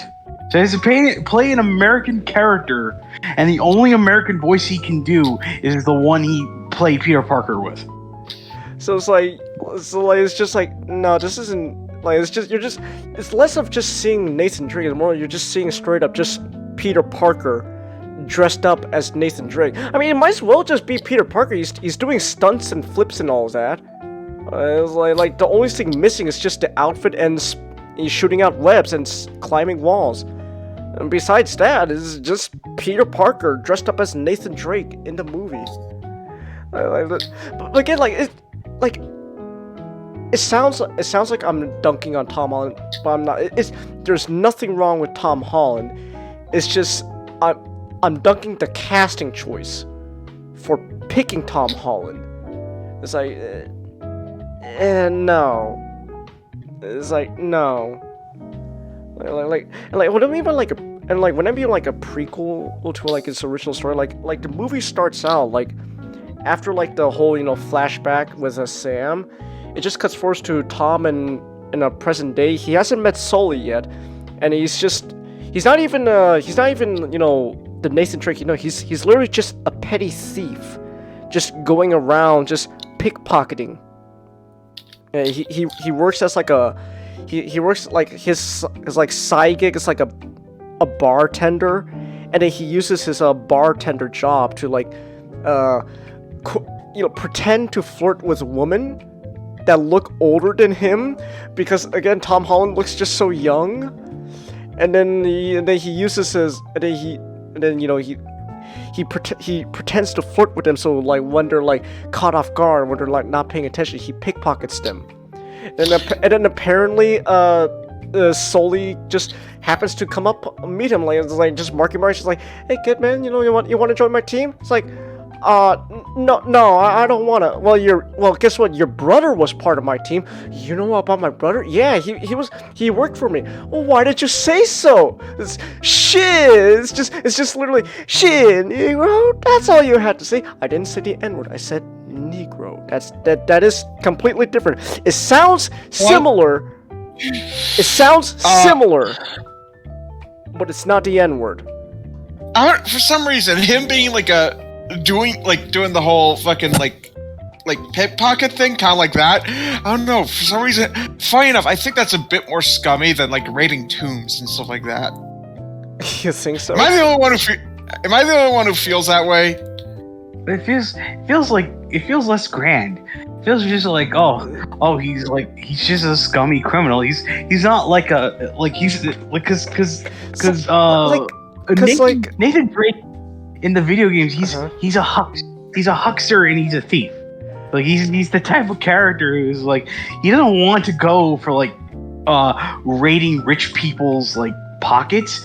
He wants to go get the treasure, like go get a treasure because he wants to be the first one to be like, oh, I got this treasure, guys. Look at me. So I understand why they chose to do this because they were so you know how Nate's ring, you know, it translates, you know, greatness comes from small beginnings or something like that.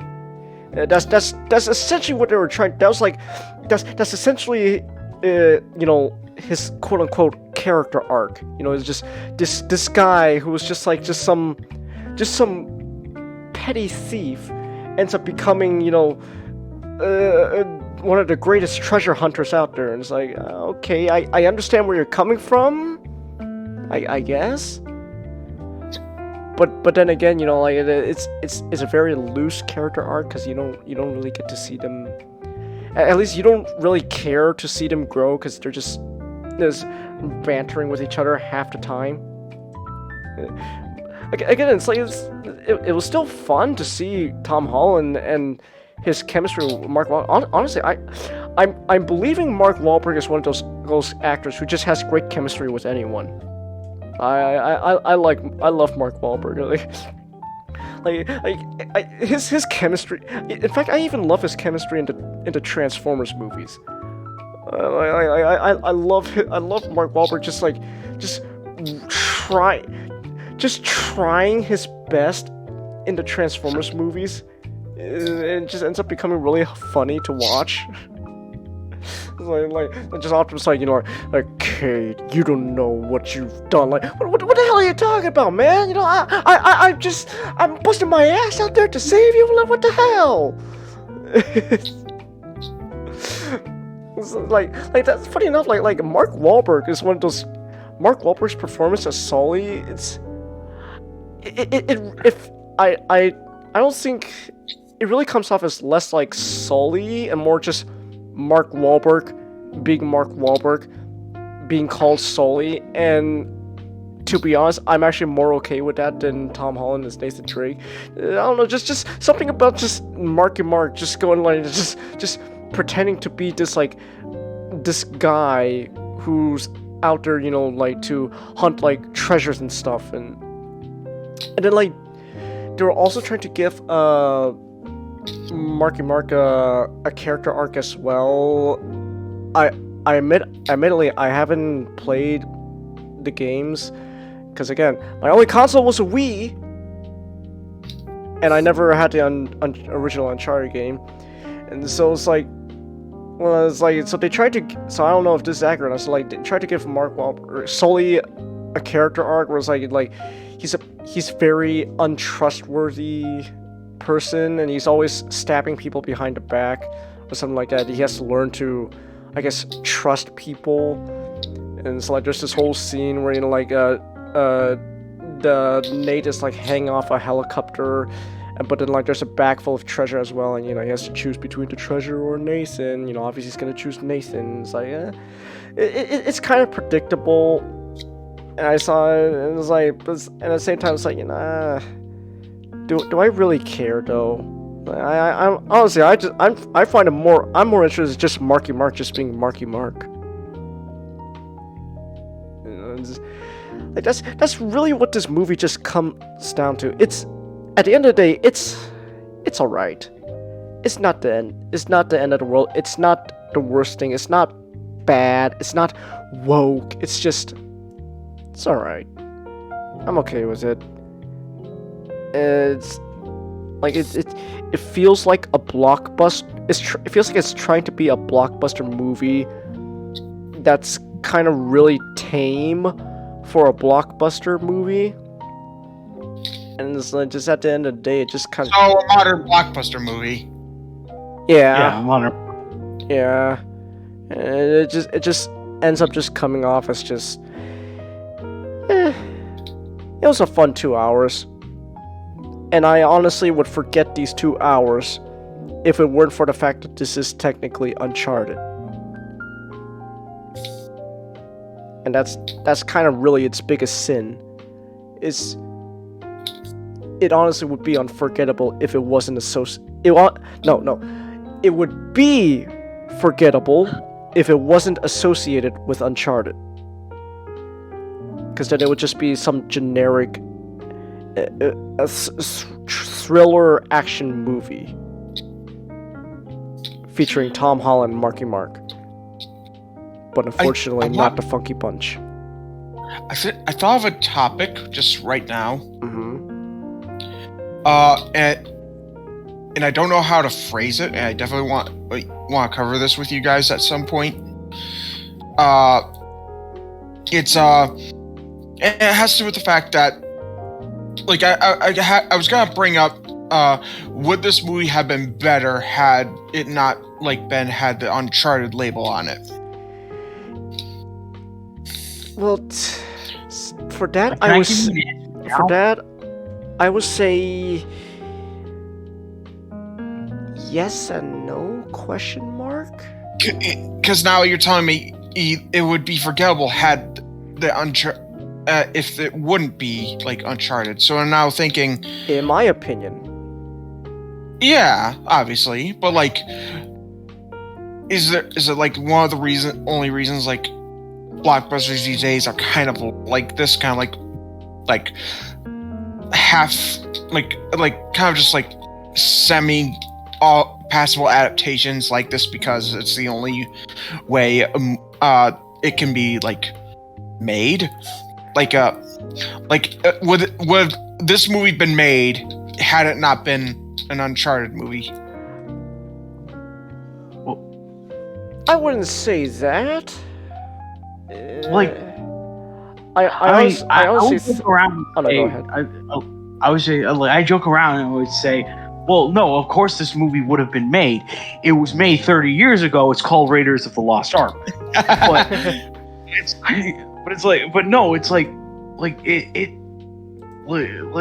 without, I don't think,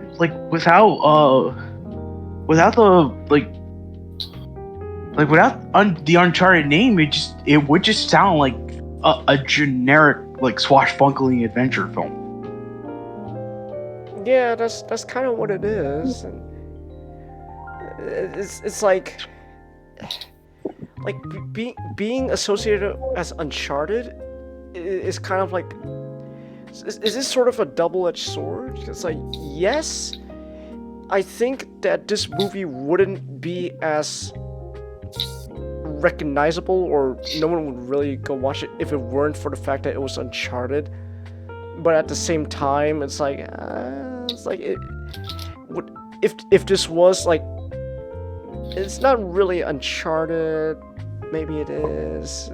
I'm not gonna go into the whole is this what Uncharted really is? We're gonna do the Uncharted fandom menace because this movie is not Uncharted. And it's no, it's I'm not gonna go into all that. Fuck that. It's more just.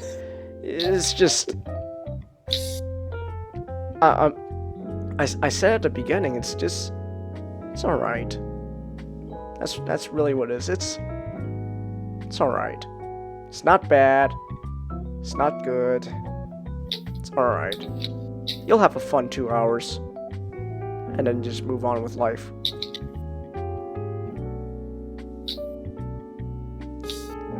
I think that really is just its biggest, the most disappointing thing about it is just that I think that really is just the most disappointing thing about just the Uncharted movie.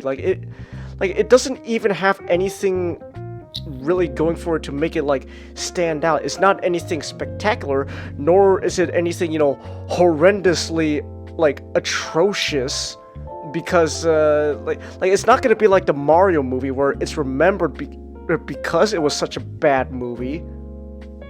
But it's not gonna be remembered because the Sonic movie, because it was actually a really good movie. It's alright. that's his biggest sin. It's all right.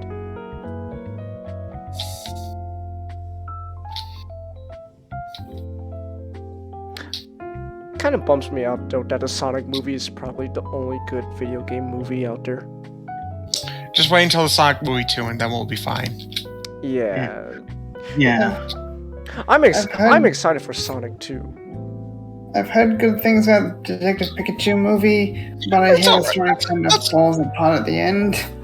It's okay. It's okay. It's a fine movie. I don't know about whether it falls apart at the end. I thought it was alright. Oh no, go ahead.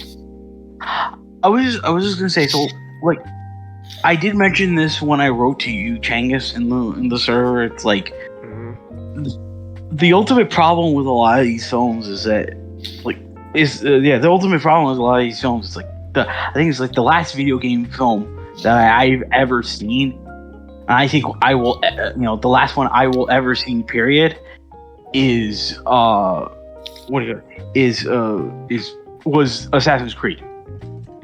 And that movie was not bad by any means, but it was forgettable. Yeah.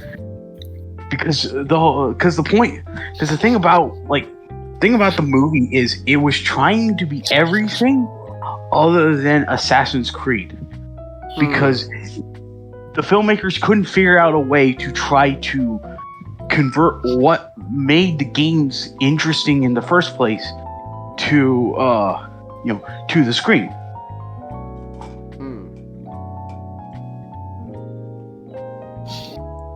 It's like because like you're not invested in any of the history, because it doesn't really go into that much of the Spanish Inquisition. Like a lot of the story between the assassins and the Templars is just kind of just rushed and be like, oh, it's like here's the good guys, here's the bad guys, the end. Right. And it's like, yeah, it's like, and also for the fact that it's like when you take out the idea that I can't play this, you took out a better part of why these video games, why these work better as video games in the first place. You add nothing to them, but you subtract a whole lot.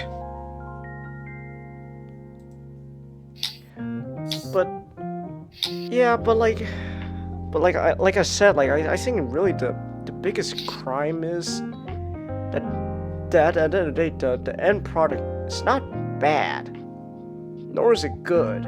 It's just, it's alright. You'll probably forget it. That's his biggest crime. Like I honestly would have preferred. I would rather take the Uncharted movie just being really bad over just. Well, yeah, it's like I would take that too, because then we would have something to talk about. Yeah. But at the end of the day, it's just, the only video game movie that actually managed to really blow me away was the Sonic movie, and even then, that movie was like that movie was solid. It's a solid movie, if you look at it objectively, it's kind of generic. It's not the best, but it was actually. But you know what it is though? You know why it stands out?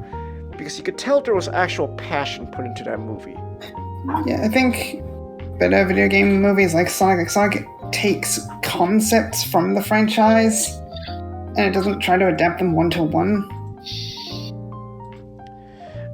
It sort of reinvents things, like the rings are portals. Sonic Detective Pikachu is already a very story-heavy game, so turning that into a movie isn't quite the hurdle it would be for a lot of other attempts. Yeah. I'm still mad they didn't get Danny DeVito, like Detective Pikachu. I would like that. It's just. When can we get a movie where Danny? Hear me out, Hollywood. you like using Ryan Reynolds so much. Why haven't you thought about a movie with Ryan Reynolds and Danny DeVito together? Ultimate comedic duo right there. You make lots of money. It'd be great. It'd be called Frank and Deadpool. It'd be the second coming of, like, that would be like, like the 2 movies he made with Arnold. It'd just feel like that. Oh, that'd be great. Justice says Sonic. Here's what, Oh no, go ahead. here's what we need to do, Chingus. We need to campaign for a live-action Digimon movie, and Danny DeVito can be a Nanimon.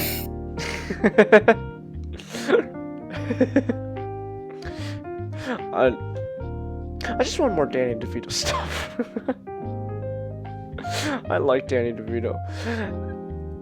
But like this, overall though, I really don't know what else to say about the Uncharted movie. It's just, I'd rather go watch the Sonic movie.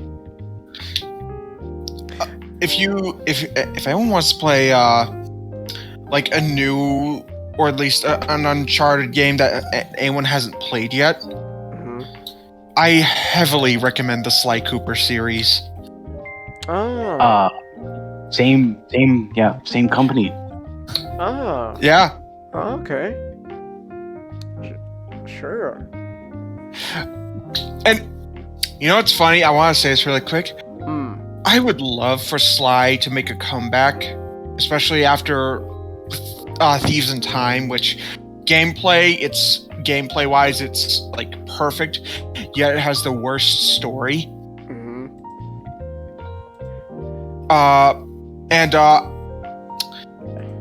And I'm glad that they did cancel the movie for 2 reasons. Reason 1, Ratchet and Clank. Yeah. Ratchet and Clank movie. That was... And reason 2, there's just no way I could see them translate like the story format of a Sly Cooper game into a movie. Because like there are like usually like 5 like bosses before the final one. And the thing is, they all feel like separate episodes.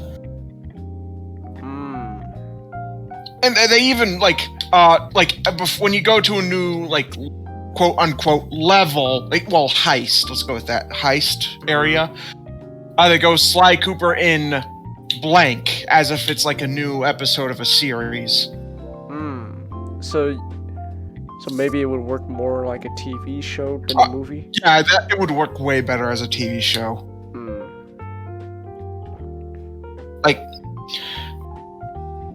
So the first game is about Sly collecting the pieces of the book, like Phoebus Raccoonus, his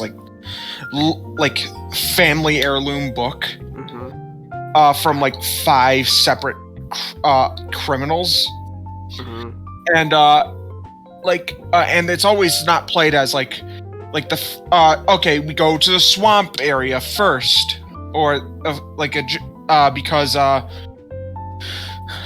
because I have to face the frog villain, Rowley. And there's a couple levels in that area, and they all surround that. And it's I could talk about this in 2 weeks. Yeah, you put in the background the following after next week, Sly Cooper. You could talk about it. Yeah. Yeah, I think I've said all I need to say about Uncharted movie. What's my time, SGD? About 2 hours. Well... No, 57 minutes. Well, Ninjato, congratulations. You're no longer Starscream's husband.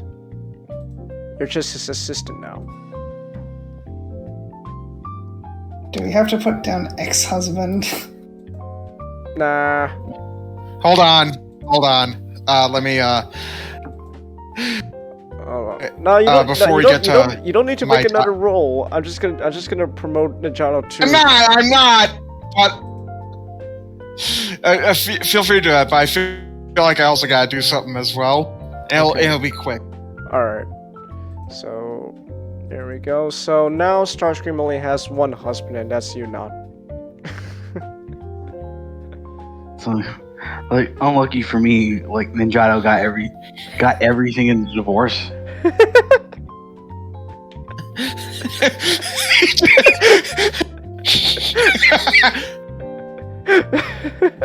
Hold on.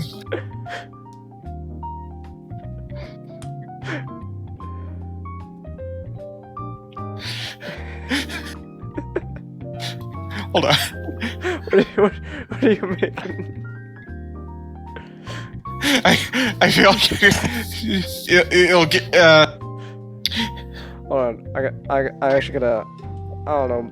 It says Ninjato's apparently still awake, or maybe he just forgot to turn off his Discord. So I'm just gonna fucking tap it. Hold on. Don't add him or anything yet. I'm working on something. Oh, of course. It's something. It's something special. Let's just say we have a little break of. We interrupt this broadcast of the Decepticon Irish trip.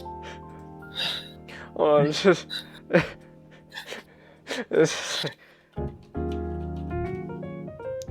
We interrupt this program. We interrupt this regularly scheduled program to bring you. Wait, hold on. Alright, Nick. Before.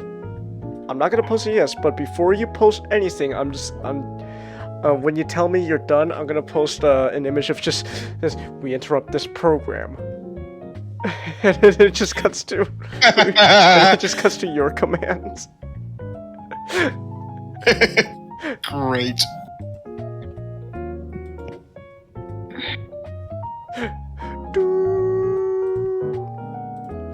We interrupt this program to bring you.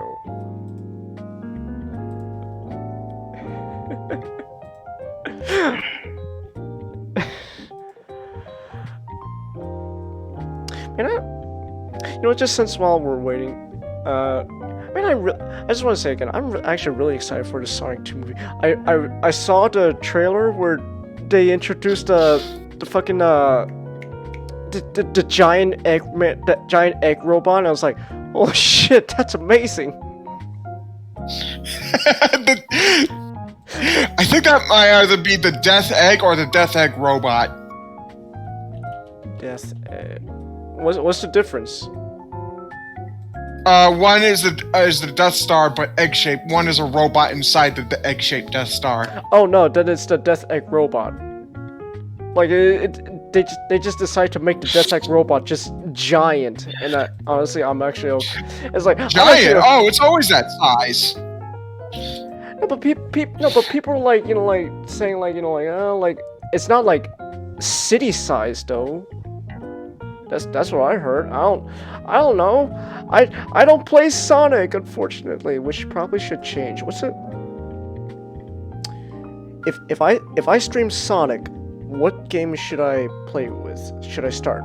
Besides, you know, obviously the original 2D stuff, like, should I start with Sonic Adventure? Just Sonic Adventure? Yeah. Oh, okay.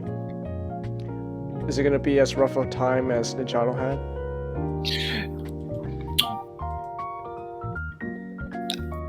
I wouldn't say, because everyone plays differently.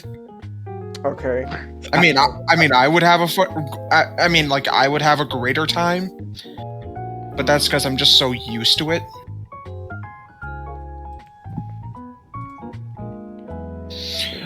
I would say if you go to Sonic Adventure, then go to Sonic Adventure 2, you'll have a much better time with Sonic Adventure 2. But I'm pretty sure you'll still have a good time with Sonic Adventure. Okay.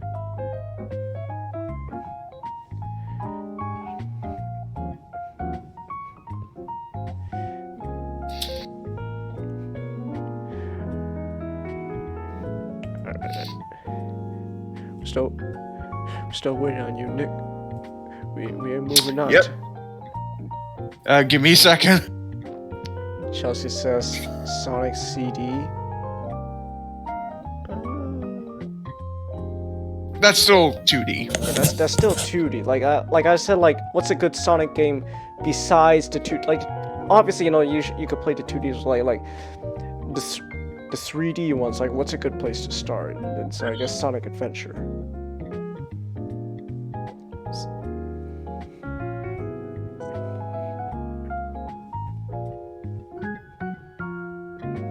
You know what? You know, I should probably. That's actually something we could talk about. The Sonic movie. Like when Sonic 2 comes out. I suggest we do a Sonic special. A Sonic special? Okay. Here. Dude, I suggest. Here. Chase, there's a lot of specials we could do. Here, note to. Wait, hold on. When does Sonic 2 come out? One day after my birthday. Really? April 8th. April 8th, yeah. Oh, okay. Sonic the Hedgehog 2, Friday, April 8th. Okay, then note to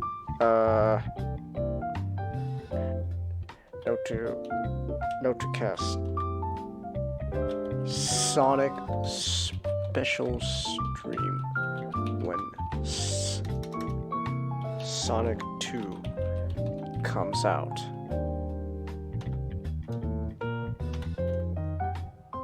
Yeah, and then I could just talk about the Sonic movie, because I would watch that movie again. I watched the Sonic movie. I think now either twice or 3 times now. It's not as much as I watched Dune, but man, I never thought Dune would be the one movie that I would just keep watching over and over again. Cause I could do that. I would like if someone said like, okay, you gotta sit down and watch Dune for all day. Okay, sure, I'd do that. I love Dune. I had a great time watching that movie. Like it would be torture if you said, okay, now you gotta watch David Lynch's Dune. It's like, I'm just gonna fall asleep. You can't fall asleep. It's like, oh no. And you can't take your eyes off the screen. Otherwise, we're starting the movie all over again. You manage to do it, and you're like, yes! And then you see Bionicle Journey to 1 play. Just at that point, I'm just like. And it's worse if you do fall asleep with that. You gotta start Dune all over as well. No. Can we be lenient on the rules and just say, hey, whatever episode I fall asleep on, we gotta replay it? That's not how it works, Changus.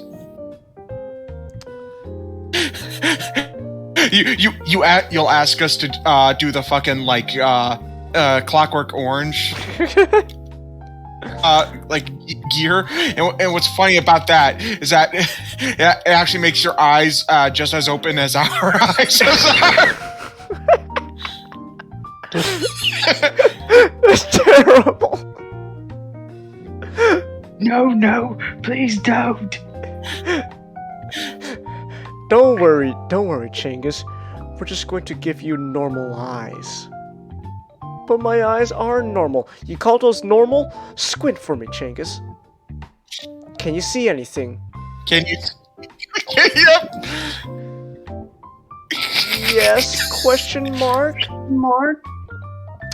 Open your fucking eyes. No. Yeah. Chelsea says she watched the Sonic movie 11 times? Damn! I mean, no, I don't see anything wrong with that. Sonic movie was great. That was dedication.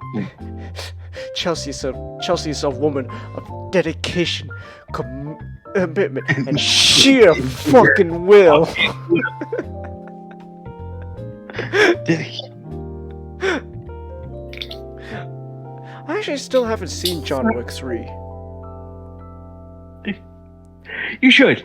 Although I really do dislike the ending because it's just it boils down to well it ends the same way 2 does. So guess we gotta wait for that 4th movie. Whenever that comes out. I still want to give John Wick 3 a shot because I did watch all the John Wick movies. I had a fun time with them. Chelsea says, I love Sonic, that's how I met Ray Ray. Ah.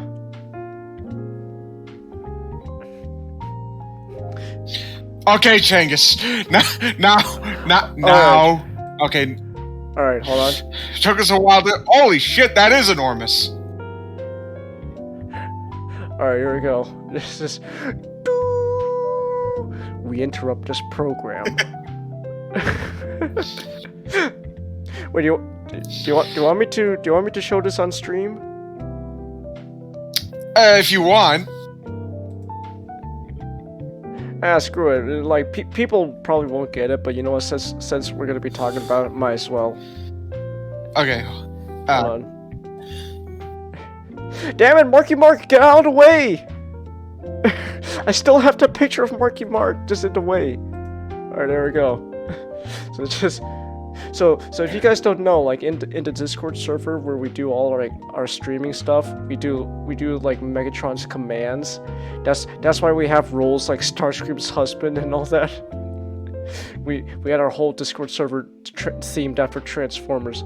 So like we had for like Megatron's commands, it's just us just memeing around with Decepticons.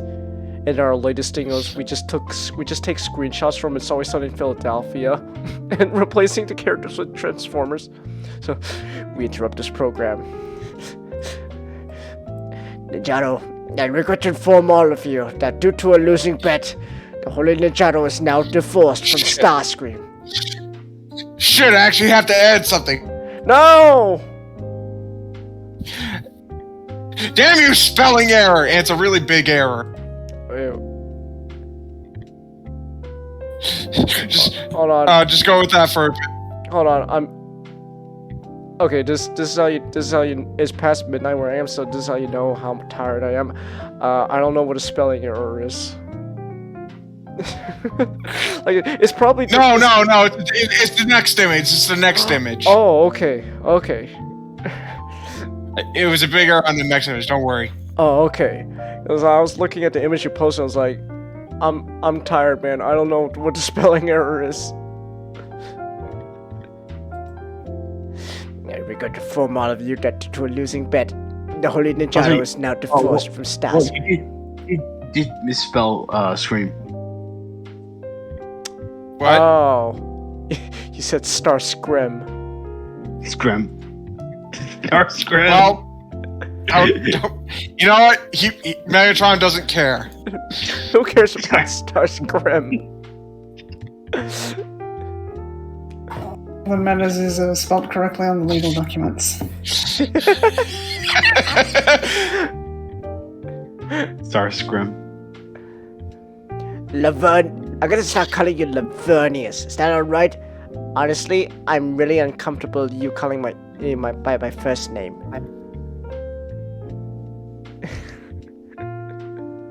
It feels weird saying it out loud. I've been going as just a Starscream for years. Chelsea says, what was the bet? The bet was that I could talk about Uncharted Movie in less than an hour and a half, and I went over 2 hours.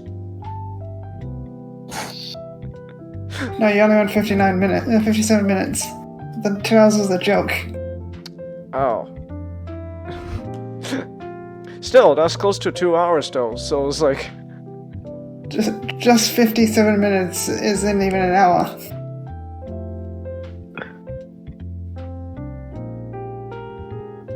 Starscream.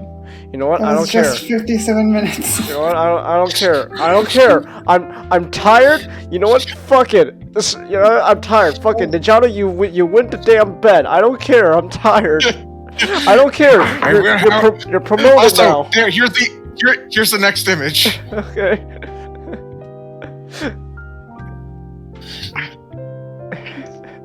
I will, however, take solace in the fact that Ninjato has won custody of all of Starscream possession. I misspelled Starscream again!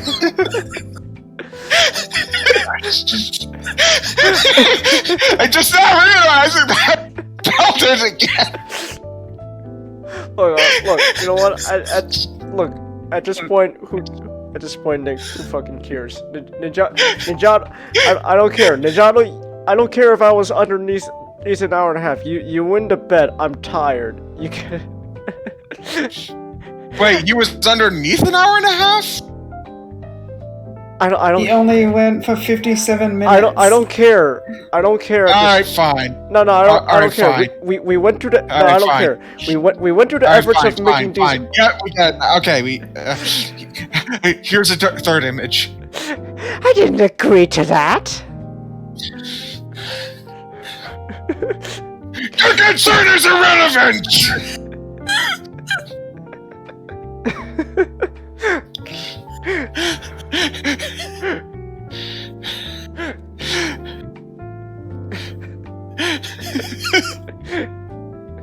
Your concern is irrelevant. Okay, I think we can finally We can our move final on. topic. Alright, here we go. The final topic. Alright, here we go. Fuck, Alright. you know, it says something if I don't know how to start this off, because I'm just... God, there was a lot of great moments tonight. Like Starscram, Guantanamo Bay. Guantanamo Bay. Chelsea, Chelsea, you titled the clip Chingus won the bet. I don't care. We already made the images. I succeed from the bet. I formally announced that I lose the bet. Chingus lost the bet, but he will win the war. I formally announced that I lost the bet. I honestly don't care at this point. Oh, I'm just now remembering another great moment of this night. It's just... I forget the context. But it's like... Oh yeah, now I remember. Damn it, Nick, if your computer wasn't messed up, I could probably... He wouldn't have be infected with Family Guy syndrome. And like, Chingus, what if I told you that my computer has been working fine all this time? And you go, has our entire friendship just been based on an entire gaslight? And like, no, but this moment was.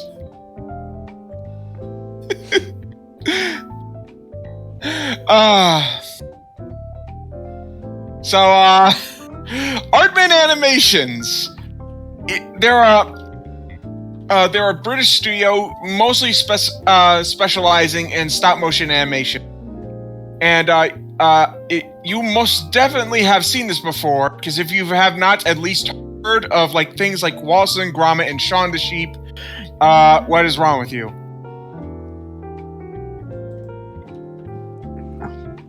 I just don't know what to say. Like, right? It's like, where do you begin? Like, I'm pretty sure at the very least everyone's seen Wallace and Gromit. Yeah, basically this isn't really just I'm gonna review everything. I really just wanted to talking about like what made like what's probably our favorite things to come from the studio. Well, I do want to mention that I guess to start, maybe kind of mention a bit of the history. Like a lot of art before Aardman had been known for producing very great movies, and then they produced the first Man. No, the early Man. Yeah, and then they produced the early Man. But no, I kid. It's like, but it's like for the longest time, Aardman were they make shorts. They first started in the 70s.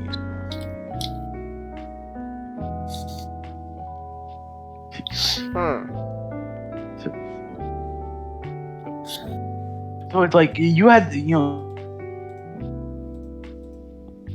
they sort of had this, this the Pixar origin-esque, comparison, but like they didn't hit their stride until like Wallace and Gromit.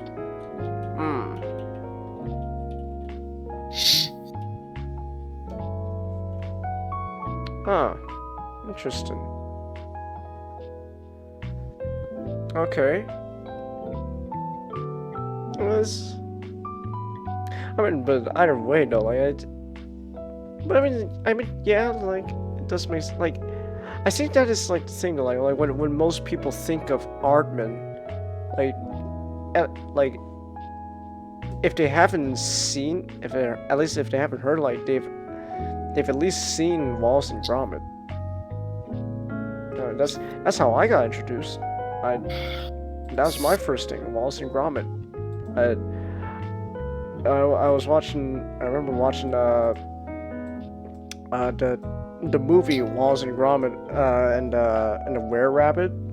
Like, that was my first exposure to Wallace and Gromit, because I told Nick this. Was it? No, it was the night of the Super Robo War stream where I was like, where I was talking to Nick about how my uncle used to burn DVDs for us, and he burned Wallace and Gromit and Were-Rabbit for us, and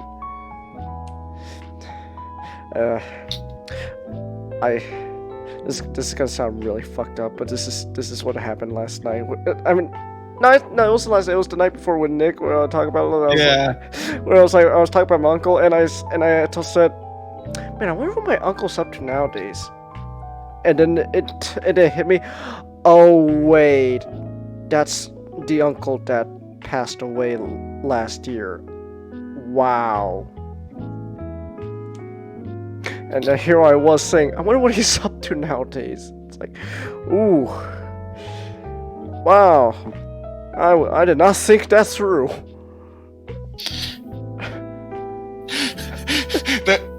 There's a Family Guy joke I got reminded of. Of course. Shit. Just, let me actually post this in the back room, like, just as a reminder to show it to you, because I don't think I could do it justice. Okay. It's just,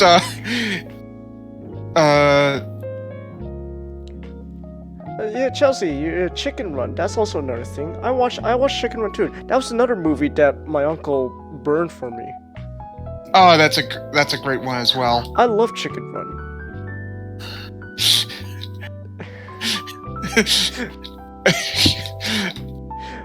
Who would have guessed?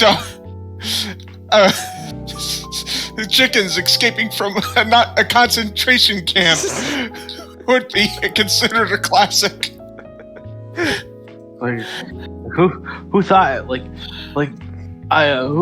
was the man who thought, you know what we should have? We should have The Great Escape, but with chickens, and it should be in stop motion. Like, give that man a raise. Fun fact: the reason all the chick had some sort of neckwear, like handkerchiefs, necklaces. The reason why they had that was because of how the puppets were made. There was an obvious line that showed where the head connected to the body, and they used neckwear to basically hide that fact. Oh, I didn't know that. Yeah.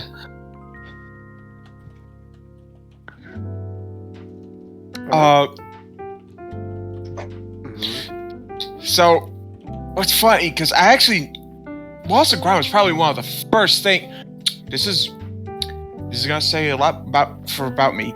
I was a huge fan of Wallace and Gromit before I was even a fan of Bionicle.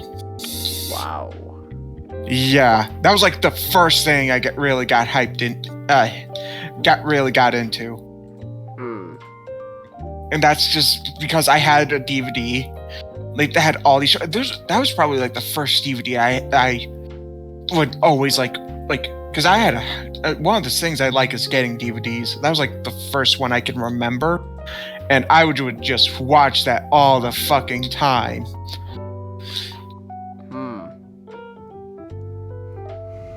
And so when I heard that there was gonna be a movie, I was just flat out hyped for it.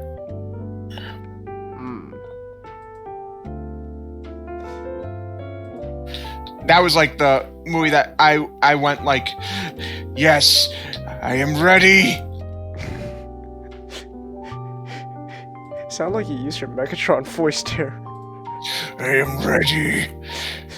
Bring my walls and grab it! They will invent these things for us, because Shockwave's on vacation. I earned this! I earned this time!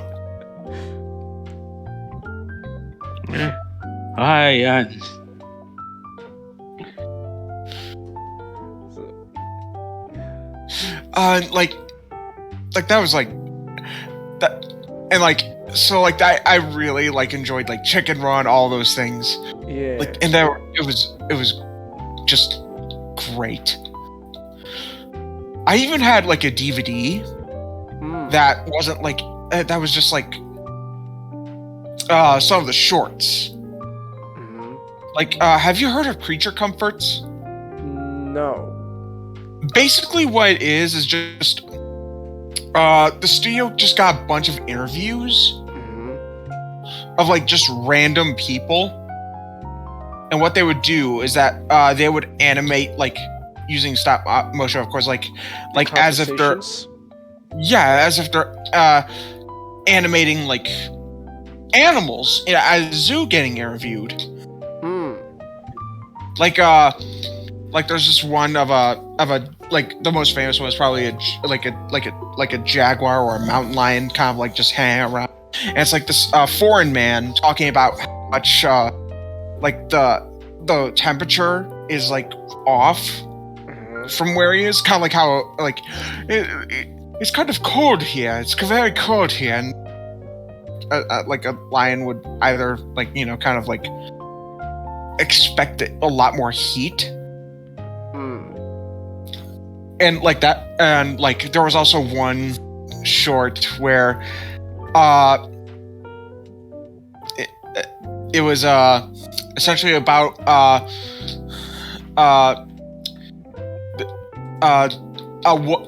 woman and her aunt, and basically what would happen is the aunt owns this laundry machine from and like because she didn't like get like the full payment on it for the month,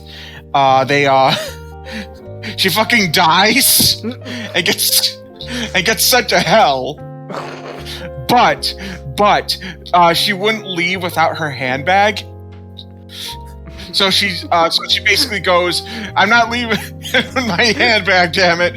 And so she's basically just a skeleton. So Satan basically goes, well, I gotta go up there and drag her back down. And it's funny because the little girl, she's like she has the most nonchalant reaction to the fact that her aunt's, not only back from the dead, but just a flat out fucking zombie. And she goes, "Oh, my aunt's just a zombie from." As if it's like Tuesday for her.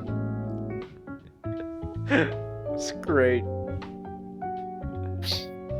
But like, man, I just have you seen Pirates? I forgot what the British name was, but it's called A Pirates Band of Misfits. No. Pirate in an Adventure with Scientists. There we go. Pirates in an Adventure with Scientists. That's the full name of the. Let me tell you the only pieces of Aardman I've seen. but I've heard of the sheep though, but I haven't Tom actually sheep? like sat down and watched like like a full like thing with a sheep. I just saw him and heard of him, and I just recognized the art style. That's Aardman. I've seen Wallace and Gromit the movie. I've seen the Cheese at the Moon Short, and then Grand Day Out. And then and I think no, it wasn't last night, or was it last night? The Wrong Trousers. Yeah, The Wrong Trousers. Was that last night or 2 nights ago. 2 nights ago? Wow. When this is done, we should watch at least a close shave. Yeah, we'll close tonight off with close shave, and then after that I gotta get sleep because I'm getting tired. But and after that, we'll have one more short to do after that. Yeah, and then so Wrong Trousers, and then Chicken Run. So that's 4 things I've seen. But it like to me though, Aardman is that thing where it's you may not have watched all of his stuff, but you can still recognize it. There's just if you see it, it is, you'll know it's art. Have you seen Flushed Away? That sounds familiar. A pet rat gets flushed down into the sewers, and it's mini London.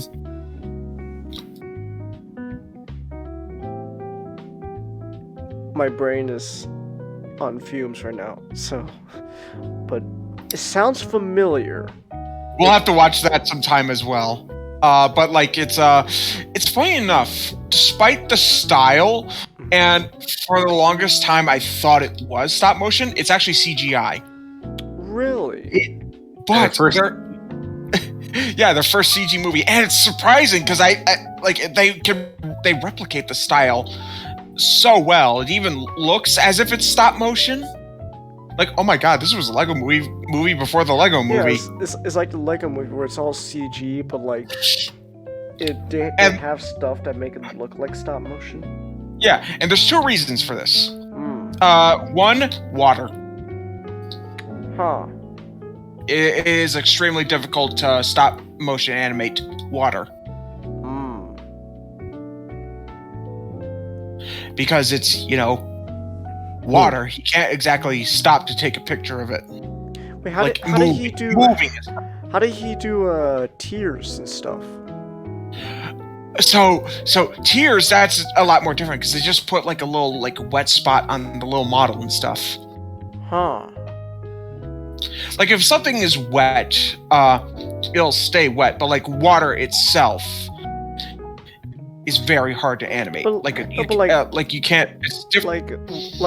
There's points where Gromit when he's crying, you see tears bubble up. Okay, so what's actually cool is that's actually not water. Okay. It's like some sort of glue or something like that because it's because water. They can't exactly animate it, so they basically simulated water. But for something like being flushed and actually needing a lot of water as a staple point of the project, they couldn't do it.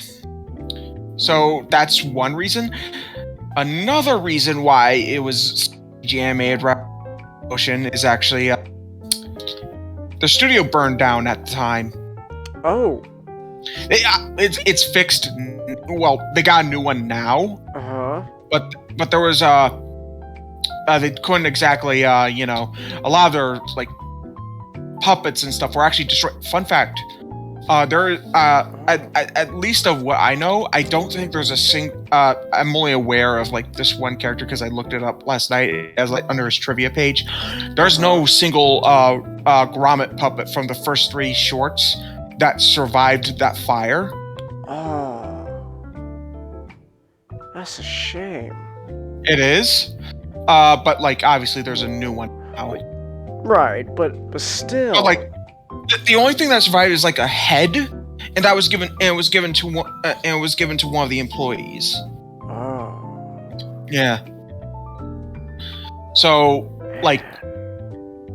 So that would explain why it's CG. There was also a cartoon on called. I want to know if you guys know this one. Okay. Chop Sucky Chucks. Yeah, I know that. Yeah, I know that. The Kung Fu Chicken show. Yes. That was Aardman. Really? Yeah. Scene of Dr. Wasabi teaching his mermaid love interest, or like, my other great love is me. He doesn't want to go to this.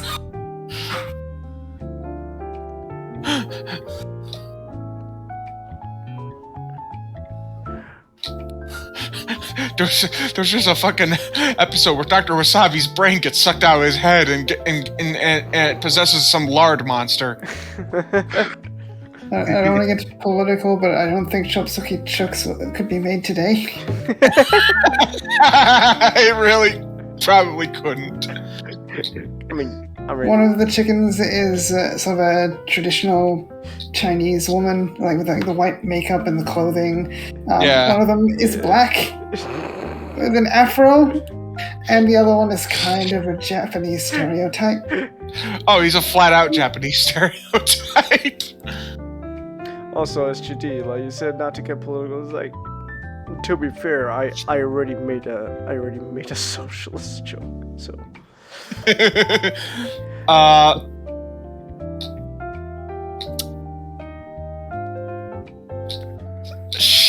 I'm like, just like, oh man, there's a lot of great stuff from that studio. Yeah.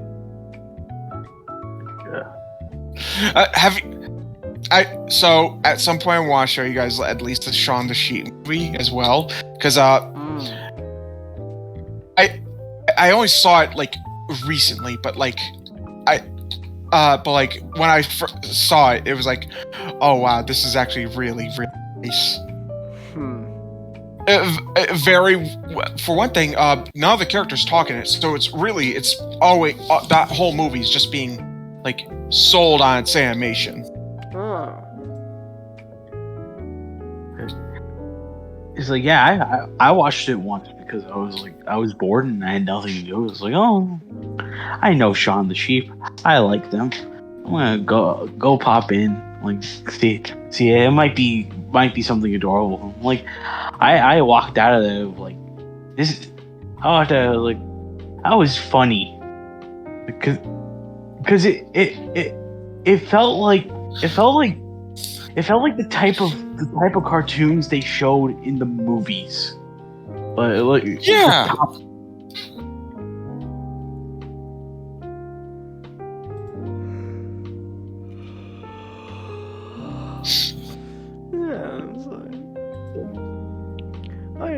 I like Aardman.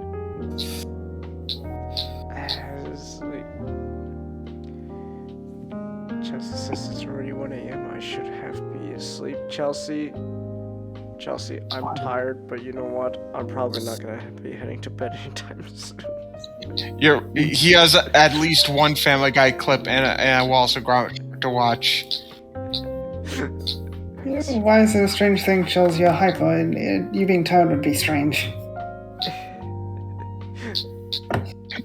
Yeah, why you not being tired is not surprising, Chelsea. So, at some point we should also rewatch A Grand Day Out, just because I actually kind of now realized it after both rewatching it and after learning about it, after doing some research. Wallace looks completely inconsistent during some shots in that. Yeah, I remember watching shot. It's because it actually started out as a student project. Oh. And it kind of also got like, and then it got a bit more of a budget, but like they decided, just mesh it all together. And but like the short itself is so good, they don't really care to notice. No, I do remember though watching that show. I was like, something's off. Because I watched it so I watched a short because it was on the burned DVD of the movie, also Gromit and the Were-Rabbit. And I remember watching the short. I was like, it looks something off about it. There's something about it. It doesn't look the same as the movie. And now I realize, it's because it's a student animation. It's like, oh, that's interesting. It kind of makes sense, but it's kind of neato. So what's actually cool is that Aardman has also done some adult stuff as well. Not to say like, oh, they've done like stuff like Family Guy but like there's a short called Stage Fright. And I don't know if you've seen it, Changus, but it was on the Wallace and Gromit Rabbit DVD. And it's about like about these couple of actors having to deal with another actor while like on screen he's like a very nice and guy, but off screen he's very abusive and like mean.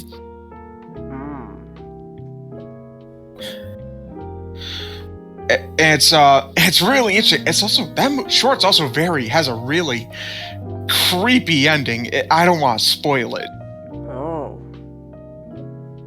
But like they've also done like a show called like Rex the Runt, which is very much like a dry humor but like British show, but like very like adult. And that's also good. And like they just I don't know what else I could say. Just there's just I'll let you say something. Not.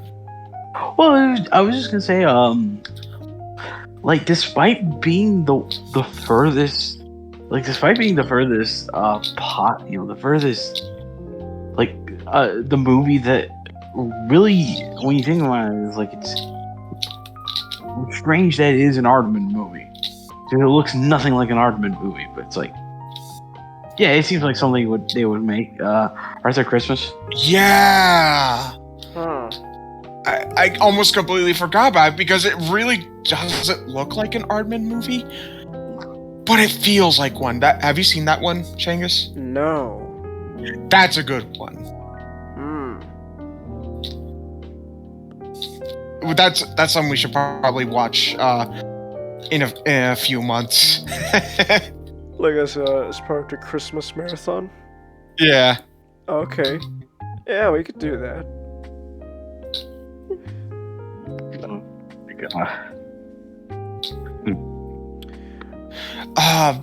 Like, so there's news that in like 2 years that we're gonna get another Wallace and Gromit movie on Netflix. Oh. So, like, I'm slightly conflicted because it's gonna be the first major Wallace and Gromit production without Peter Sallis, who was the original voice of Wallace. And so it's like, man, I don't know how to and that's really sad. But like, I want to see more Wallace and Gromit though.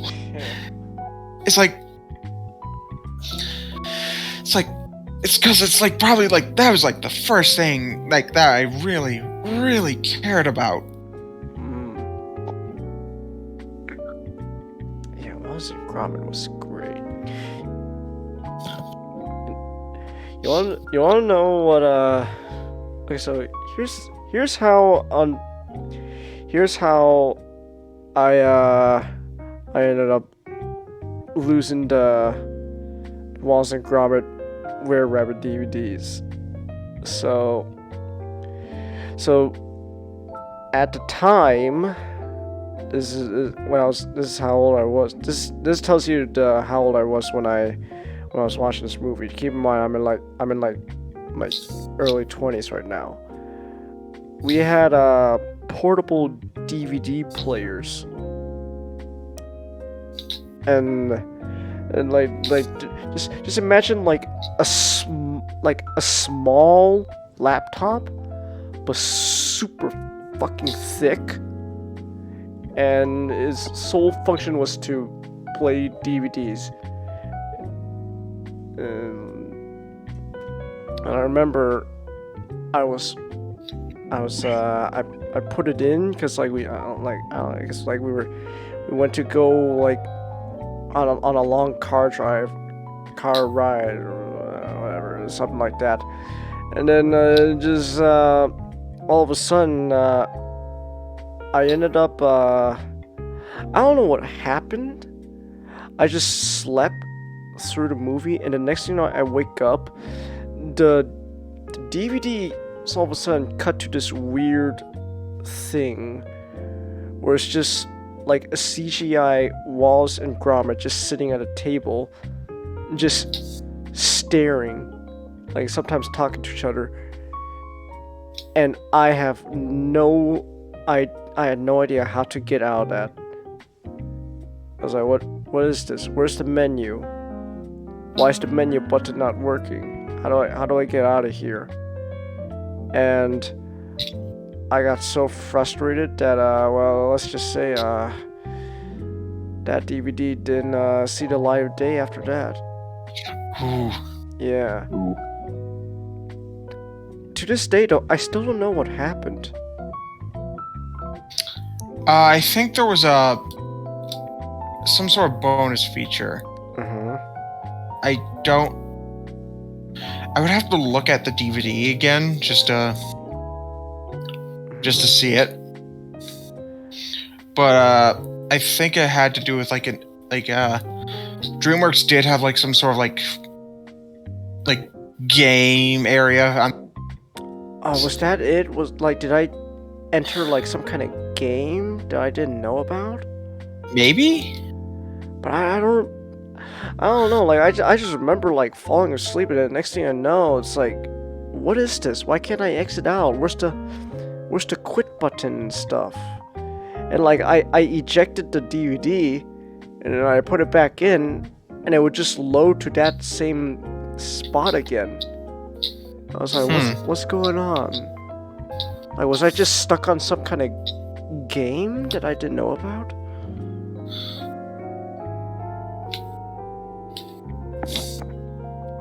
Oh.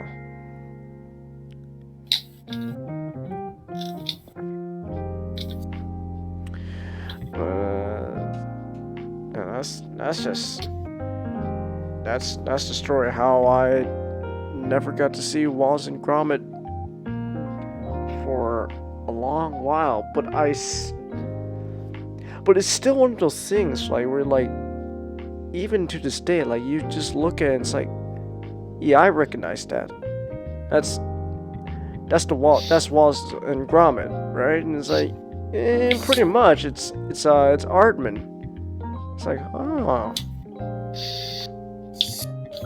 So, what's funny is I can name, at least so far from my memory, two, like as a kid, there were like two things that would at the theater that made me go. One was seeing the poster for Spider-Man 3. Because I that's how I learned, oh my god, we're gonna get another Spider-Man movie. I love Spider-Man 2. That was the movie I would watch all the fucking time. What was your reaction when Peter walked down the street dancing? What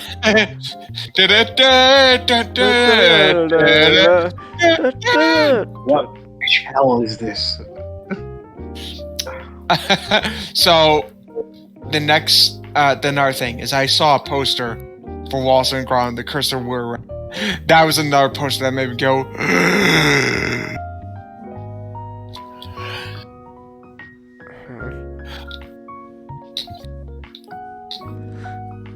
Man, I miss that feeling of just like seeing a movie poster and realizing and being hyped for a movie that I didn't know was going to be made until I saw the poster.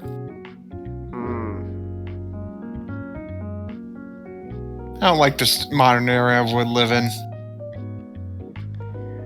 And all the you see, Chang. This is why Nick wants to take your sense of wonder.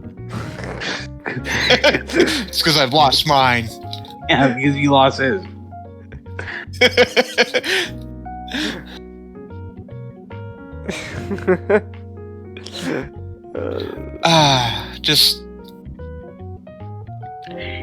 I just love those movies, man. Just everything from Aardman. There's very little I don't even dislike it, because like there's just I can't even really name one thing. Even like the weakest stuff at least make me go have a point where I go I at least enjoy something from it. Yeah, I'm the same way.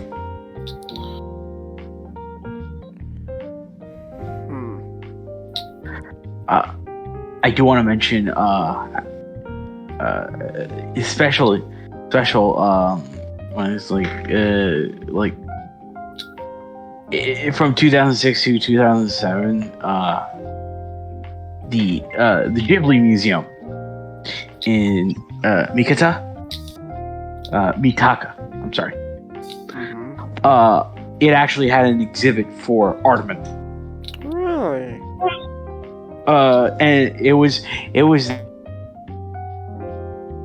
there, like it was there with special, with the Sproxton, Sproxton and Lord coming down to make a speech about it. It's there because Miyazaki loves Aardman. So you've seen the wrong Charters, Changus, because I know I was there. So you know that great train sequence, probably the best thing to come from Wallace and Gromit. Guess what was inspired by that scene? I can assume something Ghibli related. No, the climax of Toy Story. Like the fucking car chase was inspired by Wallace and Gromit. Aardman was considered the top level back then. Like they had to reach that level of Pixar had to reach that kind of level of there's a phrase that Todd in the Shadows coined. I hate to have to bring him up, but it's when he used X, to paraphrase, it's when he uses the phrase your favorite band's favorite band. Aardman Animations is your favorite animator's favorite animator. Yeah. God, they were so the first thing I wanted to be when I grew up, when I was a kid, was a scientist. I don't know why. I just wanted to be a scientist. Then I saw I got the Wallace and Gromit DVD and just saw all this stuff, and I wanted to be a director. And then I think for the longest time I wanted to be a director, but then I settled. Oh, okay. I think what I really want to do is be a voice actor. Man, but strangely enough, I kind of want to do something that's both voice acting and just creating. I want to be a creator. I want to create something. Yeah. I think that's kind of something that we all kind of haven't. I don't know. Maybe I don't know what I'm saying. I'm losing my mind. I kind of in a similar boat where just I just like creating. Yeah.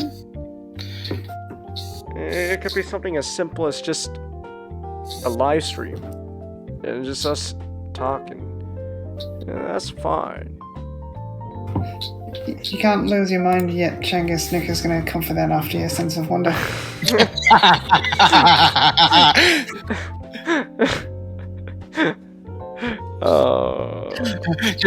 You're gonna at some point you're just gonna be in an insane asylum. You're gonna be in like the solitary confinement with a straight jacket. And all you see is me. It's like the doctors come in and whoa, calm down. It's the fucking like Xenonic guy. Hey, Changus, there's no one there. I could see him. He's standing right next to you. There's no one there. Little do you know, I actually paid them off to not pay attention to me. I'd be gaslighting you into thinking you're going insane.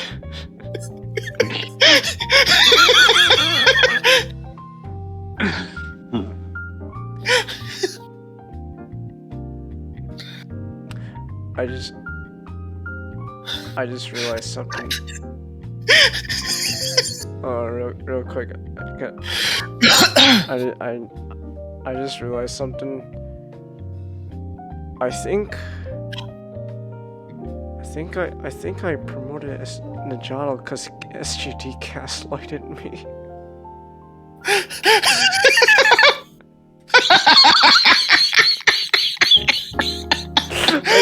I think we made that so stupid because SGT gaslighted me. No, it's been 2 hours. I said 2 hours and then immediately followed up with 57 minutes. No, but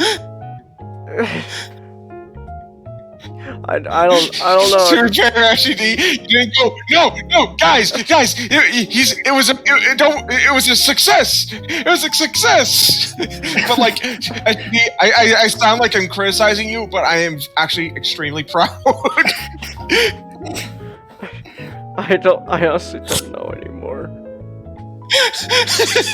I honestly don't know anymore. It's like, was I gaslighted? Was I just? I think I heard when you said 57 immediately after that. It's like, wait, 2 hours and 57 minutes? Oh God. No, what I heard was like 2 hours. But like, it's more. I assume what SGD said was like it's more like an hour and 57 minutes, which would be still over the time. But like, little did we know it was under it. And Najado got promoted because Changus was gaslit. Unless this is why Changus is going into the insane asylum. He's always that he's being gaslit by me or SGD or anyone because he believes that I've trained them to gaslight him. Wait, unless I didn't think of this just till now. Unless I gaslighted myself into thinking that SGD said 2 hours and 57 minutes. At this point, you really are going to be in that insane asylum.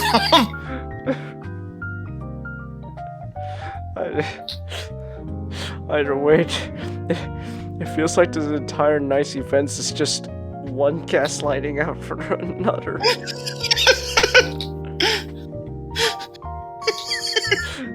I don't know when reality stops and when it begins.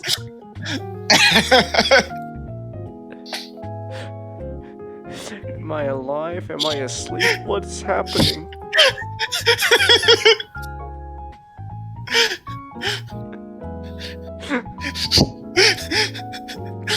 You're in the straitjacket. The room becomes dark. For some reason, my eyes are glowing. Changus, got this family guy. No. That's impossible. You shouldn't be here. Genghis. It's Family Guy. Why did your computer have to be such utter shit? My computer was fine.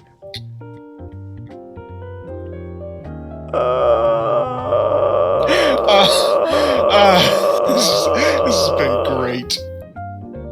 But what else is there to say about Aardman? I don't know.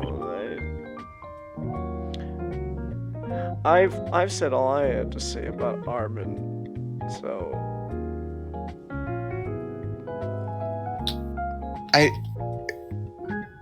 I guess I'm looking really forward to what they're doing next.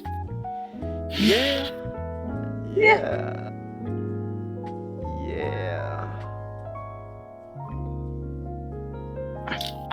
Wow, I really am listening. I'm just. Boy, that gaslighting must have done a number on you.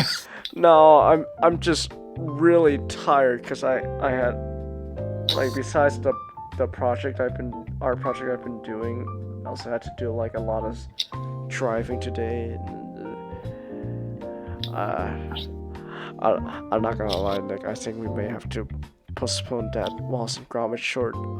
I'm actually really starting to lose it, man. No.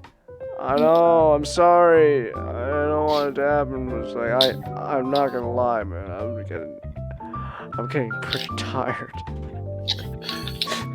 Chelsea says Genghis.exe stopped working.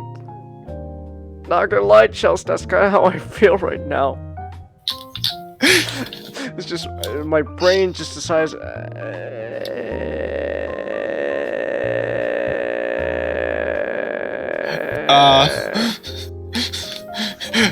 We're gonna have a lot of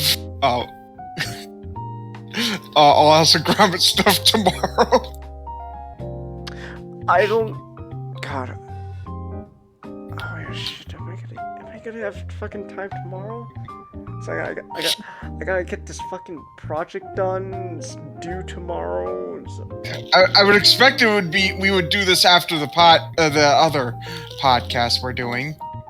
Oh, that's right. The comic. God, oh my god, there's a lot. Fuck, I got a lot of stuff to do tomorrow. Shit. I'm probably just gonna be doing the art project while doing the podcast with you guys. Probably. The only reason why I'm not working on it right now is because, one, I'm the one hosting this, and two, I'm really fucking tired. So I think I'll surround tomorrow. SGD, I require you to make a meme using the Pim from the final scene of the first episode of Smiling Friends, but make it more Asian. Make it more Asian? What is that supposed to be? That is what you are. That is how you're feeling right now. Hold on.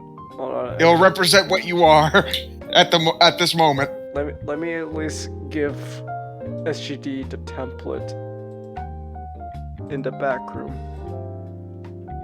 Alright, here you go, SGD. Go. There you go, SGD. Go nuts. Go nuts with that.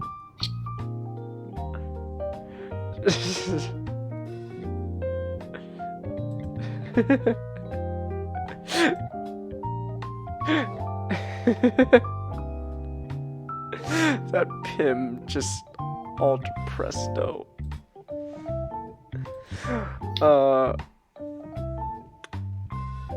Alright.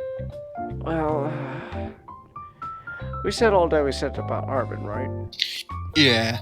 Okay. Yeah. Alright, in that case, I think it's time we close the show. So, anyone got any last words? I have a few. Don't don't support Crunchyroll. They've pissed me off again. Some moron mistranslated virus as vaccine twice in one episode. It gets worse. Today they mistranslated vaccine as virus. The first time was episode 10, and to be fair, it was virus back to back. This time it was virus, then vaccine. Two completely different written words. So the analyzer screen switched from virus to vaccine, and they translated both as virus. Wow. That's legendary levels of incompetence right there. Yeah. Times like these, I realize that we need to, like, I want to pay someone to make fan subs. Well, what and where have nearly identical? Is just where has an extra stroke in katakana? So it's like they look at the first character and like, oh, it must mean this, and not looking at the other three characters that are completely distinct from each other in both words.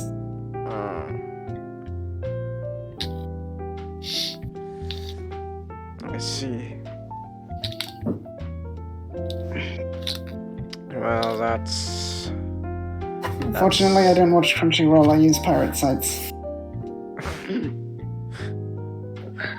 But this is why I don't watch Crunchyroll. But SGT, Twitter's gonna be mad that you're making the amoral choice of not supporting the anime studios and stuff. Yeah, but yo ho, Pirates Life, baby. If what they're putting out is like High Guard and Spice, no joke, I believe the studios they're referring to as their own. Yeah. Digimon will get my money when they put Caramon in a V-Pet. Caramon's never been in a V-Pet. Just Caramon, Simimon, and Amagemon. And skipped everything in between. It was Caramon and Simimon in one V-Pet, and then Amagemon's in another. I see. Alright. Like, I wonder how much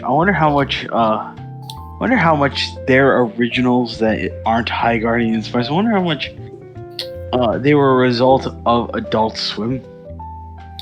It wouldn't surprise me. What other stuff do they have? Like They have stuff? Fena Pirate Princess. They have Shenmue the animation, which I've heard some good things about, but it's like, Okay. they kind of watch it, and it's like, Black Lotus, Blade Runner, Black Lotus, which I've seen the first episode. It's really good. I'm like, I have high hopes for Uzumaki, but that's Adult Swim.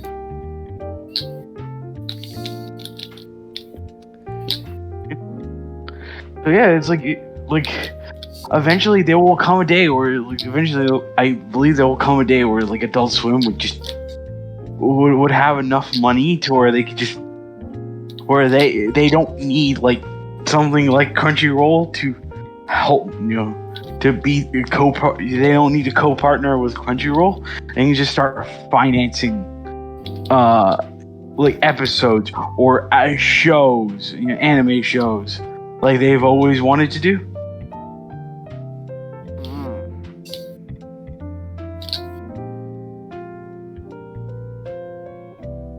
That'll be something. Yeah. I mean, if Blade Runner is anything to go by, then Alright. last words to say? Nope. No? Okay, then. When I say Caramon has never been in a V-pit, Caramon X doesn't count. Ah. Alright. Alright, let me turn down that jazz music. Alright. So, in that case, Chelsea says, Chingus, I'm gaslighting you. Forgive me. What did you do, Chelsea? What did you do, Chels? Chunks, you don't understand. That was the gaslight. Ah. Unless you're gaslighting me right now. It's gaslightception. She's gaslighting you into thinking she's gaslighting you. Everyone's gaslighting me.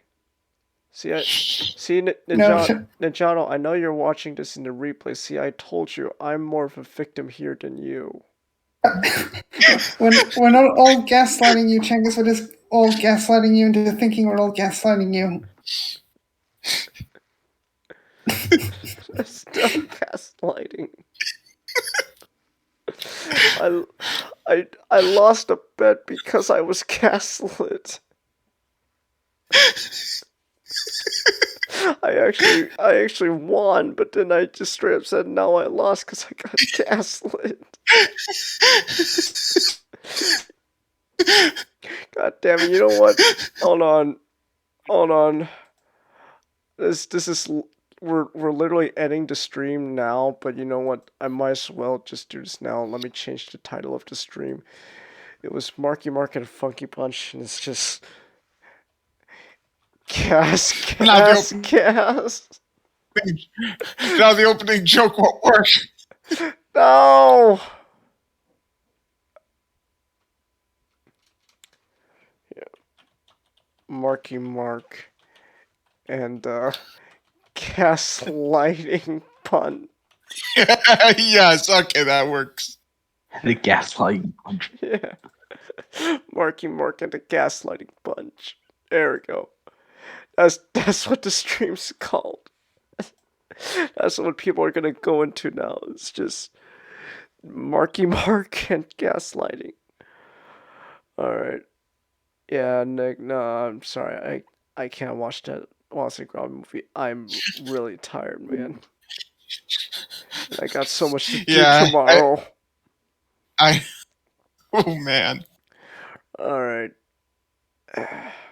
Golly. I'm not gonna lie, I don't even know if I'm gonna finish the comic reading in time. I'm just probably gonna have to wing it. Alright. Yeah, I'm tired.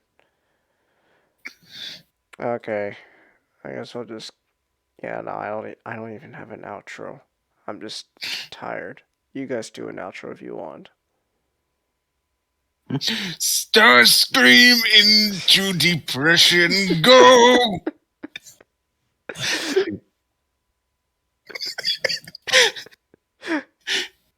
Yeah, well, fuck it. Let's just end it right there.